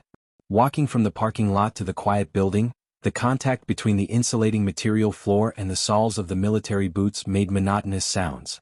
Sulu took a piece of bread and ate it as he walked towards his own area. In the long corridor he only met 2 colleagues. They just nodded and greeted each other before leaving. The Research Institute of the Shell Motor Company gathered the top talents in the entire Federation. Excellent scholars and experts could be found everywhere. In the most important department of the Federation, all the staff were focused on their own research. Therefore, the usual greetings were extremely rare. In the past 10 days, Sulu had already gotten used to this kind of atmosphere. Coincidentally, he was also a person who was as quiet as gold, so he actually liked it. However, he didn't notice that the two researchers who walked past him turned around and looked at him with sympathy in their eyes. He took out the electronic door card and opened the heavy door. In front of the second door, his whole body was scanned by a light blue light, especially by the chip. After his access was approved, the real door opened. A large operation room that looked like a warehouse appeared in front of Su Li's eyes. From the most precise bald head tools to the largest alloy cutting equipment, from the Federation's most powerful processor to a storage device that was about the size of 3 bookshelves and stored a large amount of blueprints and data, everything that appeared in front of Su Li's eyes was completely in line with his life's ideals. However, he didn't know why, but there wasn't a trace of excitement on his face. Instead, there was a faint sense of tiredness. The equipment was covered in a layer of dust. The images displayed on the holographic screen on the table were constantly changing. The faint sound of electrical current in the storage device was so beautiful. Sulu stared blankly at all this and couldn't help but smile bitterly. The automatic dust removal device hadn't been used for a long time. The equipment in this warehouse was so expensive, but it was placed so casually. Sulu shook his head. If he had enough time, relying on the manufacturing equipment, data, and materials here, he was even confident that he could assemble a mecha. However, he didn't have the time to do this. He didn't even have the time to clean this room. Pulling out a piece of paper, he wiped the table and carefully placed the remaining half of the bread on the clean table. Sulu took off his military uniform and threw it on a chair. Then, as if warming up before a fight, he moved his neck in the joints of his hands. Taking a deep breath, he squatted in front of the table and stared at the image on the table. The display terminal of the warehouse's computer was on this table. It was about 1 meter wide and 2.5 meters long. The image on the screen rotated slowly, giving people a very comfortable visual enjoyment. However, Sulu was as cautious as if he was facing the cruelest enemy in his life. Right at this moment, an old and calm voice rang out in the warehouse. It was calm but spoke quickly. This voice didn't greet Sulu and directly issued a work order. Second, 3 sets of incompatible data. Laser state transition diagram. QED data. A dozen orders were issued in a row. Sulu listened in silence. His hands had already begun to move quickly on the table. From the massive amount of data in the internal memory, he found an entry that matched the requirements. However, because the data requested by the voice was final data, the fields involved were the most cutting-edge fields in the Federation's scientific community that hadn't matured yet, so there was no ready-made data. He looked for suitable mathematical tools, borrowed the computer's powerful computing power, and summarized the data. According to the other party's request, he carried out the final image process. In other words, Su Li's current job was to use the shortest amount of time to convert the complex data system into simple data support that could be easily used to draw conclusions. Half an hour later, Sulu finally finished the first task. His fingertips pressed the light block on the table and sent the result over. However, he didn't even have time to wipe the sweat off his forehead before he immediately started the second task.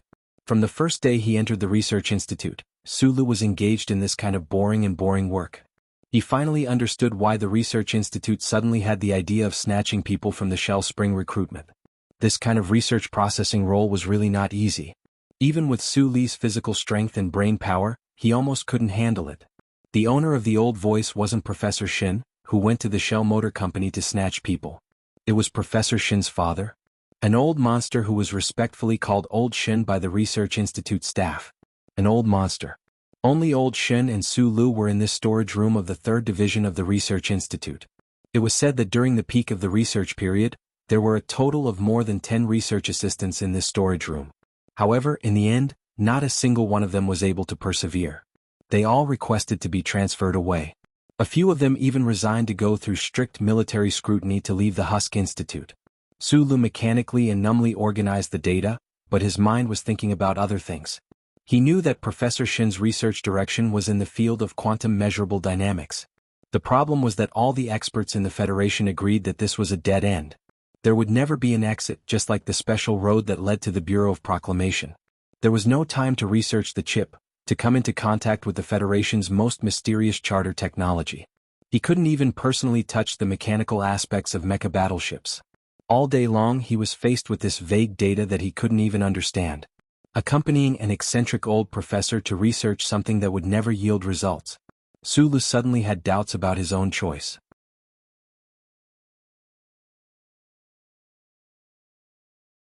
Chapter 162.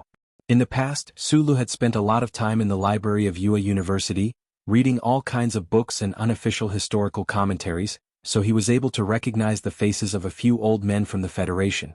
These top figures in the scientific and cultural field of the Federation were either honorary directors in some institute or were worshipped like ancestors in some university. Electronic gossip magazines loved to write about people, especially celebrities such as Jian Shuier, certain politicians, and that mature female anchor on the news channel of the Federation. The academic gossip magazines that were subsidized by the education fund of the Federation actually had the same hobby. However, the words wrong in the wrong were all removed. They just blindly grabbed idols from the ivory tower to attract the ordinary readers who were fascinated by the mysterious and unknown scientific cult. The older the idols, the better. Just smearing gold dust on these old scholars was probably not enough to satisfy the peeping desire of the Federation citizens. Therefore, the biographical articles in the academic journals always described these old men as strange people. No matter whether these old men were historians or astrophysicists, in these articles, they were all old fools who were cooked in a pot and walked around like ghosts. The old professor that Sulu was following now had the surname Professor Shin and the name Yufei. It was the name of a typical gigolo. However, he knew that Professor Shin was not a gigolo. In the past 10 days he had met this old professor 3 times. Sulu faintly felt that this old professor looked familiar. It was only later that he remembered that he had seen this old man's picture in several academic journals. He had also read the related biographies. Sulu had never believed that these top old scholars in the Federation were all strange people. In his opinion, the scholars who could be in these academic journals were definitely experts. Although he was an unorthodox engineer, he respected these old men very much. He even faintly admired them. Today, when he was next to these top experts in the Federation, he was shocked to find that the non-academic biographies in the academic journals were not all fake. The old men's temperament was indeed a bit strange. In the past, when he looked at them from afar, he could see that they were strange mountains and rocks. Now that he was close to them, he realized that they were actually difficult mountain roads. In the main research and control room, Sulu would always be busy for a long time. He did not have time to do what he wanted to do. Those difficult theories were things that he could not fully understand at the moment. He needed to retrieve data and diagrams, as well as search for related information in the vast literature library. For the current him, it was very difficult work. There was no creativity, and he could not come into contact with any real research topics. All he did was help. He was more like a humanoid computer sorting, not a research assistant. It was no wonder that with Professor Shin's status in the academic world, there were no other researchers in the laboratory today except for Sulu. It was also no wonder that the young Professor Shin would so impulsively run to the spring recruitment exam site to snatch people. Presumably, the young Professor Shin was also forced into a corner by the old Professor Shin. The work that Sulu did every day seemed simple, but in fact it was very complicated and tiring. The most important thing was that it was boring. Just like Linhai Prefecture in the middle of winter, the 4 seasons of the Donglin region, when it snowed, it would last for several months. When the sky darkened, it would last for an entire year. There was no change at all. Fortunately, Sulu was a person who was used to silence and had a calm temperament. Like a stone, he silently and steadily completed the work that the old professor gave him in front of the holographic screen table. Even though there were occasional feelings of disappointment in his heart, they disappeared in the blink of an eye. He didn't complain, and he didn't even think about leaving the research institute. To be honest, the staff he had seen in the past 10 days were less than the stray cats he had seen in the Donglin district's mine. Even if he wanted to complain, he couldn't find a suitable target. He washed the hair of the Zhong family's daughter, took a bullet for the young master of the Tai family, and scared the young master of the Li family with his car. At this time, in Su Li's eyes, the 7 most mysterious and powerful families of the Federation no longer had any halos. Environment and experience were the most difficult to change a person's mind. At this time, Sulu was very sure that he was not an ordinary person, but he also knew that in addition to the chip and the tyrannical mysterious power in his body, his biggest reliance was the technology in his brain. And to understand these 3 things, even Tai Ziyuan could not help much. It was still that old saying, only technology could get close to technology. Sulu knew very well that this old Professor Shin Yufei definitely would not set these difficult questions to test him just because he liked him too much. Then one day there would be a golden flash and the old professor would pass on his entire legacy to him, and then die. This was not a dream, this was a wet dream in the military camp, an obscene fantasy that deserved a beating. He was only sure that if he wanted to get close to the core technology of the Federation, he would need to stay by this old professor's side and follow these old gentlemen. Just bear with it for now, Sulu thought in his heart, but the speed of his hands did not slow down at all. Looking at his 10 fingers that were about to become afterimages before his eyes, he subconsciously began to daydream. He thought to himself that if he had to bear with this for another half a year, when he was operating a mecha in the future, his hand speed would really be amazing. This boring assistant job actually did have some benefits. As for what the hell the hand speed had to do with mecha, of course that only existed in Suli's daydreaming. The benefit he could clearly feel was that he was already becoming more and more familiar with handling this massive and complex database. He believed that in another 2 months' time, this database would be like those components piled up in the operations room of the mine. No matter how complicated the process was, it would not be a problem for him. Professor Shin's research on quantum measurable dynamics was too cutting-edge, so much so that it was publicly acknowledged that there was no future for it. However, precisely because there was no future for it, the data required encompassed many aspects. It was like a blind cat trying to kill a mouse. It would definitely be blindly bumping around on a two-dimensional plane at 360 degrees. The 3 divisions of the Research Institute were set up in the first military academy and shared the same database. Professor Shin's position, as well as the 360 degrees of blindly bumping around that position, was enough for him to enter most of the areas. As the only assistant, Sulu could already faintly see the shape of a treasure mountain, shining brightly. At 3:30 in the afternoon, the Research Institute got off work punctually. There were still many researchers who had not completed their research projects, so they would still remain in their own labs. However, Sulu had already packed up his belongings neatly, put on his military cap, typed his farewells on the desktop, and left the storage room immediately. Before he left, he glanced at the row of Federation cutting-edge equipment covered in fine dust and could not help but sigh. He thought to himself that he would definitely find some time tomorrow to come out and fix the dust removal equipment. It was fine as long as he completed his own work. There was no need to spend all his time with that old man. Sulu would leave punctually every day. In fact, he had also thought that if he could work overtime here, he might really be able to find something after Professor Shin left. However, he really did not have much time now. Not long after that black car left the first military academy, Professor Shin also walked out of the lab with the help of his crutches. He got into his son's car outside the entrance of the Research Institute. Young Professor Shin noticed that his father did not look very good, but he was not surprised. Ever since his father devoted himself to the research of quantum measurable dynamics 10 years ago, this had already become a fact that was destined to happen. Young Professor Shin could not help but sigh in his heart. With his father's status in the scientific community of the Federation and his identity as a Nebula Award winner, in the last few years of his life, he had entered a dead end. As a son and student, he was really disappointed. However, he also knew that people who engaged in scientific research were stubborn. No one could persuade each other. "Is the new assistant okay?" Young Professor Shin subconsciously asked. Many years ago, he and his father rarely talked about anything other than academic topics. "Very good." Professor Shin's eyes were half closed. His hands were pressed on the crutches. The age spots on his face were very obvious. On his soft cheeks, there were 2 patches of yellow that did not look auspicious. Young Professor Shin was slightly stunned. He did not expect that his eccentric father would give such a high evaluation of the research assistant. She looked at the dishes in front of her and said, "You really are a person who is not afraid of trouble." The soup was made by Sulu before he left in the morning.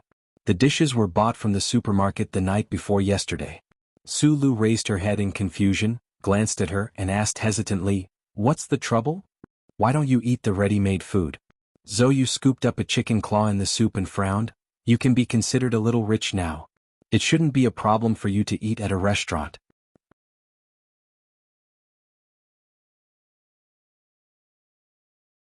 Chapter 163. Speaking of synthetic meat, I've always had a question. You're now a member of the Husk Institute, so I can ask you about it. Zoyu looked at him and asked, "The Federation's synthetic meat fibers have been in use for many years now. Why haven't we seen any applications for them in other areas?" For example, in the area of mecha linkage devices. Zhou, who was wearing a red halter top, sat quietly across from Su Lu and asked seriously. In her opinion, since this ordinary-looking but eccentric young man was able to enter the most advanced research institute in the Federation, he naturally had some areas worth learning from. Su Li's fingers froze in the middle of picking up food. Only then did he remember that the girl's father was the Deputy Minister of National Defense. Although not all families of generals could produce tiger girls, they rarely produced trash. At least this question seemed ridiculous, but in reality, it was a very important matter. I've never been able to get through the ethics committee, and the most important thing is that protein cannot withstand high temperatures, and whether it's mecha or other mechanical equipment, being able to withstand high temperatures is a basic requirement. A few days ago, when he was helping Professor Shin organize some information, Su Lu had seen a few famous biochemical hybrid experiments in the 23rd constitutional calendar. In that grand experiment that lasted 40 years, countless failures proved that this idea could never become a reality. He raised his head and looked at the girl in red, or perhaps it should be called the girl in red now. Who knew how many thoughts flashed through his mind at the same time? Zhou was not wearing any makeup today. Her features were more delicate, and her shoulders were exposed beyond the two thin straps. Her entire person was languid, but there was only calmness, a calmness that seeped out from her bones. She picked up the food on her plate with her chopsticks. Her movements were silent and natural. Whether she raised her hand or not, she always appeared so elegant and quiet. Su Lu looked at her, and his two knife-like eyebrows gradually rose. There was a strange look in his eyes. After these few days of interaction, he confirmed that this girl, who was not yet 20, was not as difficult to get along with as he had thought. It could even be said that she had a good upbringing. Speaking of which, how could a daughter-in-law that could be chosen by Lady Tai be a bitch with heavy makeup? Su Lu just did not understand why the Zhou he saw in Linhai was a completely different person. She was a disgusting woman who was cold and arrogant to the extreme. He could not figure it out no matter how he thought about it. He could only sigh and admit that women were indeed the most elusive creatures in this world. It had been more than 10 days. In these 10 days, Zhou had been staying in Su Li's rented apartment, watching TV and surf the internet to kill time. Perhaps it was because of her pregnancy, but she always looked so tired. Su Lu was also a quiet person. In addition, they were not very happy to see each other, so these days the two of them did not talk much. After being stared at by Su Lu for so long, of course Zhou knew, but she did not react at all. She just obediently finished the rice in her bowl, drank the high-energy protein powder that Su Lu had prepared for her beforehand, and ate a folic acid tablet. Then she smiled at Su Lu and said, "Do I look good?" Zhou did not mind being stared at. She was born beautiful, and since she was young, she had always been the center of attention. However, in the past, the unscrupulous people who dared to stare at her around the 3rd military region either had their legs broken or were thrown into the cold winter river. These past few years of life experience had turned this girl into a person who used coldness and indifference to hide her frustration. However, ever since that night, sitting in that black car and following this small-eyed boy in front of her back to this ordinary apartment, Zhou suddenly realized that such a peaceful home life was not all that bad. It was just that this whole thing was really ridiculous. Zhou often wondered what kind of person Su Lu was. She had seen bored men who were willing to stab themselves a few times out of loyalty to their brothers, but a man who took over everything so calmly and was not afraid of any troubles or misunderstandings was really rare. Although Su Li's eyes were small, they were often squinted, just like when he was staring at her blankly right now. Strangely, there was no coldness or harshness in those eyes, nor was there any discomforting emotion. There was only a faint smile, not sincere, but also amiable and trustworthy. Anyone who spent some time with Su Lu would fall in love with this quiet young man, and it was not the romantic type. Zhou was no exception, so the words "do I look good" made people feel uneasy and had a deeper meaning. "You look good." Su Lu nodded and said sincerely. The eldest daughter of the Zhou family, who was not wearing any makeup, was more than enough to be called beautiful. Her facial features were not suitable for heavy makeup to begin with. It was only suitable for light application. Coupled with the serenity between her eyebrows at this moment, she was even more beautiful. This answer did not surprise Zhou. Even a person who was not direct would know when to say something direct to cover up. But the problem now was that she did not understand what this seemingly ordinary young man in front of her was hiding. Or to put it more deeply, she did not even know if he was hiding anything. At the entrance of Qingshan Park, Su Lu called out and knocked over a car. She followed him. Outside the Linyuan of Wangdu Hospital, Sulu smoked a cigarette outside the car. She thought about it for a while in the car and did not get out.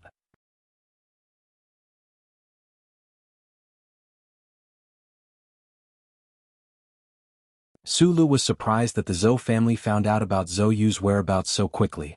After all, it was not difficult for the Minister of Defense to investigate a person in the capital special district. You said you were not afraid of trouble. Zhou Yu's hand slowly stroked her slightly bulging belly. Thinking about the tragedy of the child in her belly if she was caught by her family, her voice could not help but become cold. The key is your attitude. Sulu looked at the guys who were obviously soldiers. He carefully held her arm and stepped over the metal railing at the entrance of the neighborhood.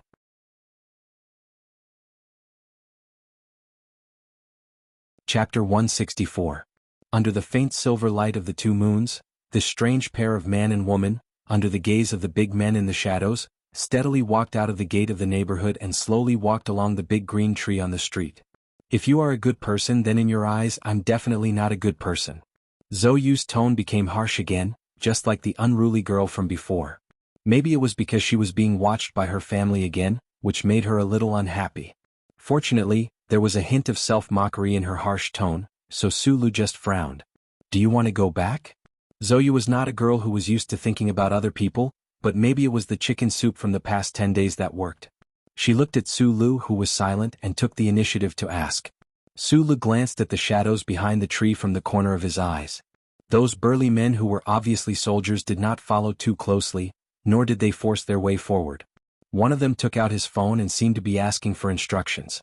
He didn't know if the person on the phone was the deputy minister with the surname Zhou, or the gloomy and cold Major Zhou. No need. Sulu thought for a moment and shook his head. They don't dare to use force on you, so it's useless to use force on me. After all, we are on the edge of the capital, not a place like Linhai. These soldiers can't use guns.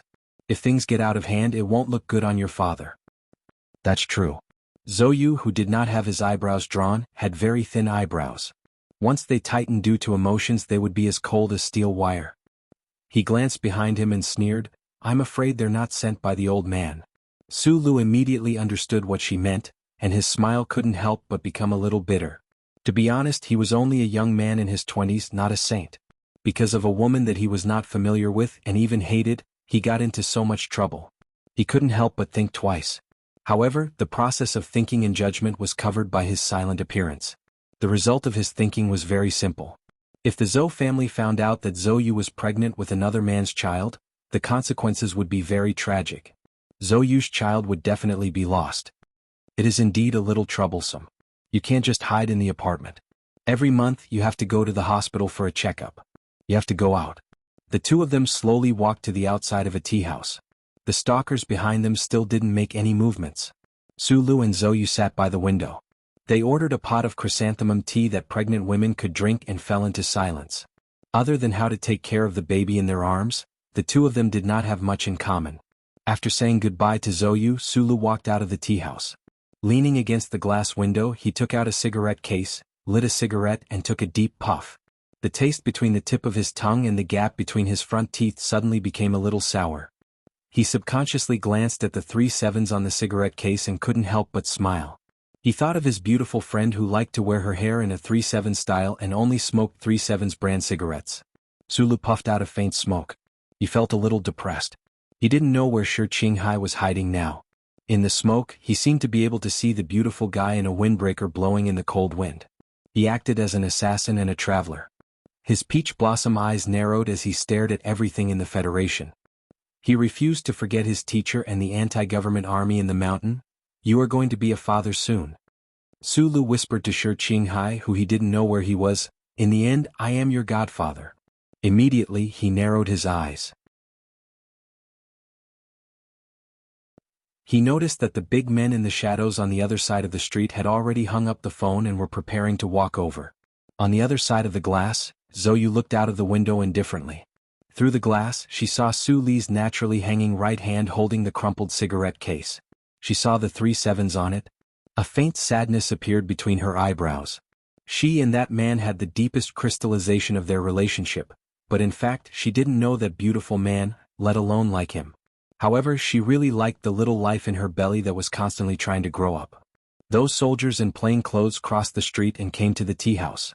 They stared at Sulu vigilantly, then spread out and occupied the two exits of the tea house and the corner of the street. Seeing the situation, Sulu knew that they were afraid that he and Zoyu would run away. He took a deep puff of the cigarette, lowered his body and stepped on the cigarette butt with the tip of his shoe. Ignoring those cold eyes, he threw the cigarette butt into the trash can and turned around to walk into the tea house. "It seems that someone is coming, but I don't know if it is your brother or your father," Sulu said. Zoyu quietly looked at him, who was sitting peacefully. The left corner of her thin lips gently raised, turning into a strange smile. She said, "It seems that you are really not afraid." A dark green Mustang off-road vehicle with a harsh braking sound stopped in front of the tea house. The few guests in the tea house looked over in surprise, wondering who on earth was so immoral to ruin the mood of drinking tea. When they saw that a few cold-looking officers walked out of the vehicle, they slowly withdrew their angry gazes. Since the war with Empire, the status and image of the Federal Army in the eyes of the public had increased a lot. Other than fear, the citizens of the Federation also had some respect for these soldiers who shed their blood on the front line. The door of the tea house was suddenly pushed open. A major in his 20s walked directly to the table by the window, accompanied by a few subordinate officers with a gloomy face. He stared at Zoyu with a gloomy expression. He lowered his voice but couldn't suppress his anger and disgust. "Come home with me." The person who came was the staff major of the 3rd Military Region's Operations Department, Zoyu, the son of the Minister Zhou of the Ministry of National Defense. Ever since Tai Ziyuan's phone call, he had been obediently guarding the 3rd Military Region for the past 6 months and hadn't left until a few days ago, when he received the news that Zoyu had run away from home. He thought that he understood this sister of his. She was humiliated at the Double Moon Festival dance party, or she was in a bad mood, so she vented her anger on his family. Anyway, in the past few years, Zoyu had run away from home more than once, so he didn't pay much attention to it at first. He thought that she would come back in a few days, or at that time he would be able to catch her from her bad friends. But he didn't expect that Zoyu would run away from home for real this time. She disappeared for more than 10 days, and none of Zoyu's original friends knew where she went. The situation seemed to be not good. Deputy Minister Zhou and his wife probably had a big fight at home, but Zoyu used the fastest time possible to come back from the 3rd Military Region. If the daughter of the Minister of Defense went missing, or if there was some kind of scandal or accident, it would be unacceptable.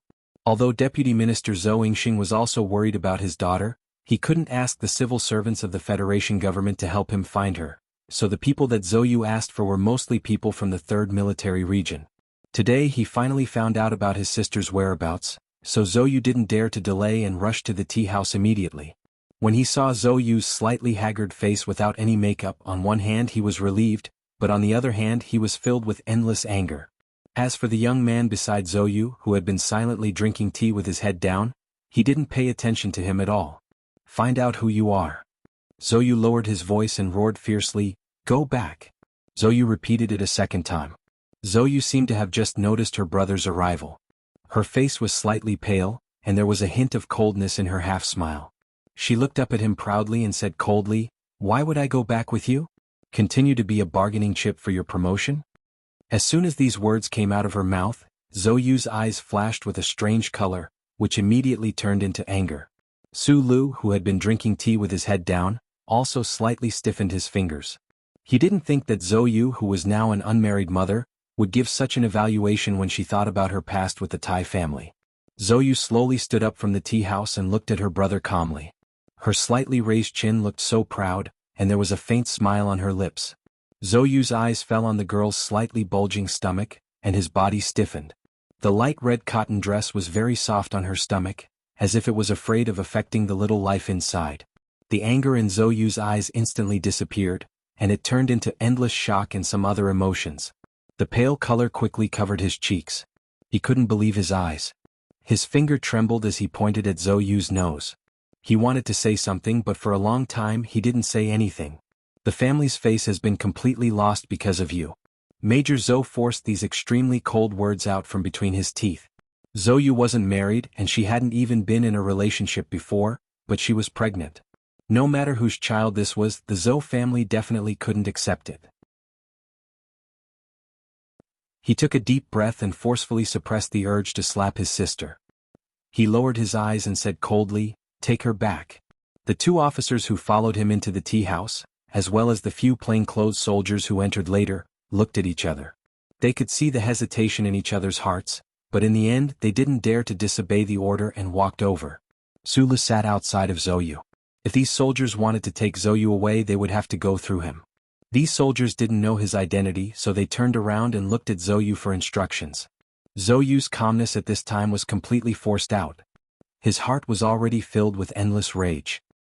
He stared at his sister, and when he noticed the gazes of his subordinates, his expression turned cold. Tie him up first. The intelligence clearly stated that Zhou had been living in this young man's apartment for the past few days. Although they didn't know the young man's name, he presumably had something to do with the child in Zhou's stomach. In Zhou's eyes, if there were no accidents, this young man was equivalent to a dead man. But before he died, he had to at least explain some things clearly.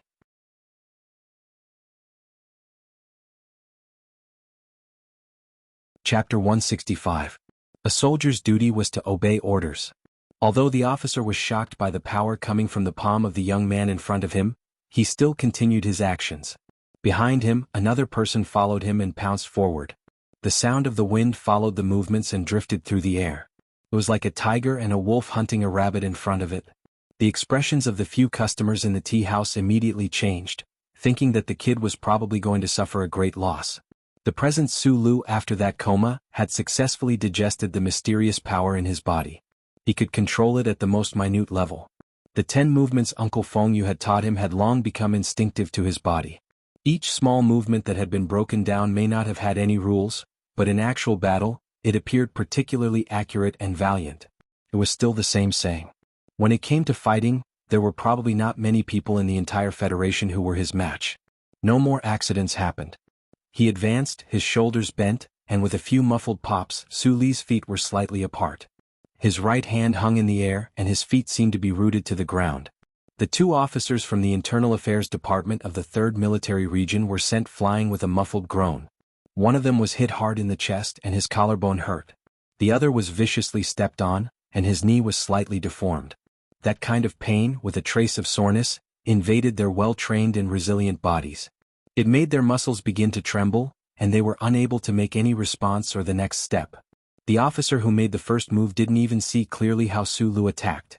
He only knew that in that instant, it was as if there were dozens of iron hammers smashing towards him from an unbelievable direction. It was so overwhelming and so irresistible. Although he blocked a few punches with his arms, he was still smashed until his body ached and his tongue tasted sweet. The officer wiped the blood at the corner of his lips and stared with a shocked gaze at Sulu in front of him. He knew that the other party had held back earlier. If he had chosen a more vital area, he would probably be on the ground earlier. Sulu was someone who liked to fight and get jealous. Moreover, this involved Zhou and the child in her womb. There was no wind or jealousy, and this was not a problem that could be solved by fighting. His attacks were extremely measured. He pulled back his fists and protected Zhou. Looking at Zhou, he said, "This is Huangdu, not the 3rd Military Region and not Linhai. You have to think about your father." It was only at this moment that Zhou saw Su Li's face clearly for the first time. He easily recognized who this ordinary face belonged to. Although he had only met Su Lu once, the humiliation the Zhou family siblings suffered that night, as well as Hook's crippling afterward, and that phone call from Tai Ziyuan made him remember Su Lu very deeply. At this moment, Zhou felt that the subordinates he had sent to find his sister were all trash.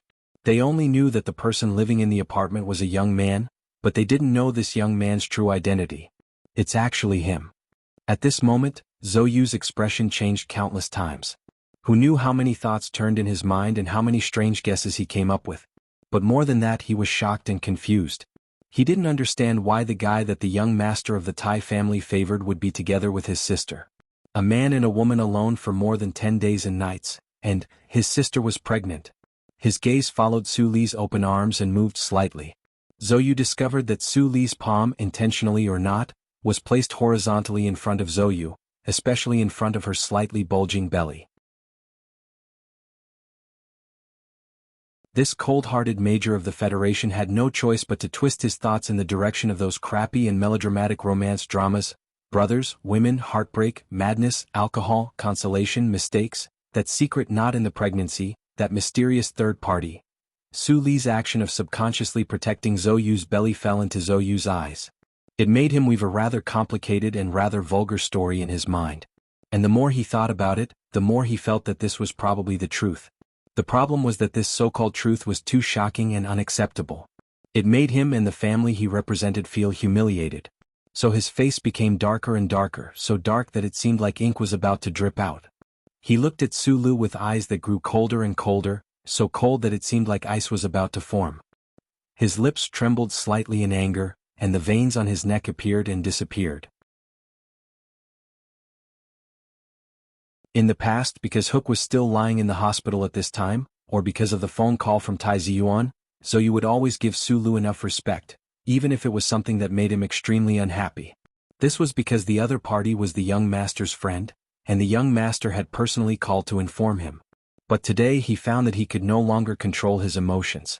At this time, Zhou still didn't rationally think about what it would mean for his family if Su Lu really got together with his sister. He also didn't think about what kind of reaction the young master would have if he found out about this. He just directly became angry like an older brother. The veins on his neck popped out as Zhou roared furiously, "Tie him up!" This was the second time he had given a similar order. But the first time, Zhou didn't recognize Su Lu and thought of him as some idiotic young master. Now that he recognized Su Lu, he naturally thought of those punches at the entrance of the Linhai nightclub. He knew that Su Lu was a person with astonishing close combat abilities, and was able to fight Hook to a standstill. Thus, when he gave the order, his feet naturally retreated backwards, and he waved his hand heavily. Military orders were like mountains. The two injured officers gritted their teeth and rushed forward again. Meanwhile, the several plainclothes soldiers who had been silently standing behind Zhou also rushed over at the same time. Su Lu lowered his head slightly, raised his fists and stood on tiptoe. He tilted his head back at a 12-degree angle toward the fist coming straight at his face. The tip of his foot moved, and he slid over like a fish, smashing his elbow viciously into one of the people's abdomen. The wind from the fist was great, but it wasn't like the fancy moves at the Federation Heritage Performance Conference. These soldiers' attacks were extremely fierce and fatal. There was no fancy move at all. They directly attacked the target's vital points. A stomp of foot, a knee strike and a reverse elbow strike all appeared full of killing intent. Amidst the slapping sounds, who knew how many old tea tables fell along the way, turning the tea house into a forest after a battle? How much cold tea was poured and turned into how much tea rain? However, when the crowd in the tea house rushed over with cries of alarm, and the occasional spurt of blood dyed the place red, whether it was the forest or the rain, it all appeared dangerous and ruthless. The battle ended in an extremely short amount of time. On the four sides of the tea house were 5 or 6 soldiers in and out of uniform. These extremely tough men had cold sweat pouring down their foreheads.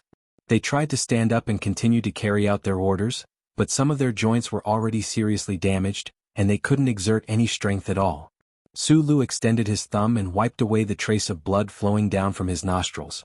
However, he didn't wipe it clean and left it on the skin above his lips. Coupled with the painful expressions of the heroes of the army, he looked particularly valiant and terrifying at this moment. Behind him, the cold-faced Zhou gently held her lower abdomen, watching this scene with a smile that wasn't a smile. In front of him, Zhou looked at this scene with an indifferent expression, as if he was not worried at all. As a soldier, their ability was not in fighting, but in using weapons to declare the strength of the Federation. Even if Su Lu could beat down these people, could he beat the entire federal military to the ground? Su Lu also understood this point in his heart. He also understood why the major in front of him was so angry. As an elder brother, if he suddenly found that his sister, who had run away from home and been missing for more than 10 days, was suddenly pregnant, anyone would fall into a state of madness. If Xianyi was suddenly pregnant, how angry would he be? He suddenly thought of his sister who had been away for a long time, and his mood became abnormally cold and uncomfortable. When he fought with those soldiers earlier, it was precisely because of these reasons that he didn't use too much force at the beginning. He took a few punches on his body, and in the end he had no other choice but to use a fierce hand and beat those soldiers to the ground. He looked at Zhou in front of him and said, "Enough. I waited for you today to solve the problem, not to fight." After all, the other party was Zhou's family. Su Lu and Zhou were not relatives. If he wanted to protect the child, he couldn't keep fighting with the other party. Zhou was so angry that he laughed and said coldly, "Solve what problem?" "The child's problem." Su Lu narrowed his eyes slightly and said, Zhou Yu needs you as her family, but I hope you can accept this child. Who is the child's father? Zhou Yu's gaze at this time could definitely be cold to death. He looked at Su Lu and said word by word, "If it wasn't you, what right do you have to stand here and talk about the problem? If it was you, you should be very clear about what you will face." When Zhou Yu asked who the child's father was, Su Lu was slightly stunned. He was about to say something when he heard the second half of Zhou Yu's sentence. He pursed his lips tightly and wiped the blood on his lips again without replying. It was indeed very naive and childish to hope that the Zhou family would accept this child of unknown origin. If the other party found out that the child's father was a fugitive from the Federation, this unborn child would not have much hope of surviving. "You're very good at fighting. You know the Crown Prince." Zhou Yu looked at him coldly. "If you can beat up 5 people today, I'll send a platoon tomorrow. If you can beat up a platoon, I'll send a company.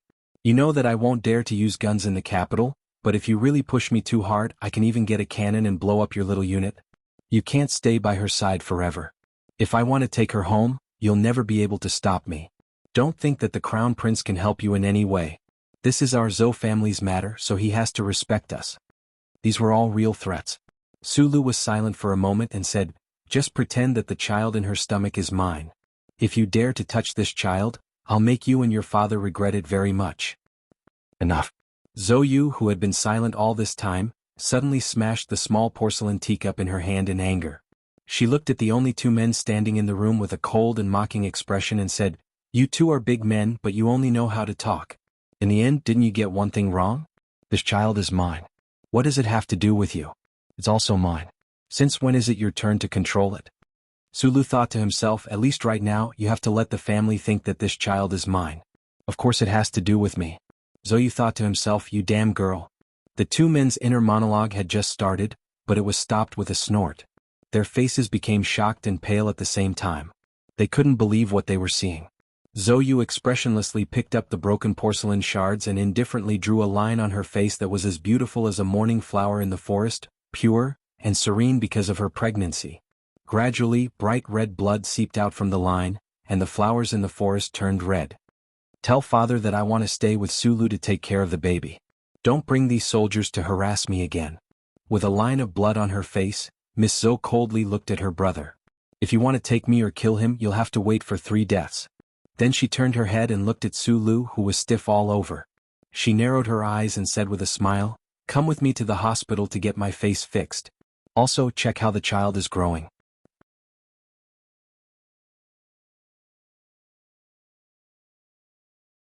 Chapter 166. The tiny piece of porcelain slid across her porcelain-like face. In fact, it didn't make any sound, but when this scene fell into the eyes of Su Lu and Zhou Yu, they seemed to have heard the most heart-trembling movement. The young girl's face was like jade, cold as ice, and a trace of blood suddenly appeared. There was no woman who didn't care about her appearance. Although the wound under her ear couldn't be considered disfigurement, the meaning behind it successfully shocked everyone present. Zhou Yu used such an extremely cold action to tell everyone present that she was now a mad woman and that she wasn't afraid of death. How could a person who wasn't even afraid of death be influenced by others? Su Lu and Zhou Yu felt cold all over. They stared blankly at her face and listened to her faint smile as she spoke. Their hearts tightened a bit and they felt the temperature in the tea house drop a bit. Zhou Yu's face was pale, and his 2 fists hanging by the side of his military uniform were tightly clenched. He couldn't speak of his heartache, anger, and fear. Only today did he realize that the sister in front of him, who was doted on by her family, could actually be so valiant. Brother and sister were connected by heart. Looking at the wound and blood on her face, he unconsciously took a step forward. However, in the end he stopped under Zhou Yu's cold gaze. "Hurry and take her to the hospital." Zhou Yu roared at Su Lu in a hurry and anger. Su Lu helped Zhou Yu walk out of the tea house. Zhou Yu's hand, which was stained with blood, gently stroked her slightly bulging belly. She smiled and raised her chin slightly with indescribable pride and disdain. The soldiers who had been knocked to the ground in the tea house finally stood up with difficulty. They frowned and looked at the back of the young man who disappeared through the door. Countless thoughts turned in their minds. They knew that Su Li's actions were very measured, otherwise they would never be able to stand up again. Moreover, the soldiers of the Federation admired people with strong strength the most. To be able to knock down so many of them in such a short period of time, of course, he was not an ordinary person. They suddenly thought that if the young miss followed such a man, it wouldn't be too bad. On the ultra-thin LED screen in the living room of the apartment, the 24-hour news was being broadcasted. The most important event of the 67th year of the constitutional calendar was, of course, the presidential election. Although the election had not yet reached its climax, the 7 presidential candidates had already begun to seize every opportunity to appear in public. They explained their political program to the voters of the Federation, expressed their views on various aspects, and tirelessly tried to shape their image. Without a doubt, Senator Pabre and Governor Ross of Jingzhou, who were currently leading in the polls, had become the most likely candidates for the next president in the eyes of the media and the public. Their attention and focus were placed on these two competitors. Now that the Federation had reached a great internal reconciliation and united against the threat of the Empire, these two people, who each had the Green Dragon Mountain Reconciliation Agreement and the support of the majority of the people in the 4 provinces, had already left their competitors in the dust. Sulu sat in an armchair and watched the news with narrowed eyes. His attention was not on Pabre, who had a dark complexion, although he admired this politician from his hometown. He only stared closely at the old man beside Governor Ross, who had a calm expression and looked very trustworthy. Senator Medellin. It was Senator Medellin's sudden participation in the war that allowed Governor Ross to gain the support of the majority of the people in the 4 provinces. This Federation senator, who was born in the anti-government army, had an unshakable position in the hearts of the people in the 4 provinces. In the Linhai Gymnasium incident, a total of 37 innocent people died. A total of 119 Thai family security personnel and military assassins were killed. After the investigation, another 14 people either committed suicide or were killed. Shi Qinghai's most respected teacher committed suicide by jumping off a building. He also became a fugitive of the Federation who could not see the light of day. Zhang Xiaoming became a piece of smoke in the flames in the sky of S2. Su Lu silently watched the well-respected old man on the news. He kept repeating the numbers in his heart, and the pain that he would never forget. All kinds of people died. Zhang Xiaoming was dead. Shi Qinghai was missing. His woman and his child were right behind him. And the culprit behind all of this was this senator on the screen. However, in the political environment of the Federation, even if there was no indirect evidence, neither the Federation government nor the Thai family could expose Senator Medellin's hidden cruelty. If they wanted to try and carry out this task, they could only become this person's political propaganda and capital to incite the people. Moreover, within the Federation, who knew how many forces were secretly supporting this old man who could bring them the position of president? Su Li's eyebrows gradually furrowed. He gradually calmed down and turned off the television. He turned his head and looked at Zhou, who was lying on the sofa and was about to fall asleep. At this time, the right side of Zhou's face was wrapped in snow-white gauze. Her eyes were tightly shut and she looked exceptionally weak. But Su Lu finally understood why this pregnant girl, who was not yet 20 years old, always liked to wear red. It turned out that under her cold and arrogant appearance, there was a burning red heart. The word weak would never belong to her. The porcelain shard that fell on her delicate skin was not deep. After a simple treatment at the hospital, they returned home without any stitches. The emergency doctor only applied a layer of biological glue to confirm that there was no major problem. Even if there was a scar, it would not be too deep. After a few skin treatments, Zhou's face would no longer have a scar. Although it was not deep, the scene was still hair-raising. When Su Lu saw the wound, he understood that as long as this girl in red made up her mind, she would not care about anyone's objections. She used the blood on her face to warn her family that she did not care about things like life. So Su Li's mood was a little depressed. If he had known earlier, perhaps he would not have been so deeply involved in this matter. He furrowed his brows as he thought about it. The young lady in front of him was so cruel to others and to herself. Perhaps she only wanted to use the child in her womb to express her resistance to her many years of environment and betrayal to her family.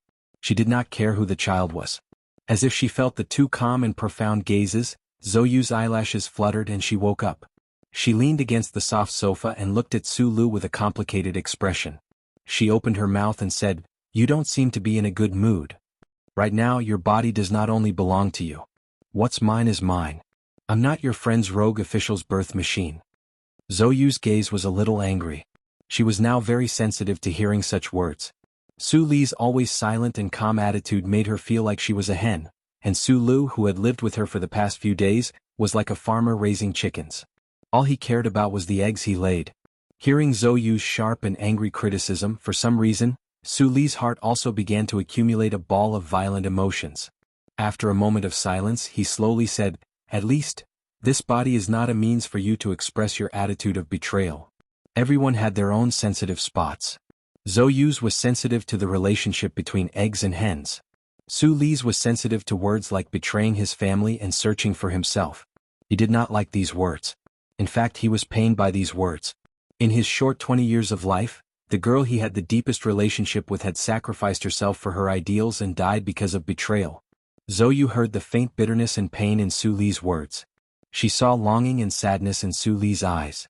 She knew this young man was thinking of Zhang Xiaoming, so she closed her mouth and did not say anything more. "I am a person who is not muddle-headed when it comes to important matters." Su Lu suddenly defined himself. "But on many small matters, my choices seem very foolish and very naive. Including your matter. What does it have to do with me? Why do I do this? I just want the right to exist and the wrong to disappear. Perhaps it won't change anything, but at least I want to change the people around me." He stood up, looking a little lonely, and walked towards the bathroom. Those who committed murder and arson still talked with confidence and assurance. Those who were born rich did not care about their own lives. The people in the mining area lived in silence, but they forced themselves to be optimistic. There had always been a lot of unfairness in this world. Su Lu knew this, and he thought he had long been used to it. However, like a tree that kept swaying in the wind, his heart could not calm down. Day after day he worked in the research institute and accompanied a pregnant woman who had nothing to do with him. He felt very powerless, as if there was nothing he could do. The situation changed the next day. When the black car without a logo drove into the first military academy, it went through several layers of chip scanning and authorization verification before it once again entered the familiar and empty laboratory. Su Lu stood in front of the table in a daze, looking at the row of characters reflecting the light. Professor Shin was sick and was admitted to the Air Force General Hospital. Today Su Lu was the only one left in the laboratory. He stood in front of the table blankly for more than 10 seconds. He did not see the urgent commands on the table. He no longer needed to quickly extract data, calculate the data, and send it to Professor Shin like how he operated the mecha. There was no bustle, no sweat, and no soreness. There was only the slight sound of the ventilation system above the quiet laboratory. Su Lu was not used to it for a while. However, after being stunned for more than 10 seconds, a smile appeared on his ordinary and amiable face. Today this laboratory belonged to him. His slender and steady fingers moved across the large holographic screen on the table and sent several commands to the central control computer in the laboratory. The ventilation system of the laboratory was adjusted to level 3. The utility hatch, which had been closed for a long time, opened. The self-cleaning machine began to drive out and began to clean. A few days ago he had already prepared the materials for repair. Professor Shin's laboratory had a large database capacity and stored all kinds of automatic tools and materials. Although he did not know why these things were needed for purely theoretical research, Su Lu knew that he needed them very much. He had not held a metal tool for a long time. The heavy feeling made Su Lu feel close to it. It only took him more than 10 minutes to repair the large dust removal equipment at the back of the laboratory. Along with the continuous buzzing sound of electric current, the fine dust in the space that absorbed natural sunlight and light began to reduce at a speed visible to the naked eye. While waiting for the dust to be removed, Su Lu returned to the holographic screen table. He narrowed his eyes and began to quickly browse through the laboratory database. With the foundation of these 10 days of work, his familiarity with the database had reached an astonishing level. There were a total of 21 index trees, and he only opened 6 of them before he found what he was looking for. The transmission of bioelectric current in the B-type material data line. The interaction system between the microchip and the human neuron. Su Lu looked at the titles of the 2 folders and his eyes suddenly lit up. What he was most concerned about was the mysterious power in his body and the identity chip behind his neck. In front of him were 2 pieces of information that had been forgotten by the scientists of the Federation. For him they were like 2 giant pieces of cake. After quickly skimming through the titles of the 2 folders, Su Lu closed his eyes and sorted out the information in his mind. Finally, he opened his eyes and sighed softly. Regarding the technology of microchips, the Research Institute of the Nutshell Mobility Company certainly had some achievements. Especially the database of the Research Institute, which was shared with a few major military academies and the Academy of Science. Sulu found a lot of things, but these microchip technologies were mainly focused on the application microchip. Whether it was the structure of battle armor, mecha, or base network, they were all cold metal structures. What Sulu really cared about was the identity chip. The kind of chip that could emit weak pulses on its own. There was no trace of it in the database. Sulu was not disappointed because he knew very well that this chip technology was not very useful for the entire Federation except for positioning and identification of information fragments. However, it was this chip that was related to the mysterious Bureau of Proclamation and the omnipresent First Charter. With his access level, it was impossible for him to access the information that was strictly blocked by the Bureau of Proclamation. Even the internal database of the military did not have this information. Sulu turned his attention to another aspect. At this time, the dusting in the laboratory had finished, but the level of dust in the transparent operation room on the left was still decreasing. Sulu seized this time, and with the help of the computer, he took out the Type B transmission material he needed and waited silently outside the operation room. With a beep, the dust removal was finished. After putting on the gray operation suit, Sulu narrowed his eyes through the electronic mirror and automatic mechanical equipment. He carefully and calmly turned on the microcurrent simulation generator and silently watched the data feedback on the light screen. Pass rate, wear rate.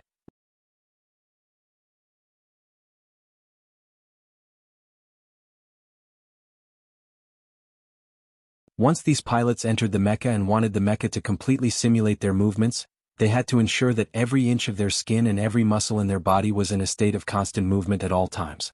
Before the experiment, the researchers had never paid attention to this problem because everyone had fallen into a misconception. They thought that the ace pilots of the military could endure extremely terrifying training, so naturally this kind of taxing was nothing to them. However, the results of the experiment proved that if a pilot was asked to run 10 kilometers without a problem, but if he was asked to sit in a chair and constantly tighten his leg muscles, relax them, and tighten them again without actually running, after repeating this dozens of times, the accumulation of lactic acid in the muscle fibers would reach a very frightening level. This kind of load was not something that a normal person could bear.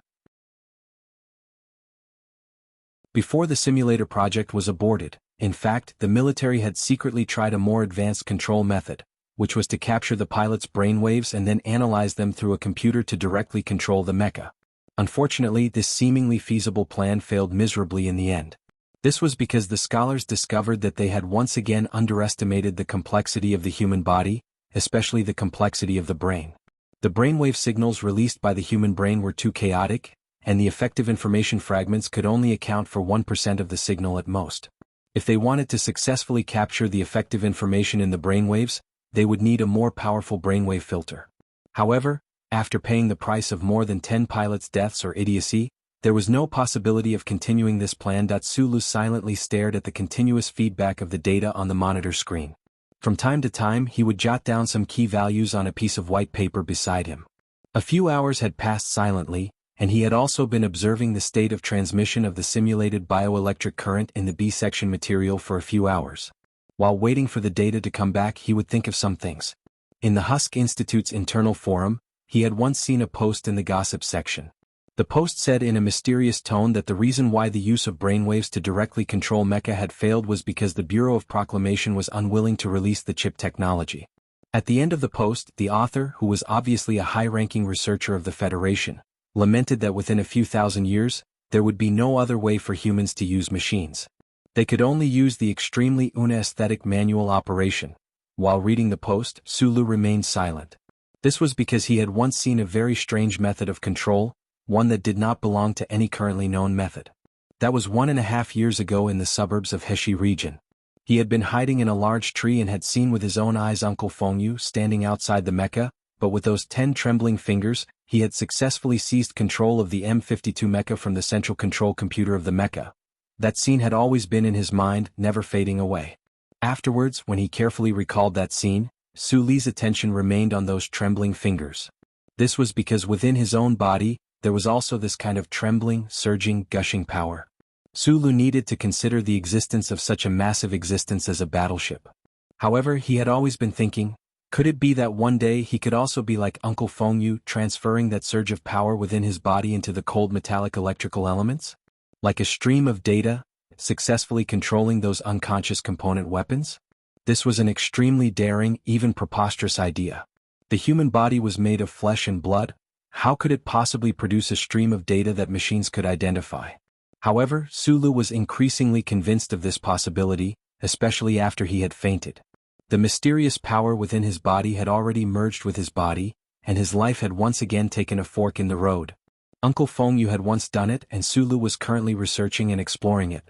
If he could also succeed, this would definitely be a fundamental change in the way humans controlled machines.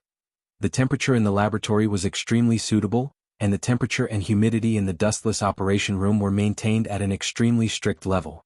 Sulu had been fully focused on his experiments for several hours, but there was still not a single drop of sweat on his forehead.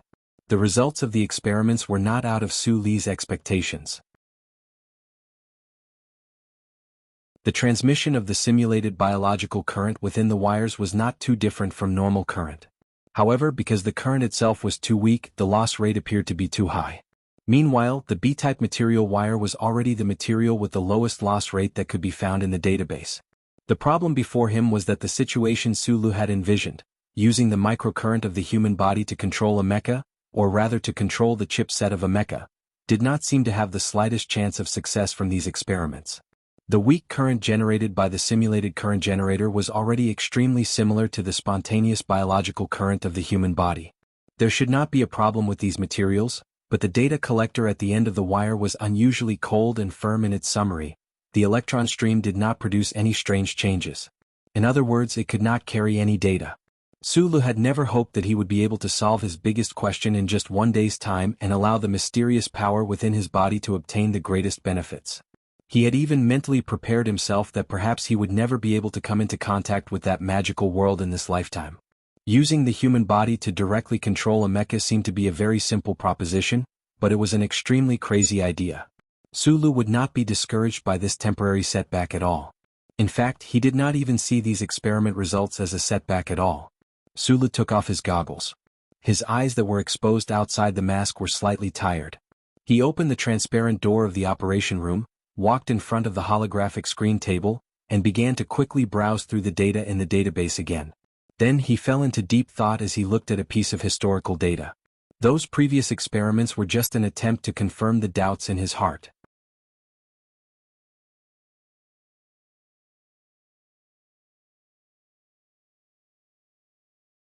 Chapter 168. Sulu rubbed his eyes lightly and put in some eye drops. Ever since he was young, his goal was to become a top mech mechanic in the Federation, so he was especially protective of his eyes and hands. This had already become an instinct of his. When he stepped out of the laboratory door, the sun was already high up in the sky. It shone through the transparent heat shield of the dome of the research institute and fell on the people inside. Only then did he remember that it was time for lunch. In the long metallic corridor, people wearing all kinds of work clothes walked silently. There was very little communication between the staff of the research institute, and very little chatting. They seemed to be used to dividing themselves into groups according to their research groups and staying in their own laboratories to conduct research, like a nest of guinea pigs that were unwilling to come out of their holes. Even the coordination and technical support between the various departments was often done through email. This was exactly how Sulu imagined a research institute to be, but he also knew that there was no such thing as a pure land and human society. A research institute with a strong academic atmosphere was still a microcosm of this society. There were still political struggles and conflicts in this place, but these ugly things basically only happened in the upper echelons of the research institute and did not affect basic researchers like him. Sulu ate silently in the cafeteria, chewing carefully. He knew that he had to eat a little more now. Otherwise, once he activated that mysterious power in his body in the afternoon, he did not know how hungry he would be. The Research Institute and the First Military Academy shared an area, but the various facilities were strictly separated. In the cafeteria, which was a full 1,000 square meters, there were not many researchers eating. Sulu sat in the corner alone in silence. Out of the corner of his eye, he noticed that his colleagues who usually did not like to talk were much more lively at the table, especially those who belonged to the same research group.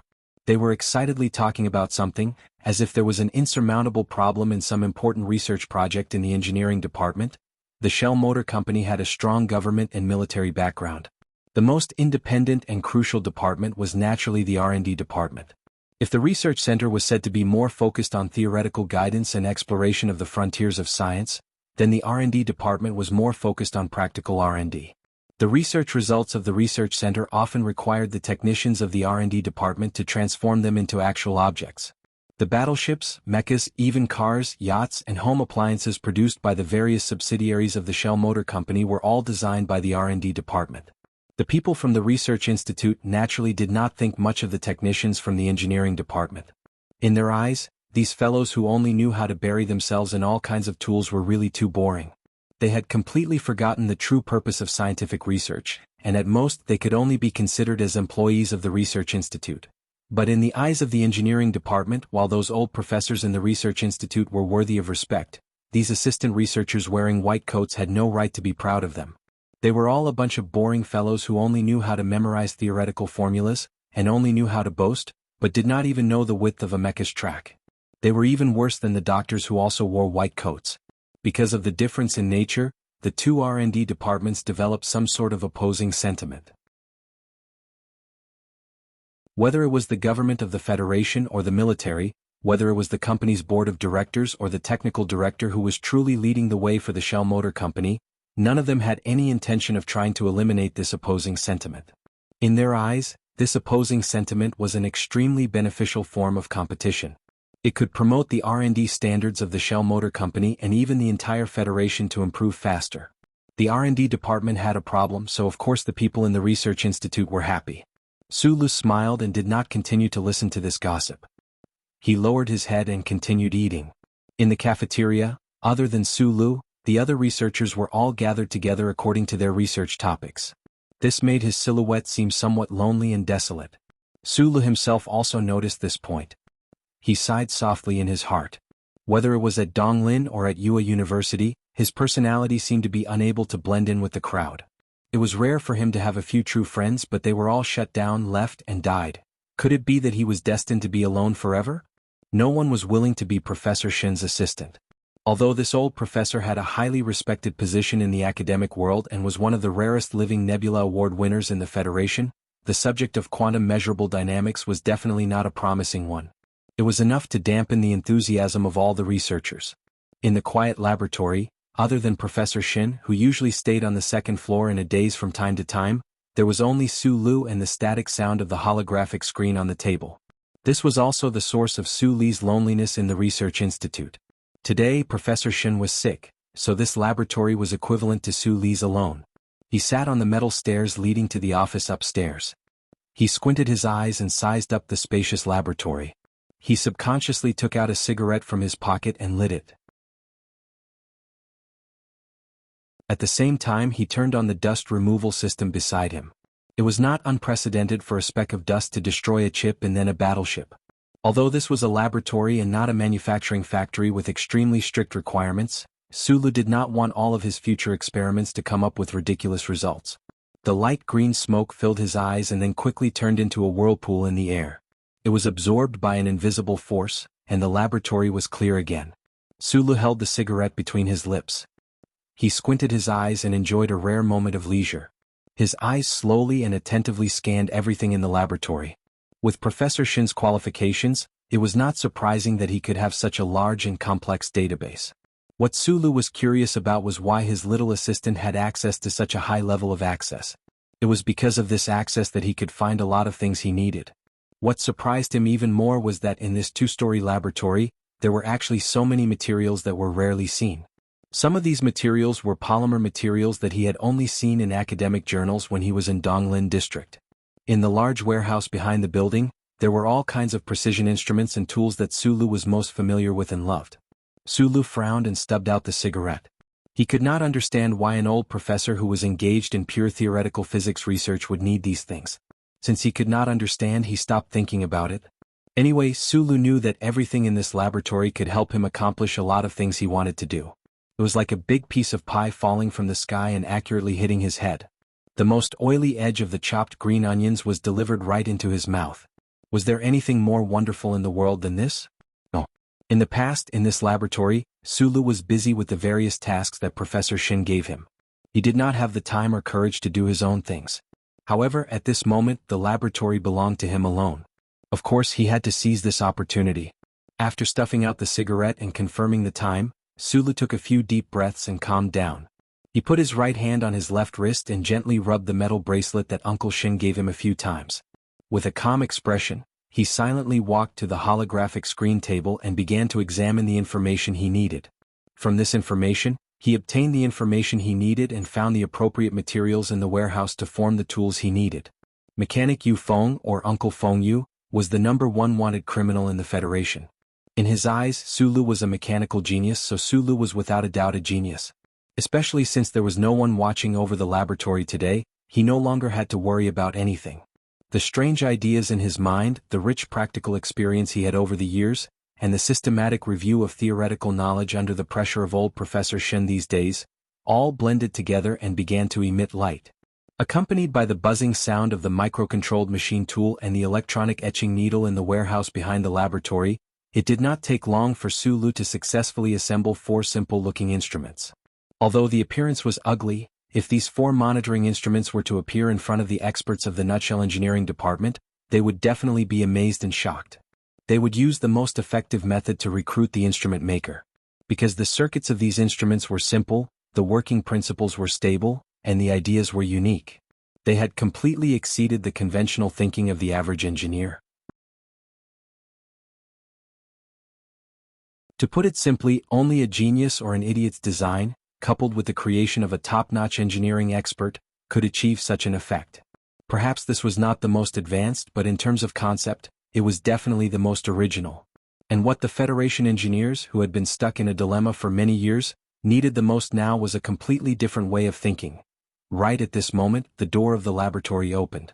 Sulu walked to the door and signed for the instrument he had applied for. The main purpose of this instrument was similar to a signal collection system for mecha control simulators. The application he had just sent out via email before lunch had actually arrived so quickly. Only now did he truly understand that as long as he had the authority given to him by Professor Shin, at least a large portion of the Shell Motor Company's resources would be open to him. This was really an endless mountain of treasures that he did not immediately begin to test the strange power in his body. Instead, he first turned off the automatic recording program in the central control computer in the laboratory. Then, he narrowed his eyes and examined every corner of this spacious laboratory. In the end, he still felt uneasy. After a moment of hesitation, he fished out a palm-sized instrument from the pocket of his coat on the chair and lightly pressed a button. With the movement of Su Li's fingers, a faint blue light was emitted from the small tool. It was like the stars in the distant universe, without a trace of shaking. It calmly and solemnly enveloped his body, and gradually expanded until it enveloped the entire interior space of the laboratory. In the bracelet that Uncle Feng Yu had left him, there were no impressive blueprints, but there was an assembly diagram of the chip circuit of this small instrument. Until today, Sulu still did not know what principle this small instrument, which could temporarily isolate the glory of the Charter and cause the multi-layered electronic surveillance network of the Federation to fail, worked according to. However, this did not stop him from replicating such a tool a long time ago. As early as when he had been undergoing mecha training in Ua University's H1 area, Sulu had already made preparations for this. The isolation provided by the faint blue glow did not last long. Sulu did not immerse himself in his memories. Instead, he entered the operation room as quickly as possible and connected the 4 assembled instruments to the surface of his skin through a data cable. Finally, he connected the cable to the signal collector for the simulator he had just applied for. In the spacious and quiet laboratory, only the sound of electronic particles from the ventilation system and the dust removal system could be heard. In the transparent operation room, Sulu, who was enveloped in a blue glow, closed his eyes. Then his body began to tremble slightly. This trembling grew more and more intense, to the point that the data cable connected to his body was like a willow branch in the wind, swaying incessantly, ready to break at any moment.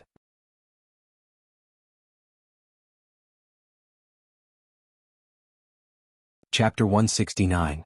Sparks flew everywhere and the alarm lights flashed continuously in the control room. Thankfully, the smoke detector was not activated.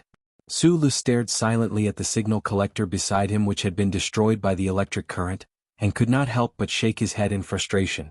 He pulled out those data wires that were stuck to his bare skin, and the low-voltage resistance chips left some round marks on the surface of his skin. Right then, Sulu had a rare moment of self-deprecation. He really did look like a spotted dog. He went to the operation room and put on a coat. He threw the pieces of wires and instruments that had been shattered into pieces by his own power into the waste disposal chamber. Then he lowered his head and moved closer to the light screen. He began to carefully observe the data records of the 4 monitoring devices that he had previously assembled. Just as he had predicted before the experiment, the signal collector could not completely identify the mysterious power in his body. The data on the monitoring devices showed that there was only about a 20% success rate. And when Sulu had finally increased the output of the power in his body, that signal collector had already been overloaded and had been destroyed in a shower of electrical sparks.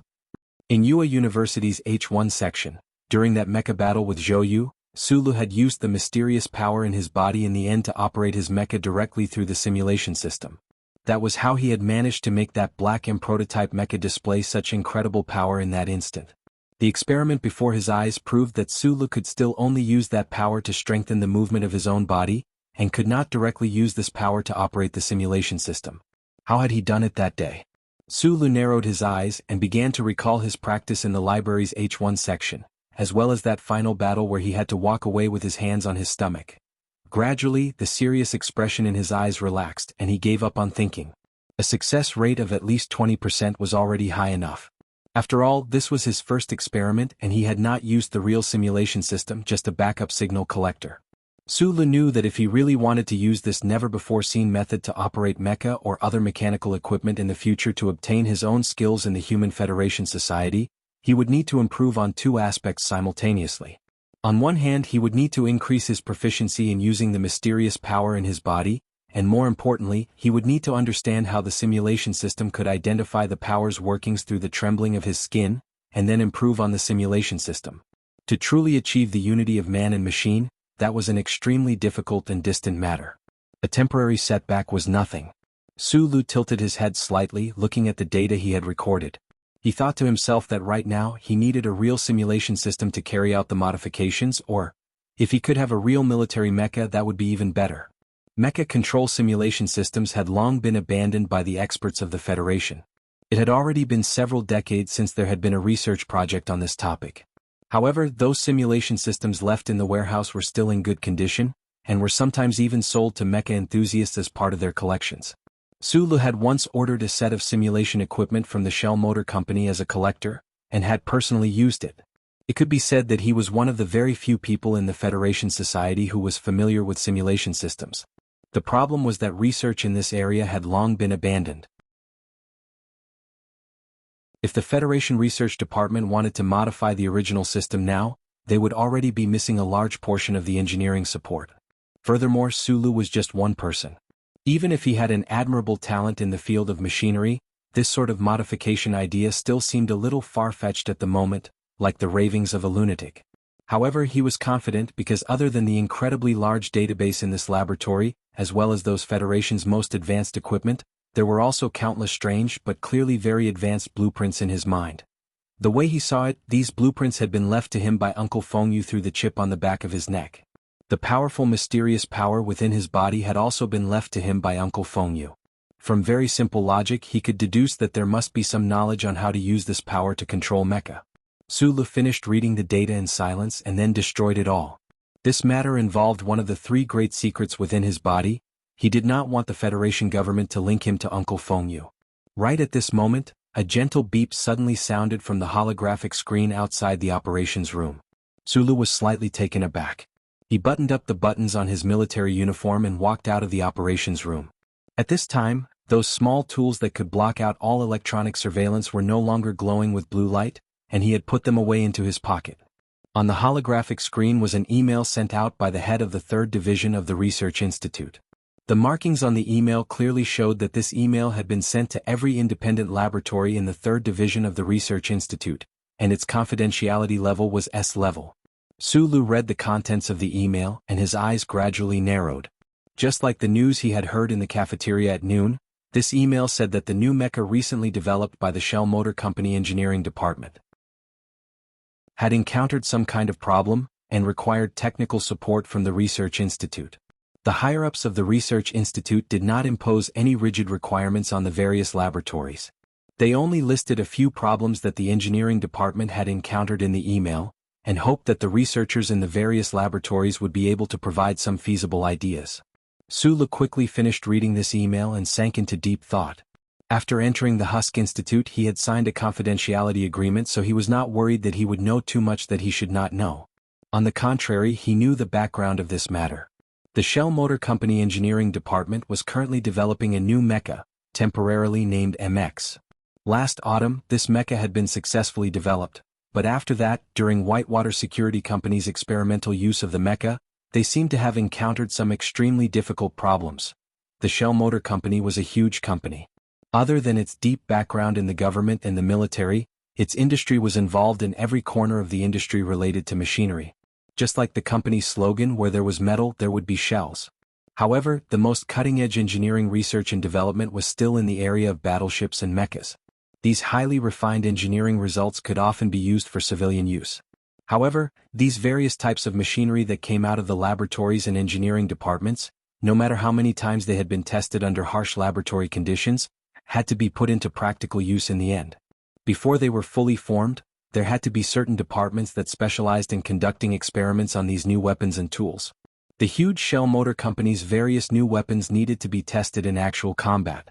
It was precisely for this purpose that the board of directors of the Shell Motor Company established the Whitewater Security Company, which was directly responsible to the board of directors and the Ministry of National Defense. The Shell Motor Company did not have the intention of generating profits for the Whitewater Company. For countless years, the latest results of the Shell Motor Company had been put into Whitewater Company's experiments, and in actual combat, they had discovered many problems that were difficult to discover in the laboratory. Although this security company did not have a high position within the Shell Motor Company, they had the most advanced weapons of the Federation, the technical support of the entire Shell Engineering Department, and the support of the Ministry of National Defense. Of course, the combat power they displayed was also very strong. In today's Federation, the Whitewater Security Company was on par with Black Hawk and Blue Bird.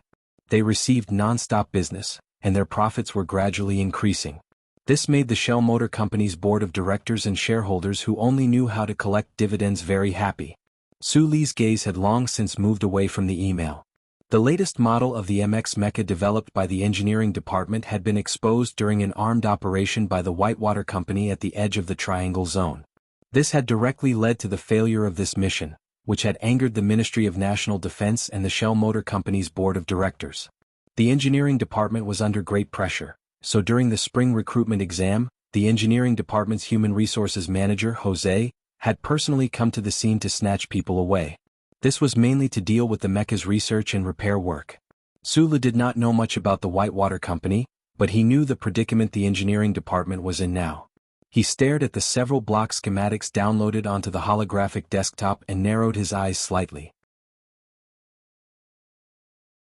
After the experiment just now, he had been thinking that he needed a simulation system and a mecha.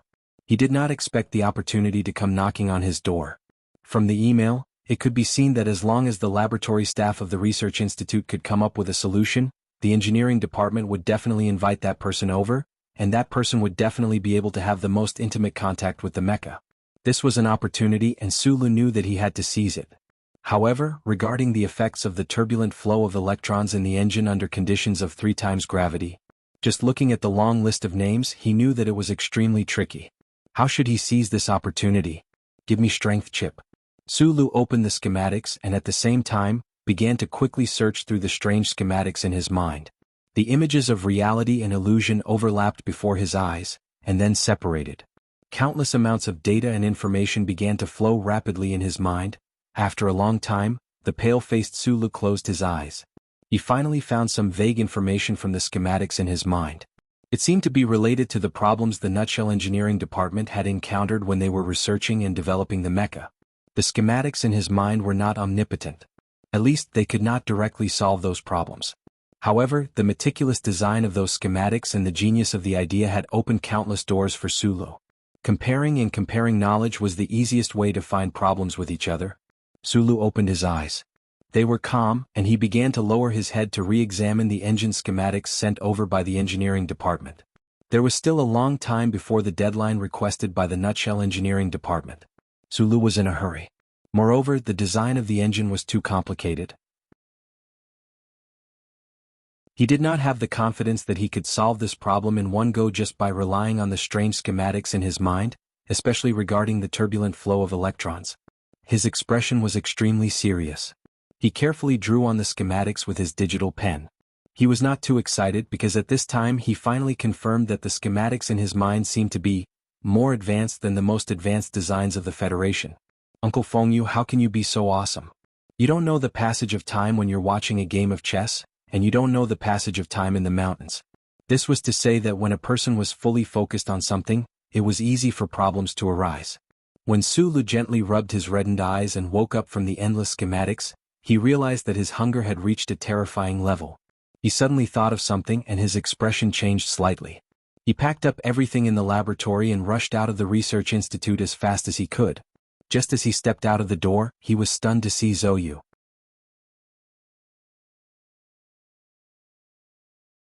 Chapter 170.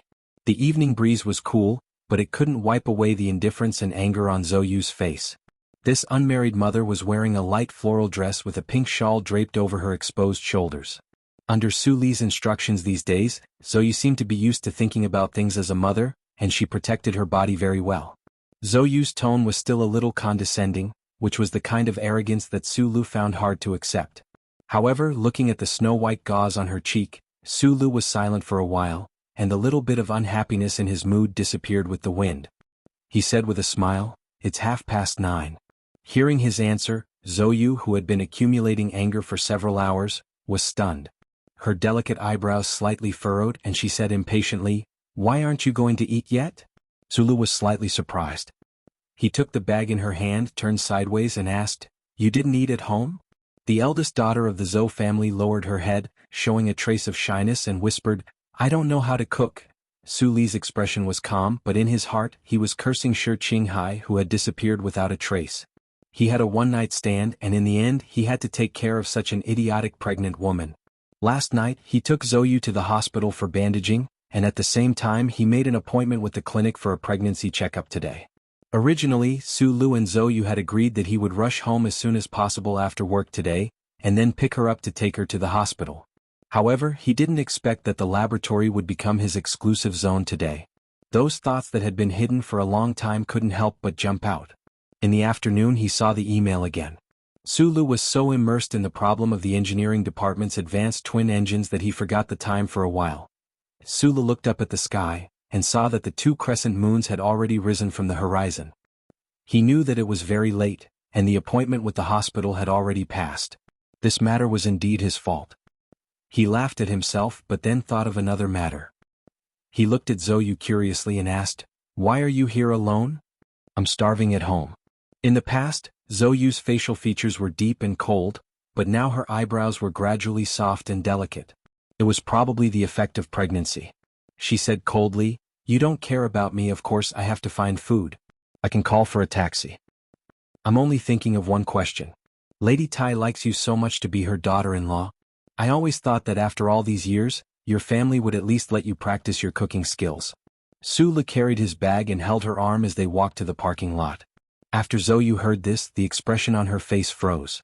After a moment, she sighed softly and didn't say anything. Instead, she covered her mouth with her hand and retched. Su Lu frowned slightly and gently patted her back.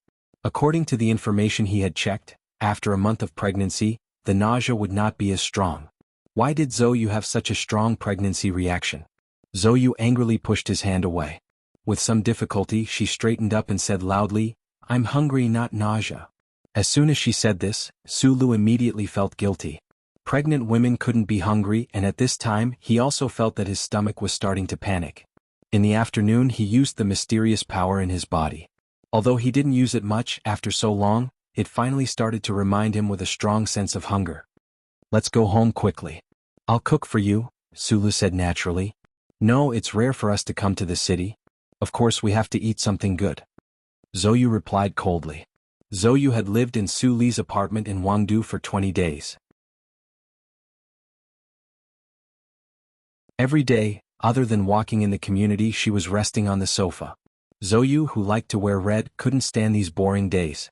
She often ridiculed Su Lu for living in the suburbs. At this time, the two of them were at the entrance of the first military academy, so of course they were in the city. Su Lu was silent for a moment. In his heart, he also understood that it was not a good choice to let a pregnant woman stay at home, especially an unmarried mother like Zhou, cut off all ties with her previous luxurious life. You pick a place. Su Lu felt for the bank card in the pocket of his military uniform and confirmed that it was on him. Lin Yuan, do you know how to get there? I don't know. I'll show you the way. Zhou naturally sat in the passenger seat. She didn't expect that a commoner like Su Lu would know the gathering points of her social circle. However, when Su Lu carefully fastened her seat belt and gently closed the heavy door, a touch of warmth quietly appeared in her cold and mocking eyes. Lin Yuan was not a garden but a clubhouse. It was said that it was originally a guest house of the HTD Bureau's Forestry Department of the Federation. Later, because of poor management, it was bought by a tycoon named Lin. A black car without a logo slowly stopped in front of the clubhouse. Su Lu narrowed his eyes and looked through the large iron gate and the seemingly endless lawn behind the gate at the quiet courtyard shrouded in lights in the distance. He never would have thought that the place Zhou chose would be so luxurious. Earlier on the road, he already knew the origin of Lin Yuan. However, when he saw the rare scenery of the forest in the city, his heart slightly moved and he had some more ideas. Just based on this oil painting, the business of the HTD Bureau's guest house couldn't have been bad. Everything in the world had a price, but the scenery was priceless. The tycoon named Lin could not have bought this place just because he had too much money. His identity and status were definitely not ordinary. What surprised him even more was that in the distance, under the night vision lights, there were a few protruding mountain peaks. The cliffs were white, and there was a trace of absolute beauty in the beauty. Earlier, there was actually a commercial plane that slowly landed under the contrast of these white peaks. This scene was really too shocking. It seemed that there was actually an airport behind Lin Yuan. Su Lu was a very ordinary person, but since escaping from the Donglin district, he had coincidentally met many big shots in the Federation. He had experienced interstellar travel and also sat in Tai Ziyuan's private jet. However, when he suddenly saw such a scene, he still found it hard to suppress his discomfort. At this time, the iron gate was already open. Under the respectful gaze of the service staff, the black car slowly drove along the hidden path in the lawn and into the depths. Su Lu narrowed his eyes and looked at the picturesque scenery outside the car window. He couldn't help but think of the Star Clubhouse in Linhai. Although it was also called a clubhouse like Lin Yuan, the difference was really too big. Tai Ziyuan and Zhou were a match made in heaven by Lady Tai and Deputy Minister Zhou. However, Tai Ziyuan's trip to Lin Yuan was completed with Su Li's company, and Zhou became a pregnant woman that Su Lu had to take care of for a long time. Thinking of this, he couldn't help but turn around and look at Zhou beside him. He was slightly surprised to see that Zhou's expression was a little strange at this time. She quietly looked at the scenery outside the window, but her hands were in front of her chest. Her slender fingers were tightly grasping the hem of the red shawl. She looked a little nervous. As the daughter of the Deputy Minister of National Defense and the future daughter-in-law of the Tai family, Su Lu obviously knew that she couldn't be like him, a country bumpkin who couldn't adapt to the luxurious atmosphere of Lin Yuan, so he was a little strange. He lowered his voice and asked, "What's wrong?" Zhou's face was a little pale. Her unpainted eyebrows were extremely delicate. She slightly frowned and said, "I suddenly thought of something." Su Lu didn't answer. He waited. "I'm pregnant." Zhou's slightly pale face showed a touch of embarrassment and anger. She turned her head and stared fiercely at Su Lu. She said in an extremely cold voice, "How can I meet people like this?" Su Lu was slightly startled. He immediately understood what she was worried about. Every circle had its own way of life. He might not be able to understand it, but when a proud and cold girl in red returned to her former circle and suddenly became an unmarried mother, no matter which social class she was in, it was not something to be proud of. He narrowed his eyes and straightforwardly said, "Let's go back."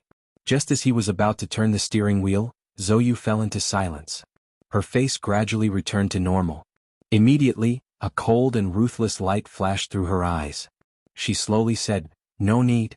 I also understand that this matter can't be hidden from anyone forever.